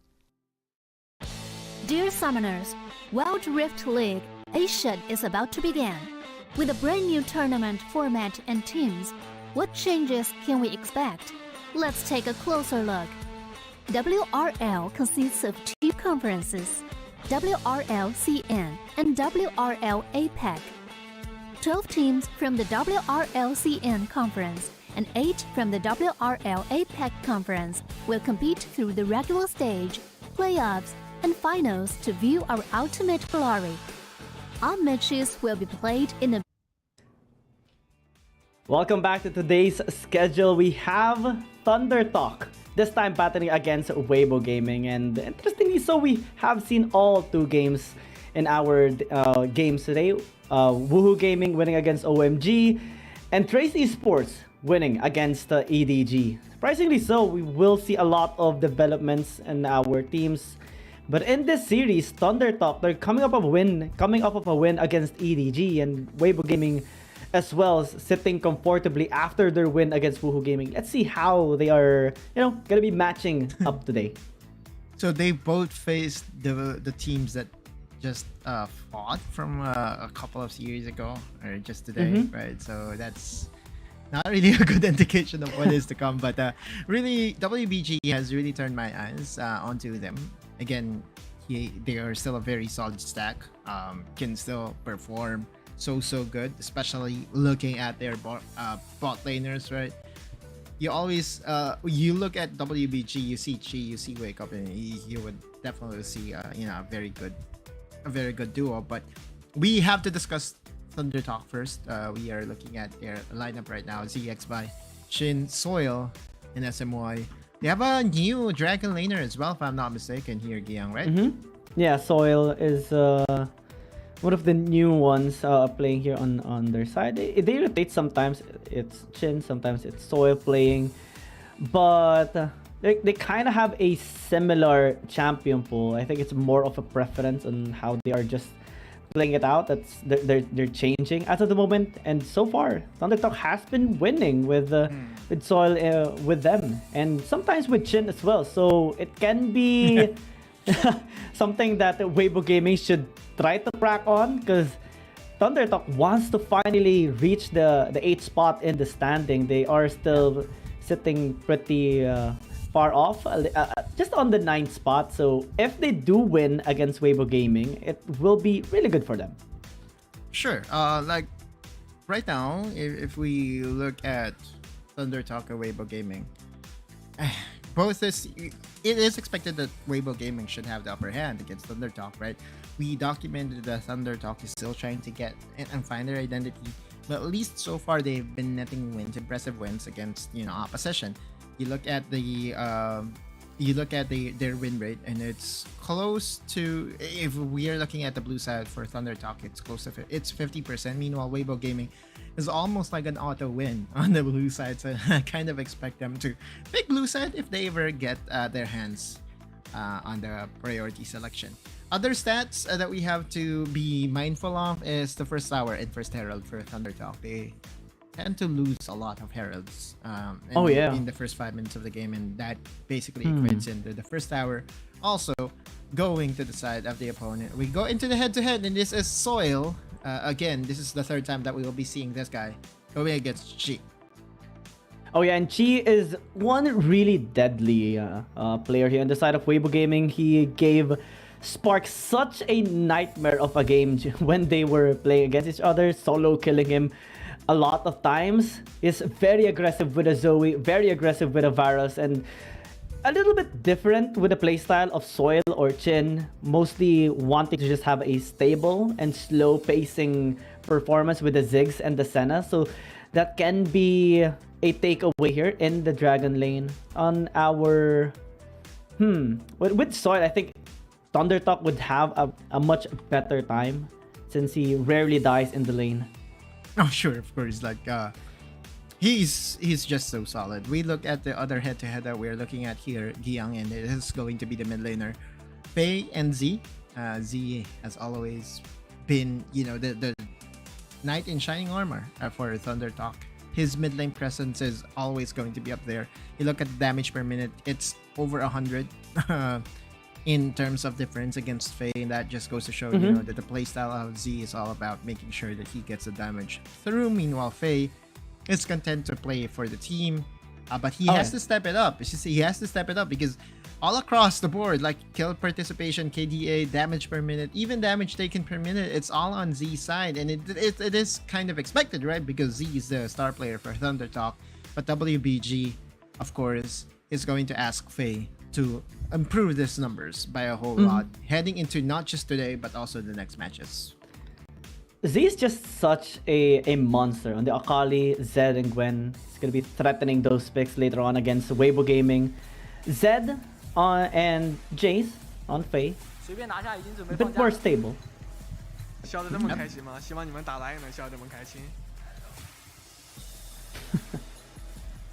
Smiles here and there. Sometimes we do see them laughing as well on whenever they banter against each other. I really hope we can understand them. I've expressed it a lot of times already, but I don't think there's any way we could. I'm just looking at all the smiles, and you would see here in the OBB, right, which players are new to the team. And which players we haven't seen Zihan play, right? It has always been Zika. Of course, Zika is so good. So yeah, it's kind of understood that. Yeah, the substitute Baron laner wouldn't be able to find some playing time or a good amount of playing time. Especially if you're playing behind a very talented player in BYC. In the jungle, TT, 小白, WBG, Van. Did they? Really? Play against Team Flash and also against Esports. 接下来有请双方中路选手登场。And the mid lane, TT, Z, WBG, Faye. Yeah, it has always been Zika, especially against the better teams, and I think that Thunder Talk can be categorized, especially with their recent performance, a team that is improving, an up-and-coming team. Z in the mid lane, there you go, ladies and gents. The new Dragon laner from Thunder Talk. Oh. He kind of reminds me of Helios, though. 最后有请双方辅助选手登场。Ooh, and the support TT, SMY, WBG, wake up. A resemblance. A bit. Not on the hairstyle. There's a resemblance. But she always, if that's 再次欢迎两支战队，有请进入对战席进行准备。There was some laughter in the background, so I guess that's a comic way to send a message. I'm pretty sure that this is going to be the match to watch for this day, because we expected the second series to have all those intense exchanges here and there, but turns out maybe it is for the third series. It is being saved up for the third series, because the second series was a total stomp, game 1 and 2.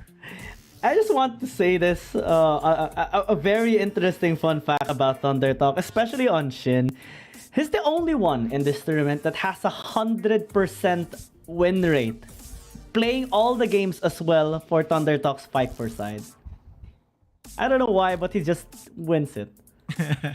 Oh, that's always an advantage, right? I mean, if you get the advantage on the 1v1, you get to choose the side selection for both game 1 and game 3, which could be the difference maker, especially come playoff slam. So yeah, I actually just hope that when they faced before against KBG, he was facing against Andran, but it wasn't the case. It was battling against KG, because Andran is also undefeated so far in the Fight for side. So maybe in the future, if Thunder Talk managed to step up and reach the top 8 and qualify for playoffs, we can see them maybe in the future. Right now, Chi is gonna be his opponent, and she recently has won, at least in his last fight for side, picking up the Orianna against the Nasus. And well, we have seen a lot of different champions today. Lucian, the Kennen winning against Lee Sin. I mean, it's going to inspire a lot of players to play Kennen now, right? Like, if it is ever going to be a Kennen versus Zoe, this is going to be an interesting matchup. On paper, I would favor the Kennen. But I was wrong during game number 2, right? Or during series number 2, in where the Kennen was able to win against the Lee Sin.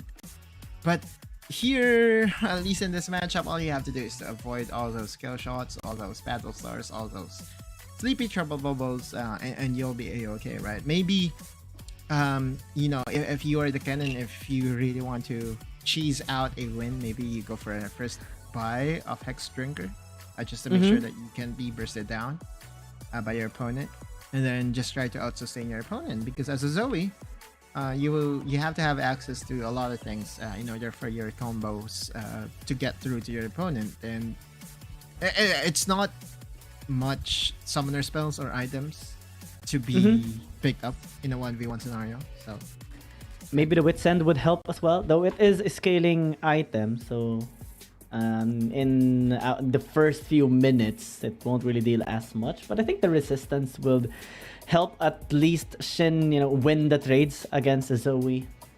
And oftentimes we do see the Zoe win. Andra9 pulled this off against Barry, against an Orianna, and it was just an absolute beast. Though it is Anran, so pretty much any champion he uses, he will dominate a 1v1. So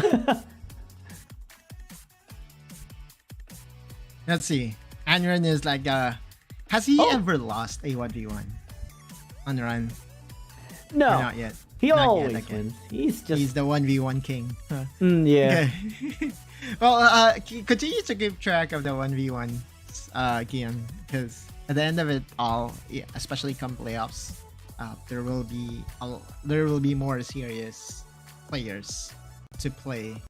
But now it's the time of my favorite dragon laner from China, Chi. Always bubbly, but inside the game can really be a threat to your opponent. Exactly. Always loves the solo kill as well. So in the fight for side, this is going to be quite exciting.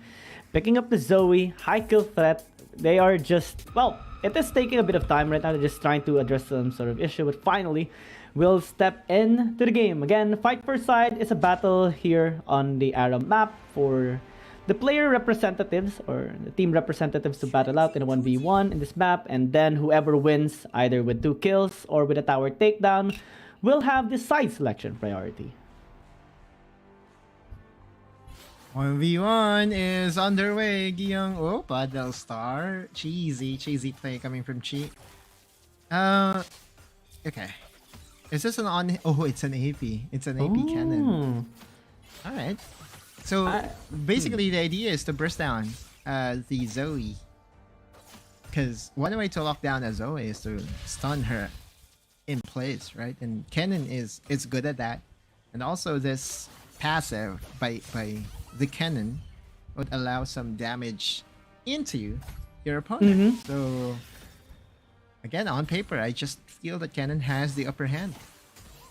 Every time he gets a charge here on the Chi, he can just proc that electrical surge. Oh wow, just one sleepy and autos. And that's a huge chunk of damage that was dealt to Shin, which to me is going to be exciting, because she knows that Shin would try to proc his passive over his opponent, so he can easily bait it out and have the Sleepy Trouble Bubble ready to be casted. Anyway, so Chi and company, not company, Chi and him by himself, is going for a cheater recall and was able to buy something for himself. However, on the other side, I think Shin had the better timing overall, because looking at... Wait, what do you build with this? What do you build with this? Yeah, that's my same question. Do you see a large rod and a null mantle? Huh. Because I remember it... Wait, this is so far... so long ago, and this is on the other game, the counterpart League of Legends PC. It is the components for Abyssal Scepter. If you remember the old Abyssal Scepter? Yeah. The purple one? I did not mistake myself, and I did say Abyssal Scepter rather than Abyssal Mask. So, yes, I said Abyssal Scepter, not Mask. Oh, it just gave me nostalgic feelings on that item. That's fine. I miss that item. That version of the item really. I mean, it's a very good item because especially against burst champions, right? But hopefully, that champion would be revived, especially here in Wild Rift, where we are getting some changes altogether, and we are now trying to diversify ourselves from the parent game. Because even the dragon, right? We now have access. Wait. Ooh, that's going. Yeah, okay, which is basically the perfect way to do it. You cannot go in, especially against a level 5. Against a level 5 cannon, Slicing Maelstrom could easily just deplete your HP. Just hit the paddle stars, go with an auto attack maybe as a bonus, but always keep your distance, because when Shin procs that Slicing Maelstrom, then the Zoe will be in trouble. So far, things are looking great for Chi, able to poke him out, get also the CS. I don't think there's a bit of a difference in terms of gold here. Okay, it's a Banshee's Veil. Huh. Oh yeah, now I remember. Something that normally doesn't get bought. It is a Banshee's Veil. Okay, now I remember. All right, that's okay.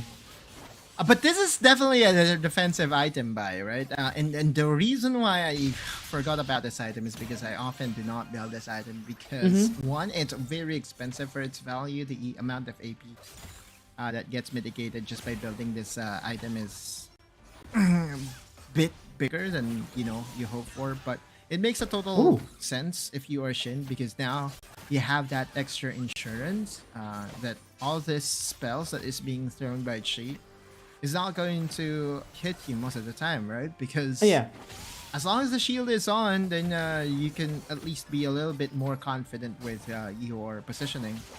But you could see that Shin is still playing it as if he doesn't have Banshee's Veil, which is one way, to fully utilize its value.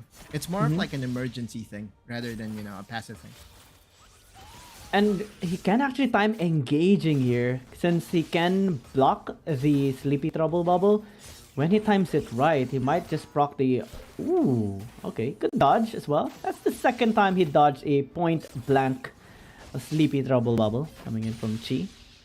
But if he times it right, actually, he can just go in against Chi and burst him out with a Slicing Maelstrom. So Chi has to really respect the distance. Also, be a little careful as he pushes the waves naturally in the lane. And also Chi returns the favor of getting himself his very own Banshee's Veil. 2 items already for Chi. Meanwhile, Shin did prioritize that Mercury Treads as his item buy, which gives him more magic resistances as well. Oh, it is basically a procced Banshee's Veil. Now he has to wait like 45 seconds to 60 seconds. I don't know the exact number, but that's definitely up there. Oh no! Oh no! Sleepy. He got sleepy there, and Shin just got punished. Chi, can you? Oh, close. Oh, so close. Too close for comfort. Close, but no cigar, just like Graves. But yeah, it's the meme, right? Like the original Graves had his cigar. Now it's no longer there. Good for him, though. Good for his health. Good for his health, anyway, we're looking at the items right now, and that's a full Rabadon's death cap completed for the side of Shin, which is going to be very scary. To me, that's really the best item, AP item in the game right now. The amount of AP that can be added by just one item is definitely up there. Especially for a cannon. We have seen some lack of damage with this champion in the 5v5 sometimes. And yeah, in this Aram, it should be the case with the Rabadon's death cap. That should be increasing the burst capability here of Chin, but still needs to be very careful from the Sleepy Trouble Bubble. A while ago, he got negated, he got blocked off, and Chi was able to keep his distance. Ow. Wow. Let's see, half health. Oh, okay. Oh, Banshee timely. Sprout. There you go. Oh, good sidestep coming from Shin. This They is won. okay. Well, the amount of push pace that she can do in this champion isn't definitely up there, right? Well, Zoe is not really your fastest tower taking champion in the game, but now you look at the items. A cheeky buy once again by Shin. I just don't think this is the right way to do it, but I could be wrong, right? We are talking about the pro players. He thought that, you know, the Locket Enchant would give him more advantage into this 1v1, but that's 3 items that is already on Chi. Infinity Orb, so you can expect that his Sudden death though. I would think hurt a would lot. favor Shin. Yeah. You really think?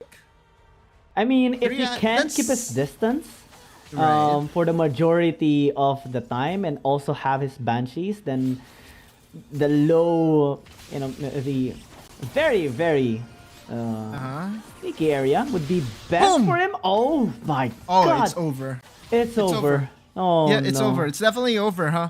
Okay, because right now, Okay. if she just decides, and this is also the same thing. You can make a case. Yeah, it's with the amount of space available to you once the Ring of Fire closes in. Yeah, it would be theoretically the best play possible for your slicing maelstrom. But you could also make the same case for Chi, right? With, you know, a smaller space to work with. How do Oh, you no. avoid those kill shots? Well, not anymore.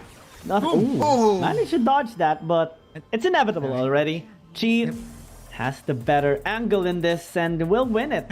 Had it been an ADC, Kennen, do you think it would have been different? No, it's going to be a lot harder for sure. Like APCN is the way to go, but I just don't think that his item buys was it. Heading into, because you need some way to be able to go in, and also one good counter to the cannon is by bringing up the exhaust or by carrying the exhaust.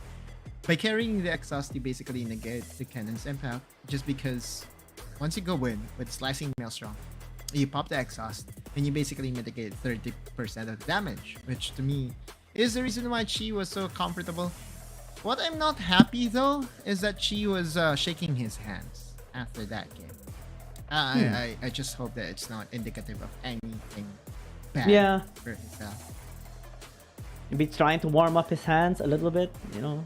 They do have hand warmers, I think. Especially at the professional scene. I have been a fan of that as well. Always dreamed of having one, but I don't know how or where to get the one of those. And well, Shin finally had his first loss in the fight for side. Congrats to Chi. He ended the streak. Exactly. Well, you don't give yourself no chance at the end there, because I mean he tried to go for the cannon that was able to get the win second game or second series. Wasn't the case in this series. Yeah. And now we go back towards what we have been talking about earlier, the matchups: Soil versus Chi, Z versus Faye. How will Weibo Gaming take this as they do pick blue side here? Will they try to take away the Ziggs or the Senna here, ban it away from Thunder Talk? Or will they Is go that with the win what's condition? Or like a Senna win condition for Thunder Talk? Because it does look like it. WBG just respected it. Okay, let me check the record once again. See what was the stats for the side selection. Weibo Gaming, again. Wait. They I'm have trying the to highest, backtrack. 7 out of Blue 8 games on blue. Yeah. Yep. Okay. Thunder So, Talk of has all the only- games, of all the blue side games that Weibo Gaming did play, they lost only once. which is a good indication of why they picked blue in game number 1, because they're just more comfortable in getting priority into that first pick. You ban away the Senna, you ban away the Ziggs. What is there to ban away for Thunder Talk? Maybe the Zoe, because this is the time for you to flex the Zoe, right? If you are WBG. Yeah. Or Varus. Yeah, and those are the champions of Chi, Zoe and Varus.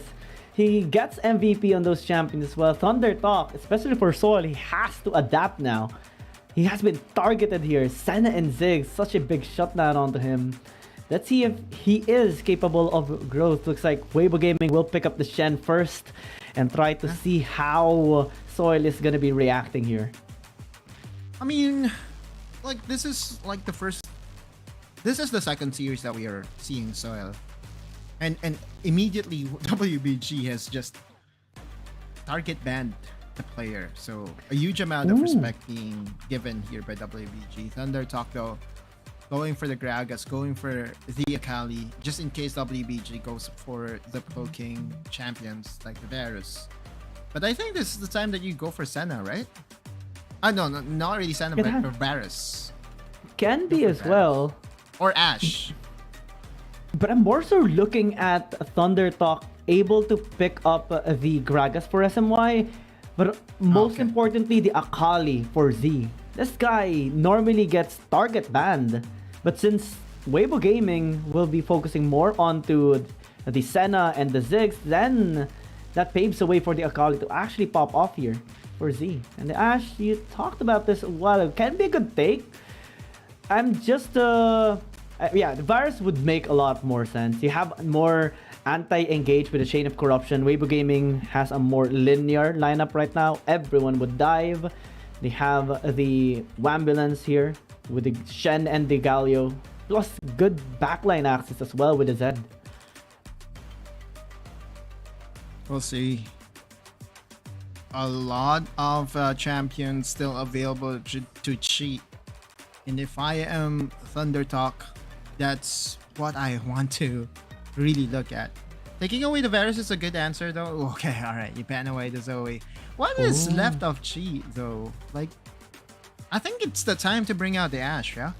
Maybe. But you ban the Olaf here. Okay, you basically, if you're WBG, you ban the Olaf and you run the Ashe draft. Because if you go for Ashe here, what would happen is you have access to see Z whenever he goes into Twilight Shroud. But yeah, that's also a good answer. If Ashe ever gets picked up, you basically have a Vi going into her face. Just go Olaf. I really think this is going to be an Olaf draft. Like if you're a Thunder Talk, Olaf. Never mind. Like X-Buy wants to enable Z here. And Shin on the Baron lane. We have seen this already. Yeah, and of course. The Yumi. So it is going to be Galio for Chi, right? Like this is the ultimate funnel composition in where you have the Shen, the Galio, the Yumi. Yeah. Galio would be played by Chi, and then would just support the Fiora. I mean, this is the scariest Fiora of them all, having 3 champions to support him or support her. This is the KBG draft that they have popularized last season, and if it is now being flexed by WBG, this is now the second time that they will be running this draft that I'm casting. So yeah, expectations is if you are Thunder Talk, how do you solve this problem? By going for the Gragas, it's actually a good one because at C you would have a disengage option. But what needs to... If you're Thunder Talk, you have your Wari on the side lanes, right? You cannot think that the side laner will be by themselves because oftentimes, you know, you just call this Shen, you just call Galio, and oftentimes you would even have your Yumi ride you. So those 1v1s would definitely not happen as a 1v1, but rather a 2v1, 3v1, maybe 4v1 in the process. And big pressure as well to Thunder Talk, setting the tempo in the early game, pre-level 5.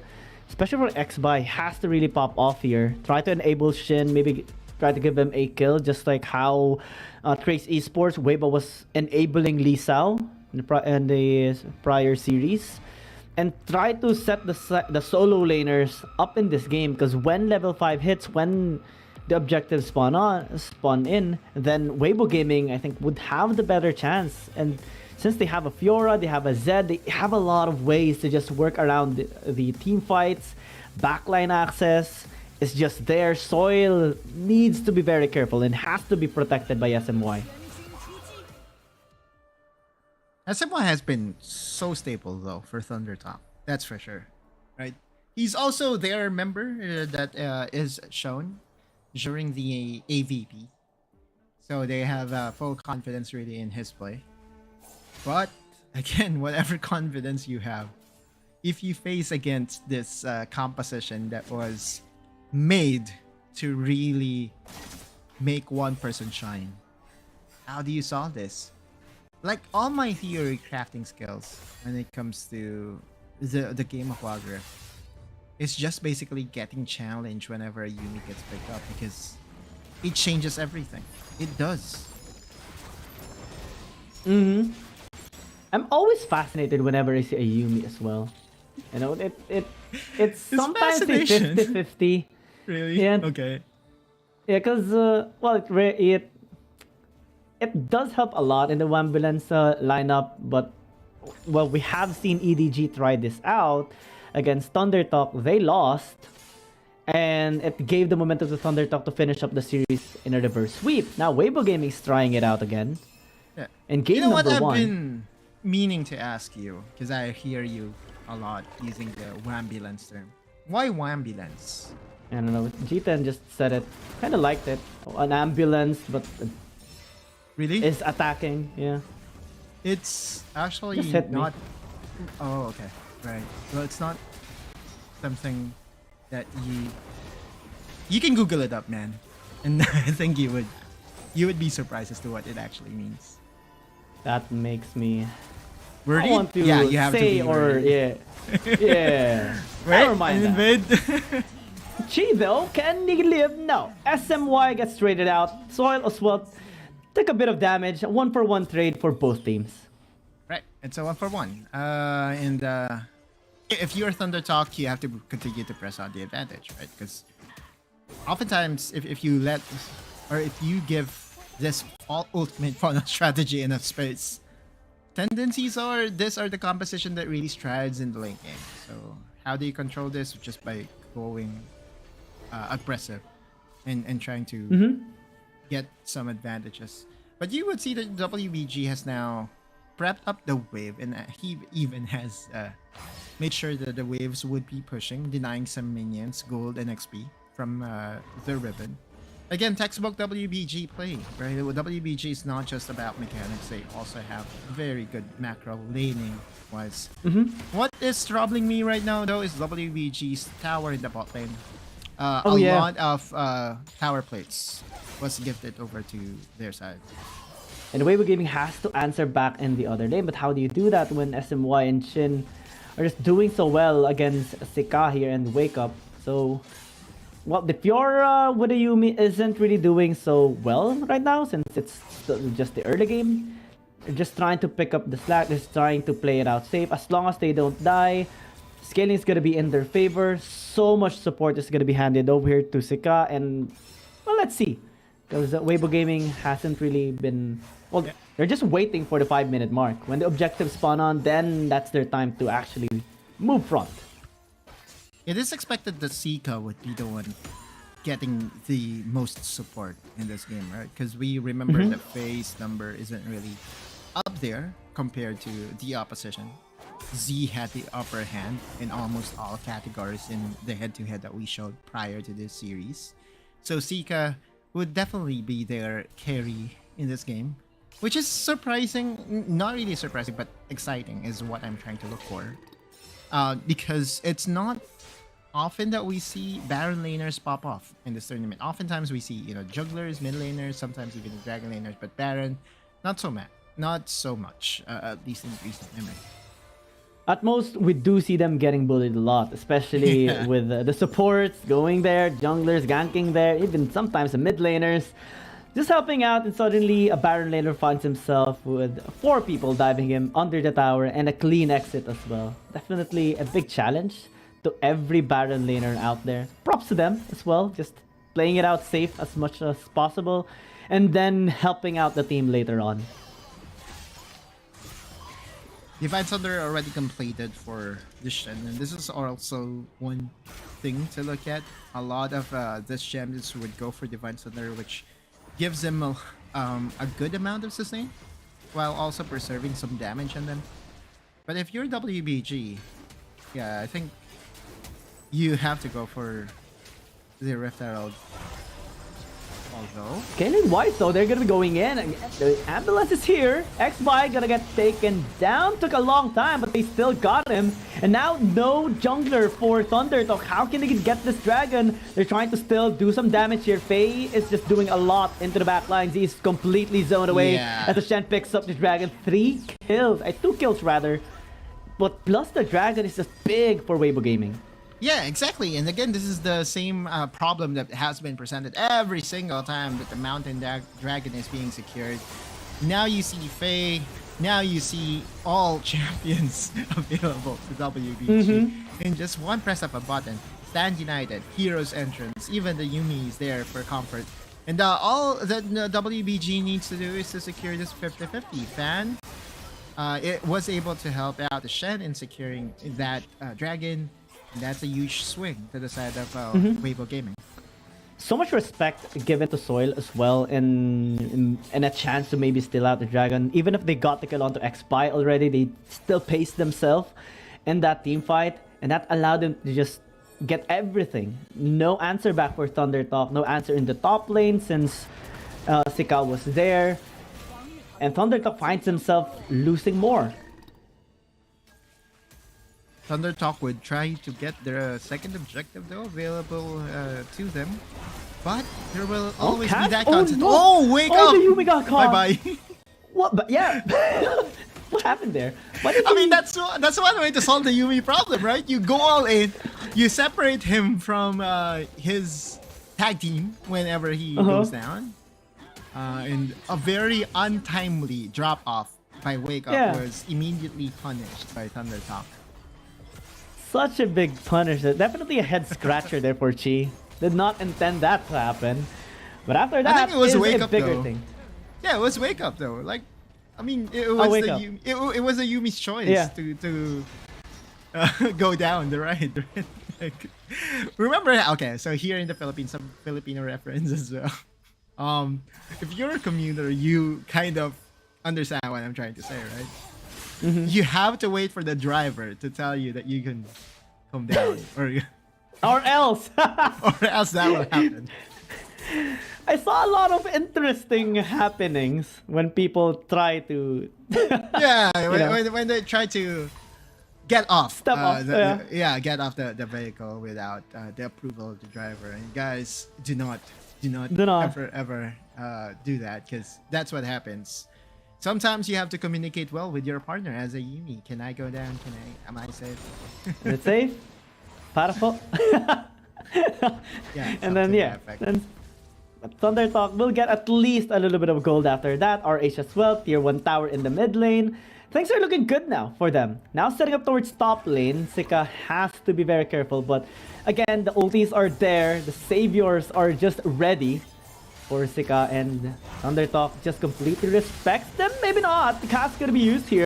Here comes the Stand United. Heroes enters as well. Shin has to fall back. Flashes away. Chain of Corruption by Sol as a re-engage. And nice isolation damage as well.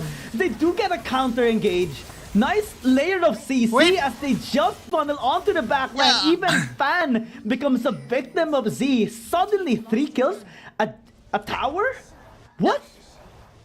We got 4 kills, because even the Yumi went down in the process, if I'm not mistaken. So, yeah, that's a huge amount of gold swing to the favor of Thundertalk. And we look back into the replay. Like, we look at SMY again. This has been the trend for at least for today. The amount of plays that Gragas could do to you and your opponent, to your opponent, has been one of the reasons why all those unwinnable skirmishes becomes winnable. And now Thundertalk smelled that the Weibo Gaming was not ready for the engage and went for the kill right away. Also was able to get a tower for themselves, and now we're looking at a 4K deficit to the side of Weibo Gaming. This is unheard of. Yeah. Even furthering that lead by getting the tower in the bot lane, although there was a trade. Still though, if this composition by Weibo Gaming still wins in this big of a deficit, then I guess it's safe to say that this is really a busted composition, right? So you look at Soil, you look at XPI, those net worth, those gold would automatically or would mean like a 90% win rate to your side. However, and this is the biggest however, this is an all-in funnel composition that it doesn't matter if the other people from Weibo Gaming isn't really farming well. Just as long as Sika and Faye gets their resources, then they're good. They can just piggyback horse ride again on them. But I also want to commend Soil a while ago with his patience and discipline with the chain of corruption. Actually baited out the riposte of Sika, then waited for the Galio. They now engage. Hero's entrance gonna be responded. Nice knock up onto 3, but now the backside is infiltrated. Can they actually get the kill? No, they don't. Soil managed to stay alive for so long, and Z is now popping out stasis by majority of Weibo Gaming. Can they survive? Looks like they're starting to fight back. Here's the Yumi sustain, and Thundertalk loses 3. Weibo Gaming gets this dragon. First, it was Faye getting into the Varus. Varus was forced to pop his stasis, and again, Varus does not have the best mobility in the game. Weibo Gaming strikes back and basically has halved the lead that was gifted over to Thundertalk. If Weibo Gaming would be able to secure this Rift Herald, then I guess it's safe to say that it is all even now. Even after suffering a 4K deficit, Weibo Gaming just has shown that you cannot count out this composition, dude.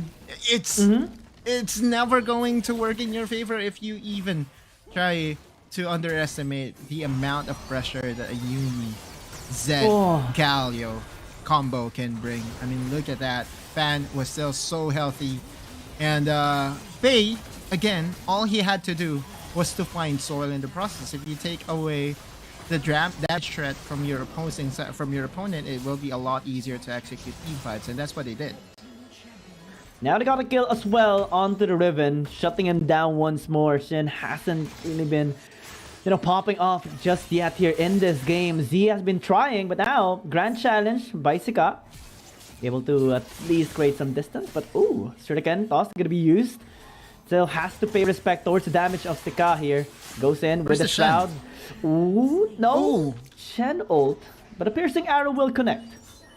Yeah, I thought that the Shen ultimate would be available, and had it been that it was available, then it would be an easy 2v1 scenario. 2 dragons to WBG though, and again, as a scaling composition, you want those dragons.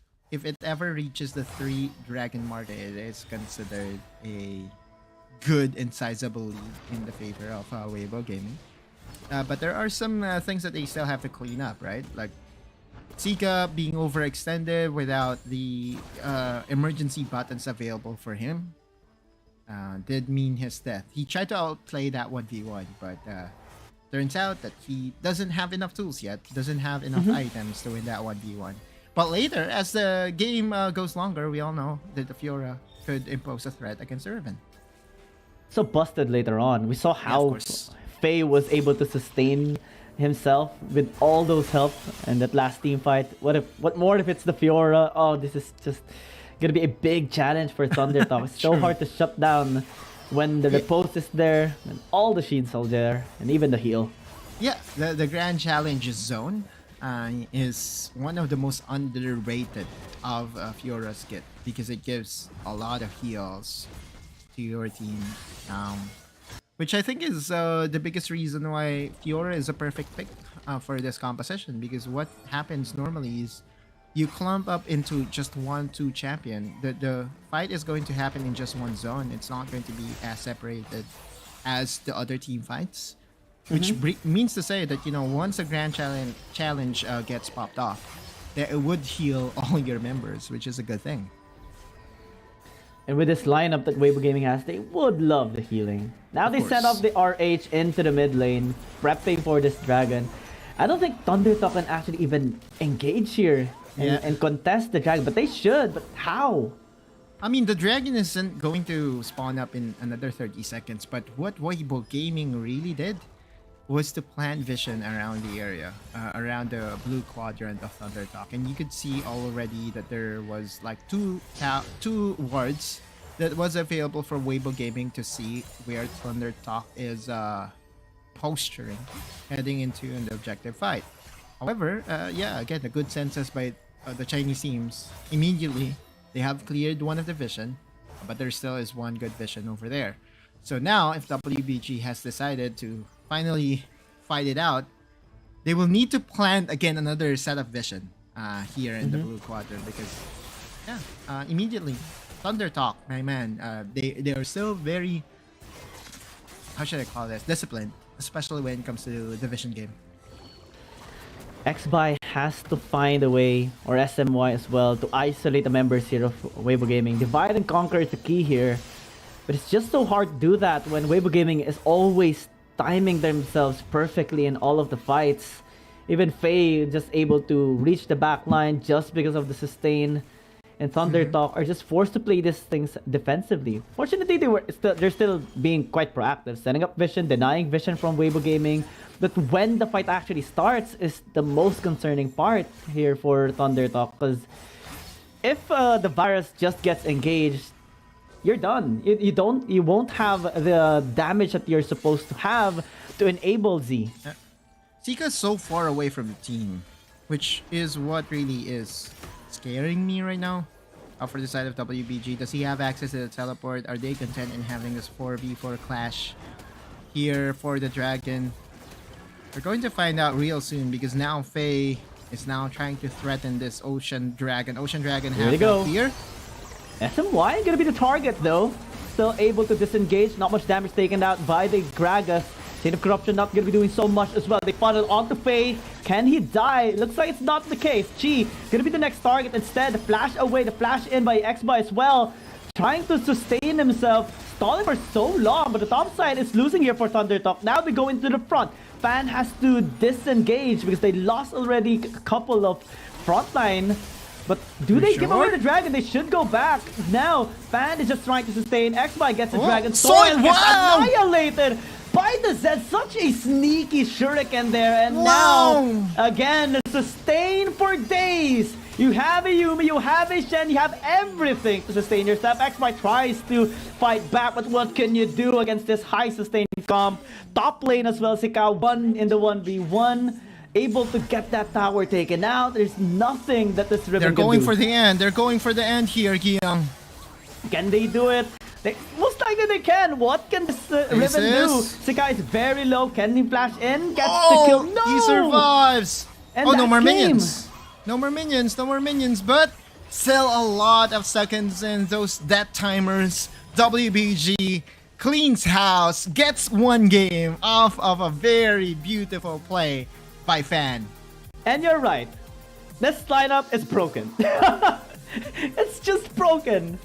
Yeah, it is indeed broken. It is, to me, this is a draft that should not be let through at any point because you give it to a team that knows how to maximize all this emergency buttons, all those Yumi sustains, it's game over, right? Just as long as you have a very good side laner. And we saw it there. It was actually Faye that was able to get ahead of Soil.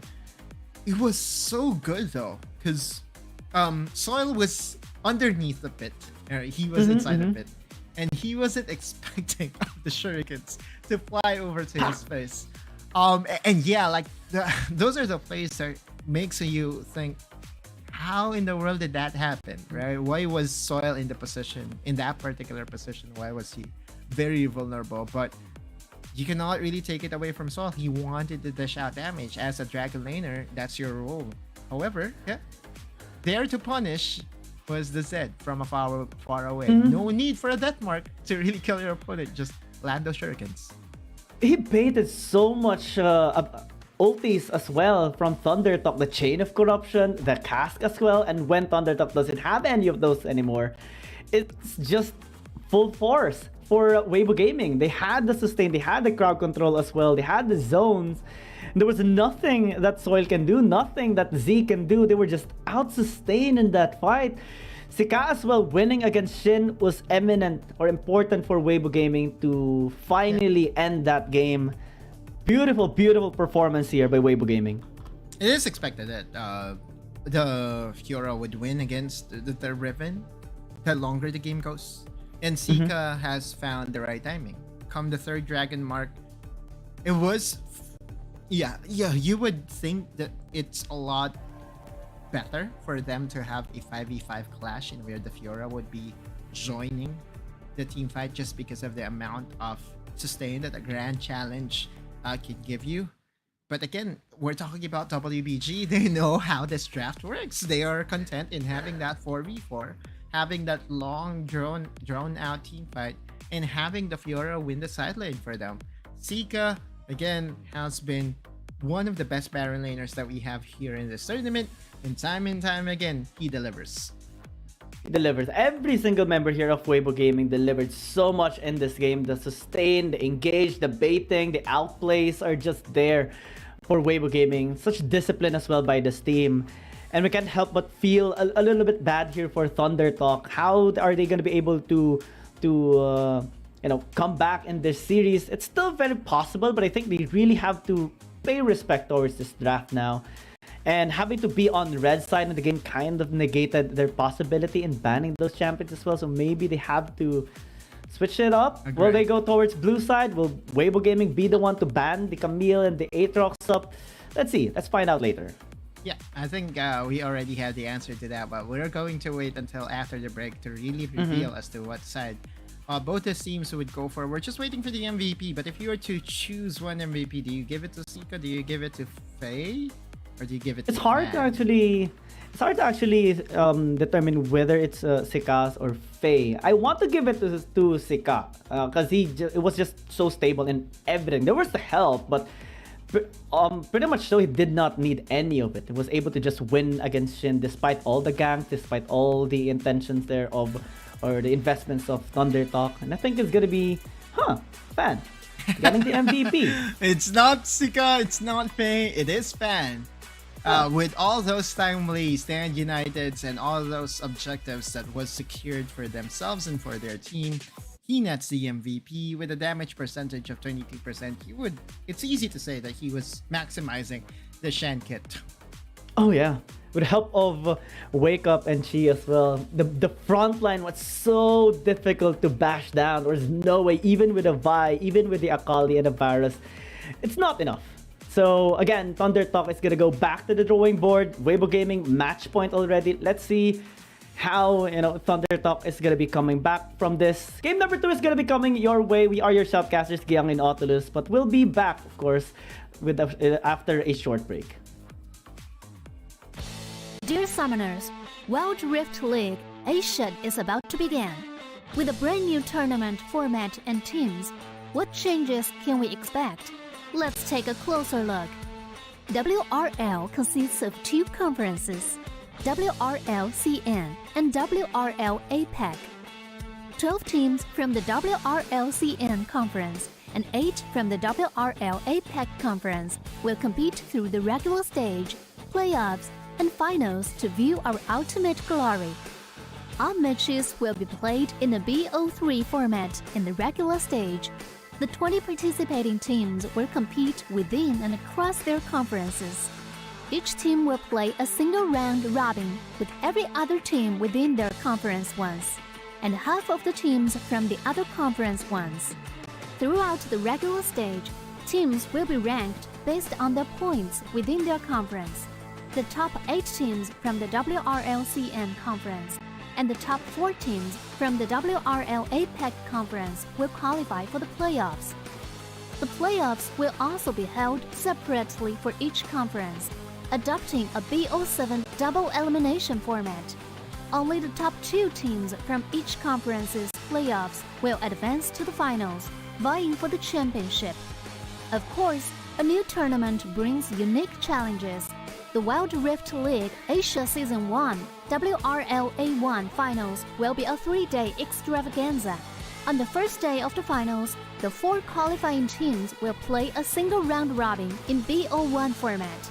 The top-ranked team will advance directly to the grand finals, while the remaining 3 teams will battle it out in a single elimination bracket on the second day to secure a spot in the grand finals on the third day.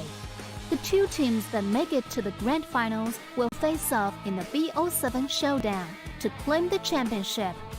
Additionally, in both the WRL A1 regular stage and finals, participate in the Fight for Side FFS match before the official games commence. The FFS match will be played in a 1v1 solo mode. Each team will send 1 player to compete. They will ban 2 champions each from the official weekly rotating champions pool, and then select 1 champion each for 1v1 competition. The winning team of the FFS match will earn the right to choose their side first. Wild Rift League Asia Season 1 regular stage will officially kick off on April 8th, with 20 top-tier teams assembled and ready for action. Who will climb to the summit and seize the crown? Let's wait and see.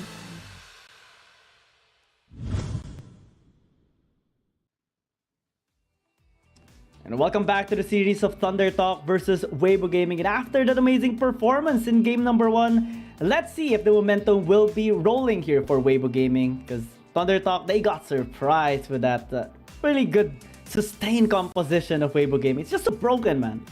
It is. We were talking about it. Like I really think it has 80% or 90% win rate over in WRLA. I won't be surprised if it hasn't netted a loss yet for whoever uses it, because one, you only use it if you are very confident with your side laners. It's okay. Is it easy to execute? One would say it's easy because you just have to press buttons left and right. But the amount of coordination that your team should have in order for you to perfect that playstyle is definitely up there. And it's Weibo Gaming's. It is already a strategy that Weibo Gaming can use. Actually, Thunder Talk won against this similar lineup, the Shen, Galio, Yumi. But it had a different front line. Jace was picked up, Yone was picked up.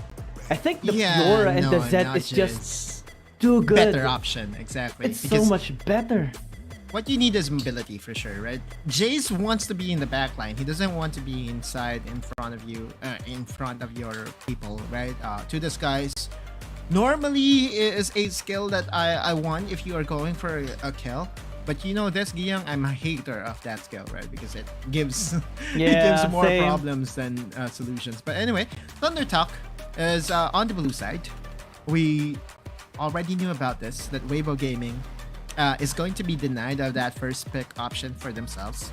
And we looked at the stats. It's now 8 wins to 1 loss for Weibo Gaming on the blue side. Meanwhile, on the red side, Weibo Gaming's record is 3 wins and 7 losses, which means to say that Thunder Talk does have a decent chance in this game too. They are able to take away the champion of Faye as well from game number 1, so at least that's one way to counter things. Weibo Gaming. Will Thunder Talk try this comp out? Well, never mind. It will be denied with a Shen ban by Weibo Gaming, but that leaves some champions open. The Ziggs, the Zoe is up here, Varus as well, but the Thunder Talk will pick up the Yone here for Z. And that's always going to be a good option for him, right? Like Z has always performed well if allowed to play champions that he normally utilizes. This is an option also for XBuy, because he could go for a Gwen, he could go for a Kali. Those are the champions that I'm looking at whenever I see Z. But Weibo Gaming is now trying to switch things up. I won't be surprised if Weibo Gaming would go for a Varus draft. But Weibo Gaming is actually going for the Nautilus into the Jace combo before even minding a Dragon Lane. Okay, let me be on record on this, that I really hope, I sincerely hope that this Jace will be put in the solo lanes, or maybe even in the jungle, not on the Dragon Lane. Please. I second it. I second the motion. Please. if there is a petition, we pass it. No to Jay's Dragon Lanes. It's just so sad to see. There are many more champions to be used in the Dragon Lane. Orianna, Karma, even the toned down Zoe is still better. Pick it. Artiga? Knock it down. Do it. Let's go. Do it. Do it. I've Okay. had the channel. I mean, there were some tournament games in where we saw Annie, but I don't think Annie has ever been picked in WRLA. We've seen a lot of champions be played in this tournament, but Annie is not one of them. Weibo Gaming going for the Rivens though. Riven is basically their answer to the Fiora because Thunder Talk was able to secure themselves a Fiora. They don't want Sika to have that matchup once again. But it's now it is now the time for Sika to reverse to have the reverse matchup and to show Shin how to really do this matchup. So exciting times. Also deny it. Well, the Riven is going to be an interesting matchup here. In the Fiora switch of champions. Will Shin get his revenge against Sika this time, or will Sika just dominate Shin with a different champion, with a swap of champions here in this game number 2?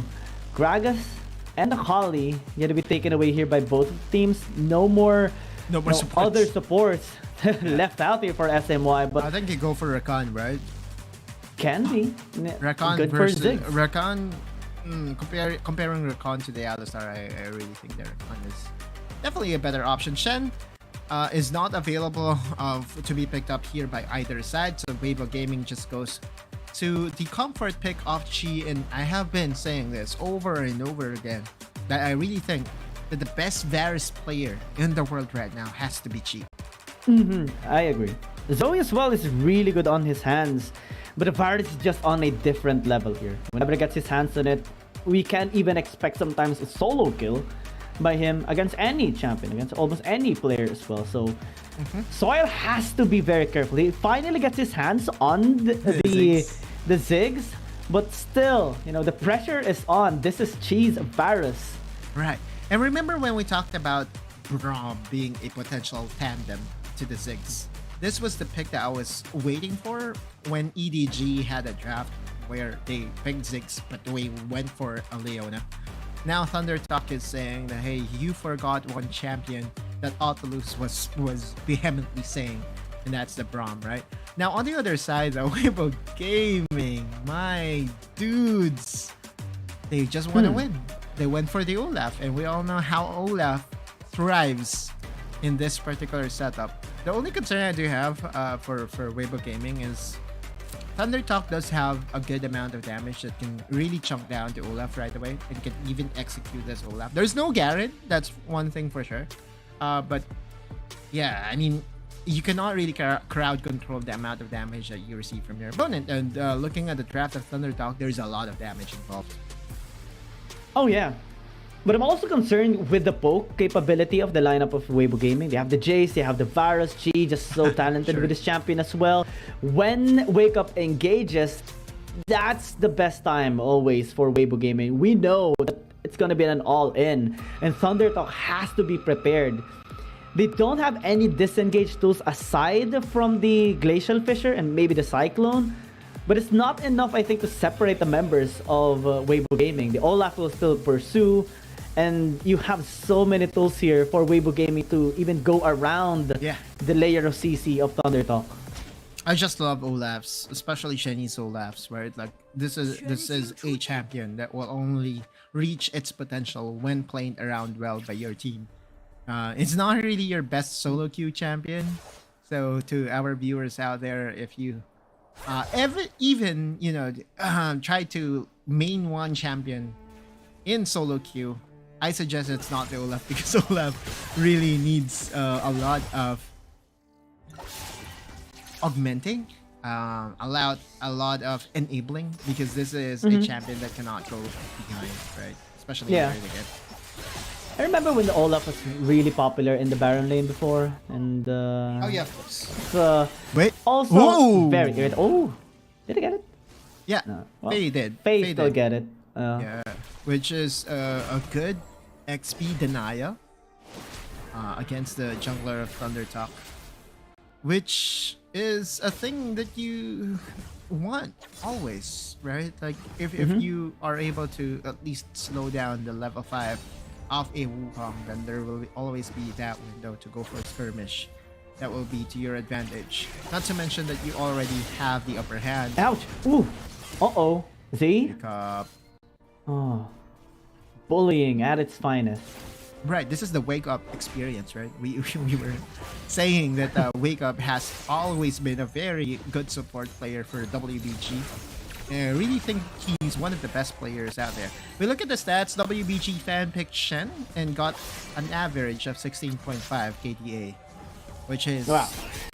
Yeah, decent, sure. it's a good KDA for sure.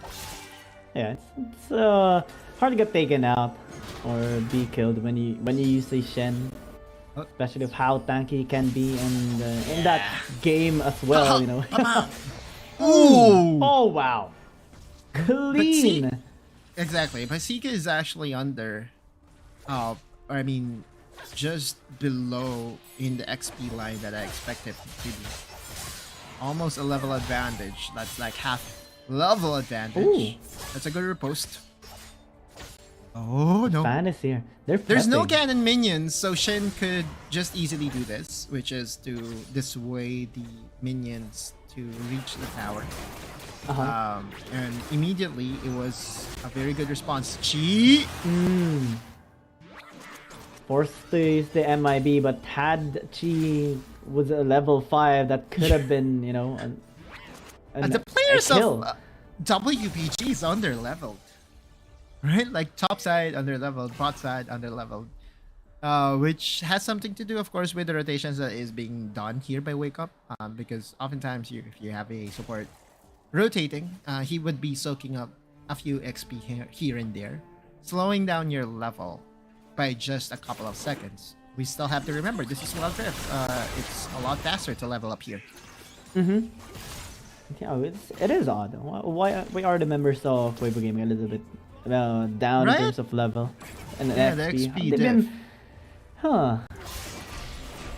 Yeah, I think those are the things that we are to look at and review come the VOD gets released, because then we'll be able to figure out as to how Thunder Talk was able to get those early game advantage, because again, it's not often that we would be seeing a Fiora win a lane against the Riven. We all know that this matchup is Riven favored, especially if he has the Ignite for that all-in potential. So yeah, it's just quite surprising. But now WBG...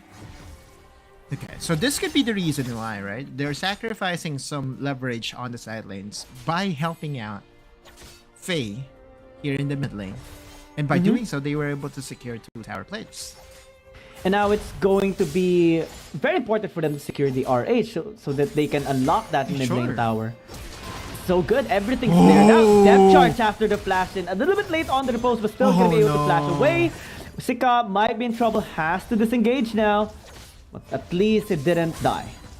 I love it when the support Nautilus goes for that play. The flash into the depth charge to really remove the opposition's ability to outplay. You don't give them chance to react is the reason why they pair up the depth charge into the flash. It's a point blank depth charge that gives you little room to really react. But now, again, a couple of seconds before the first objectives does spawn up, you did say that if you are WBG, you go for the referral because that automatically secures you the tower in the mid lane.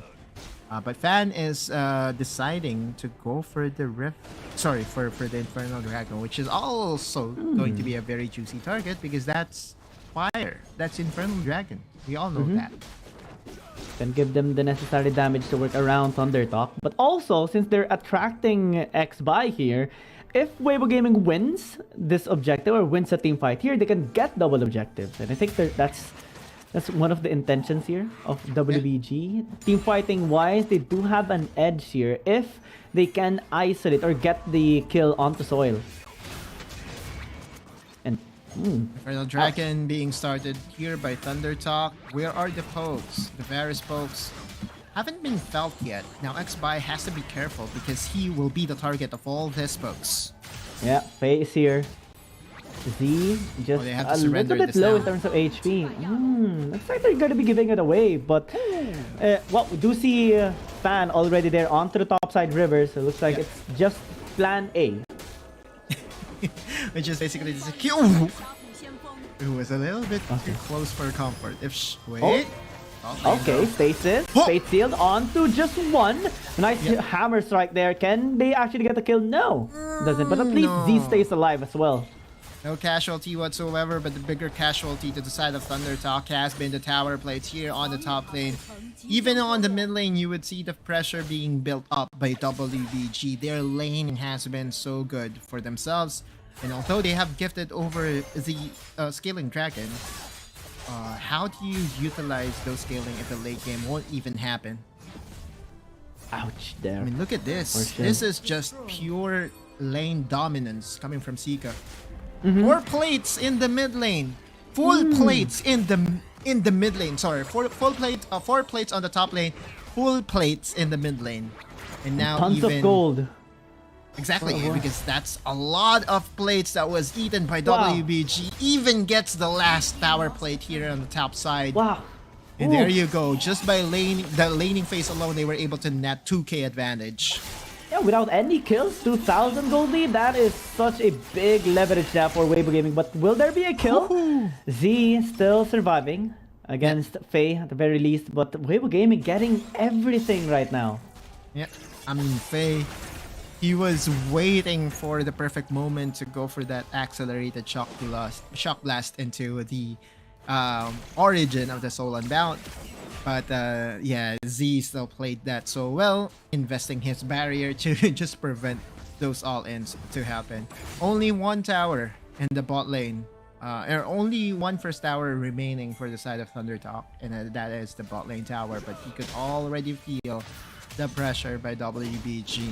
Fan, this is where an Olaf would shine. If your laners can win the lane by themselves, dude, Olaf will just have a bigger playground to work with. And dives won't be a problem as well. Wake Up can be a good front line, though right now can be concerning. Is diving onto Fate, missing the Fate Seal is just so huge. Weibo Gaming now has the angle to work around once again. Just reset a bit. Mid lane Prio is still there because of Chi. Yep. Nothing much for Thunder Talk. It's the second time that I've seen Faye dodge the Fate Seal just by walking away. Fan though, where's the Ragnarok? Not much. Nothing yet. Dredge line connecting onto the terrain only. MIB just for the disengage. Not much space to work around with for Fan. They're gonna be letting them be for now. And they don't have to overchase. They still have the advantage poke-wise, which means that they only have to do one thing. Whittle down their opponent, make them go back, and go standard. Go for objectives. This is going to be the third tower of WBG to take. What a dominant way to play the game. Win lane, win game. This is the perfect definition of that. Look at the gold as well. To think that there's no kills yet. But Weibo Gaming is just getting all the gold for themselves. The plates in the top and mid, the tower into the bot lane, resources as well are much more, balanced on the side of Weibo Gaming. And the next objectives will be troubling here for Thunder Talk. We saw that Mega Inferno Bomb damage a while ago by Soil. It's not a whole lot. Even if they were in the middle, just if they they're didn't very feel chunky, it that much. dude. Yeah. They're a team composed of 3 frontline members. Jace is pseudo frontline because he has a hull breaker. So you would say that only Chi would feel the pressure from the Mega Inferno bombs. But how do you let that through, especially with Edge of Night available for Chi? Now you look at WBG, they're now translating everything into more wins for themselves. Now able to get down or take down this Breath Herald. You could even use this to open up the map even more. Yeah, they can use it in the mid lane probably before going towards the dragon. You can just recall for now, cash in For their items, Hull Breaker for the Jays. We have some anti-healing as well for the members of Thunder Talk, especially for the Fiora. But now as they set up into this bot side river, I'm more worried of Thunder Talk right now. How do they get in here? You have to worry about the pokes as well from Faye and Chi. Do you force this? Do you engage on them? You wait for them to be whittled down. That's basically the play for WBG. But if you're a Thunder Talk, you're right. I mean, how do you solve this problem on all fronts? Every single side is a problematic state for them. SMY being in front of everybody. Cannot do anything. Half health on the dragon. Finally, the engage comes in. Yeah, Sika just still timing. Faye as well is zoning out Shin away from the dragon. Taking a lot of damage from the Jays. Goes in with a melee form, but has to flash away. Now into the front line. Wake up goes in. Chain of Corruption. Zoning everyone out. But the backline is infiltrated. Fan has to disengage. The dragon will be taken here by Thunder. Or will they? As now they just continue on to engage. Wake up as well. Will get taken out. Thunder suddenly is winning until they aren't. As G is just free hitting. Throwing all those arrows. Sniper away! Quadra kill by Chi. This guy is a monster. The best Varus player in the world right now, ladies and gentlemen. Weibo Gaming's Chi cements that team fight win with a beautiful flash snipe. God. We'll look at that play. It was Faye starting it off in the back foot. This is why I hate To The Skies, right? You go to the skies. Too. Immediate punish will be there for you. And that was the only reason why Thunder Talk's team fight in this... Thunder Talk was a lot closer in this team fight. Had it not happened, it will be an easy flush out for WBG. But WBG was lucky that they were able to get a huge amount of lead. That's a triple kill. And again, that perfect snipe moment coming from Chi. You cannot escape from my arrows. And it was just free hitting all over that team fight. Sure. The entire team fight, nobody was attacking him. So free. And yeah, that was a big mistake by Thunder Talk. Next time, they really need to attack him now. Damage purely onto the Varus on the charts. And now Weibo Gaming just gets a massive lead. A while ago, it was sticking around 2,000, 3,000. Now it's reaching towards 5,000, able to get the dragon for themselves as well. And now Thunder Talk has to really be careful. How do you reach backline? How do you reach G? Or if you do even, how do you take care of your own backline? Because Soil is always being threatened. Yeah, and if you look at the items of Chi here, Riftmaker has already been completed, which means that this is now the hybrid build. He can do damage with pokes, can also threaten you with all those auto attacks, because that's what AP Varus is, right? You auto attack all those tanky members and you shred down a huge amount of HP of your opponent. Now, on the top side though, Z has to use a Fate Seal just to escape this, and that's been the story of this game, right? Thunder Talk is just on the back foot all throughout game number 2. Yeah, Weibo Gaming, they're just so clean with their movements. And how do you deal with them now? How do you reach a backline? How do you actually take them down? It's a question that we have been asking for so long in this game. Even the Braum pick here of SMY isn't able to slow down the members of Weibo Gaming. They're still able to penetrate to the front lines of Thunder Talk. And Z has no way to reach the back line. Always casting the Fate Seal to just escape, or sometimes missing it even. I mean, even if he reaches the back line, will he be able to survive against the amount of damage that Chi can push out? Or that he can dish out? I don't think so. Like, he's way behind in terms of gold total. And she also has access to the Edge of Night. Who gets the blue buff? It is Weibo Gaming. And this is just all but formalities at this point. Like, look at WBG. All towers but one is still surviving strong, or still standing strong. And now they're setting their sights over to the Baron. No way to face check if you are Thunder Talk.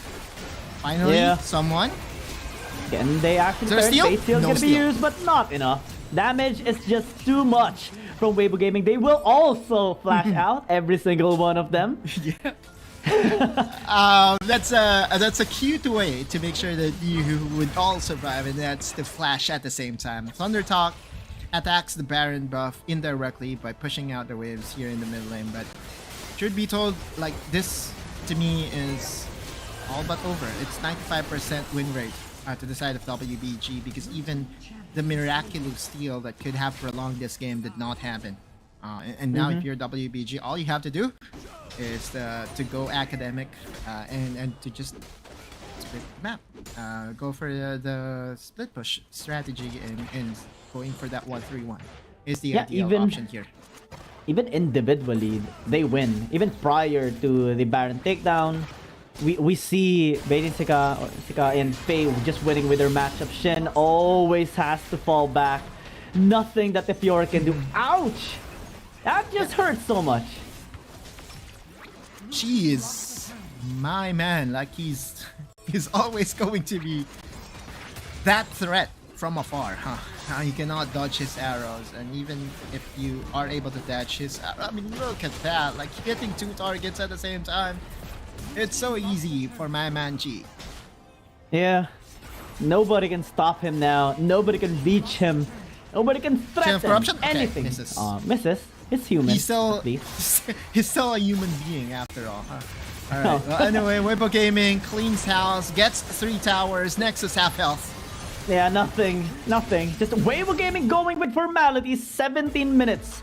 Much, well, a little bit faster than game number 1, but a definite win. 2-0 against Thundertalk. Yeah, they were just outclassed, right? In game number 1, you gift over the draft that basically has been a nightmare for opposing coaches, right?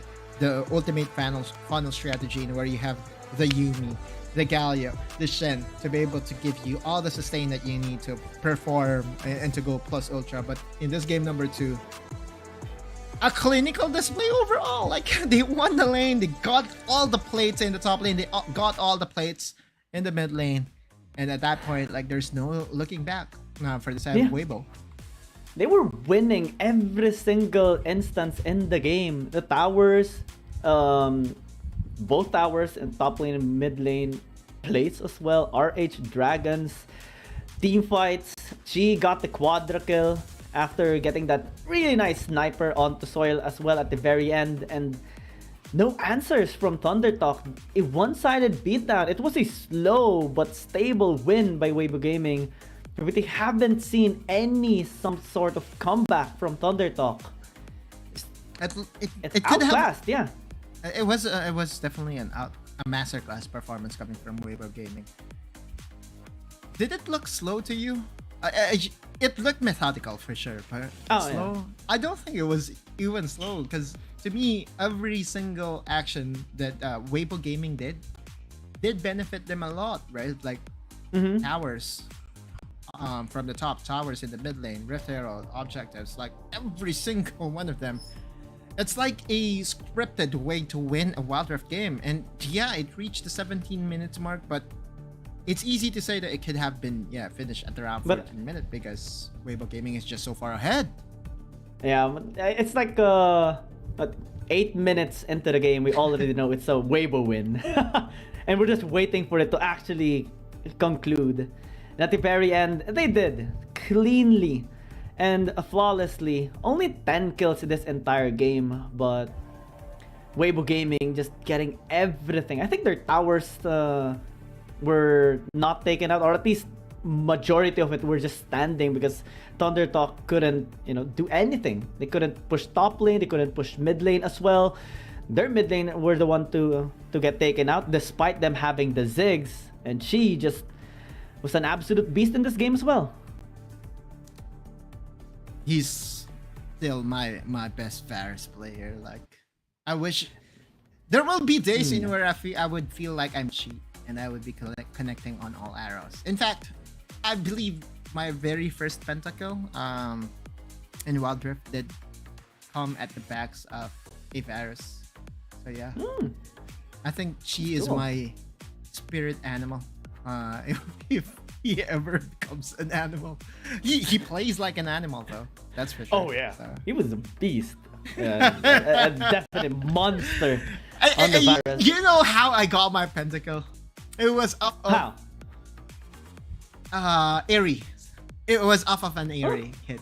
Yeah, I mean it was shared on my page. It was shared on my social. So, but it was basically a last hit. I already died in the process. And then my Airy just wanted to pay a visit to the other player and secure the pentacle for auto use. And there you go. My spirit animal. My spirit animal. 100% kill participation, ladies and gentlemen. 5-0 and 2 KDA with a damage percentage share of 27%. My man, my guy, Chi doesn't even need stasis at this point.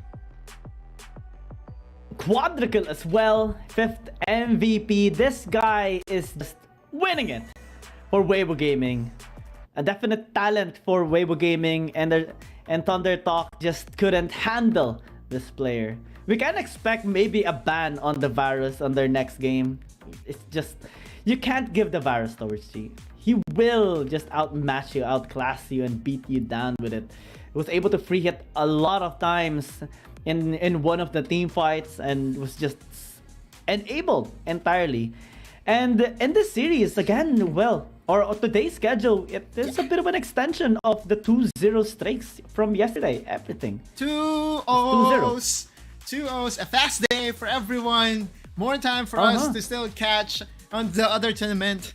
And I know even our production team would love to watch that thing that is ongoing right now.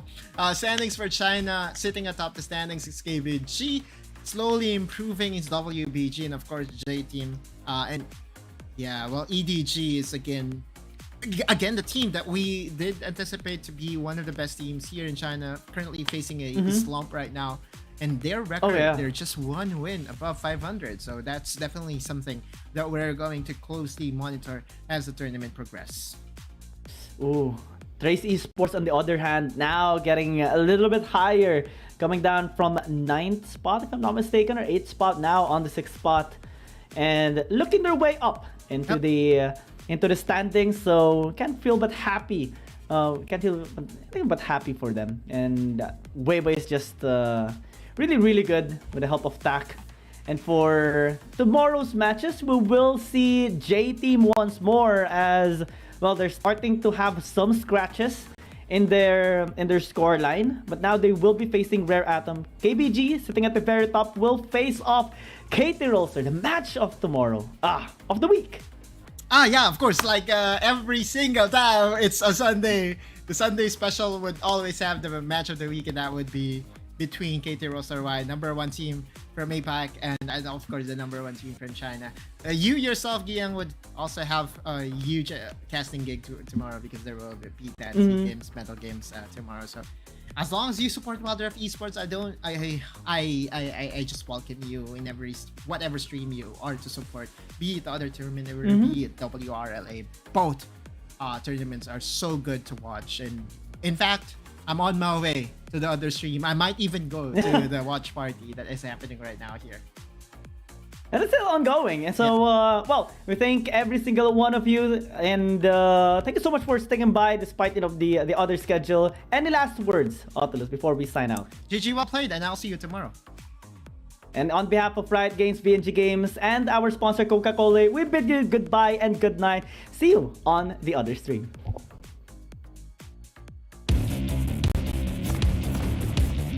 There's something about games. What you doing there gives you real chills. There is one thing that can't be stopped. Feelings. And if you can feel it, it must be real, right? And that's real magic.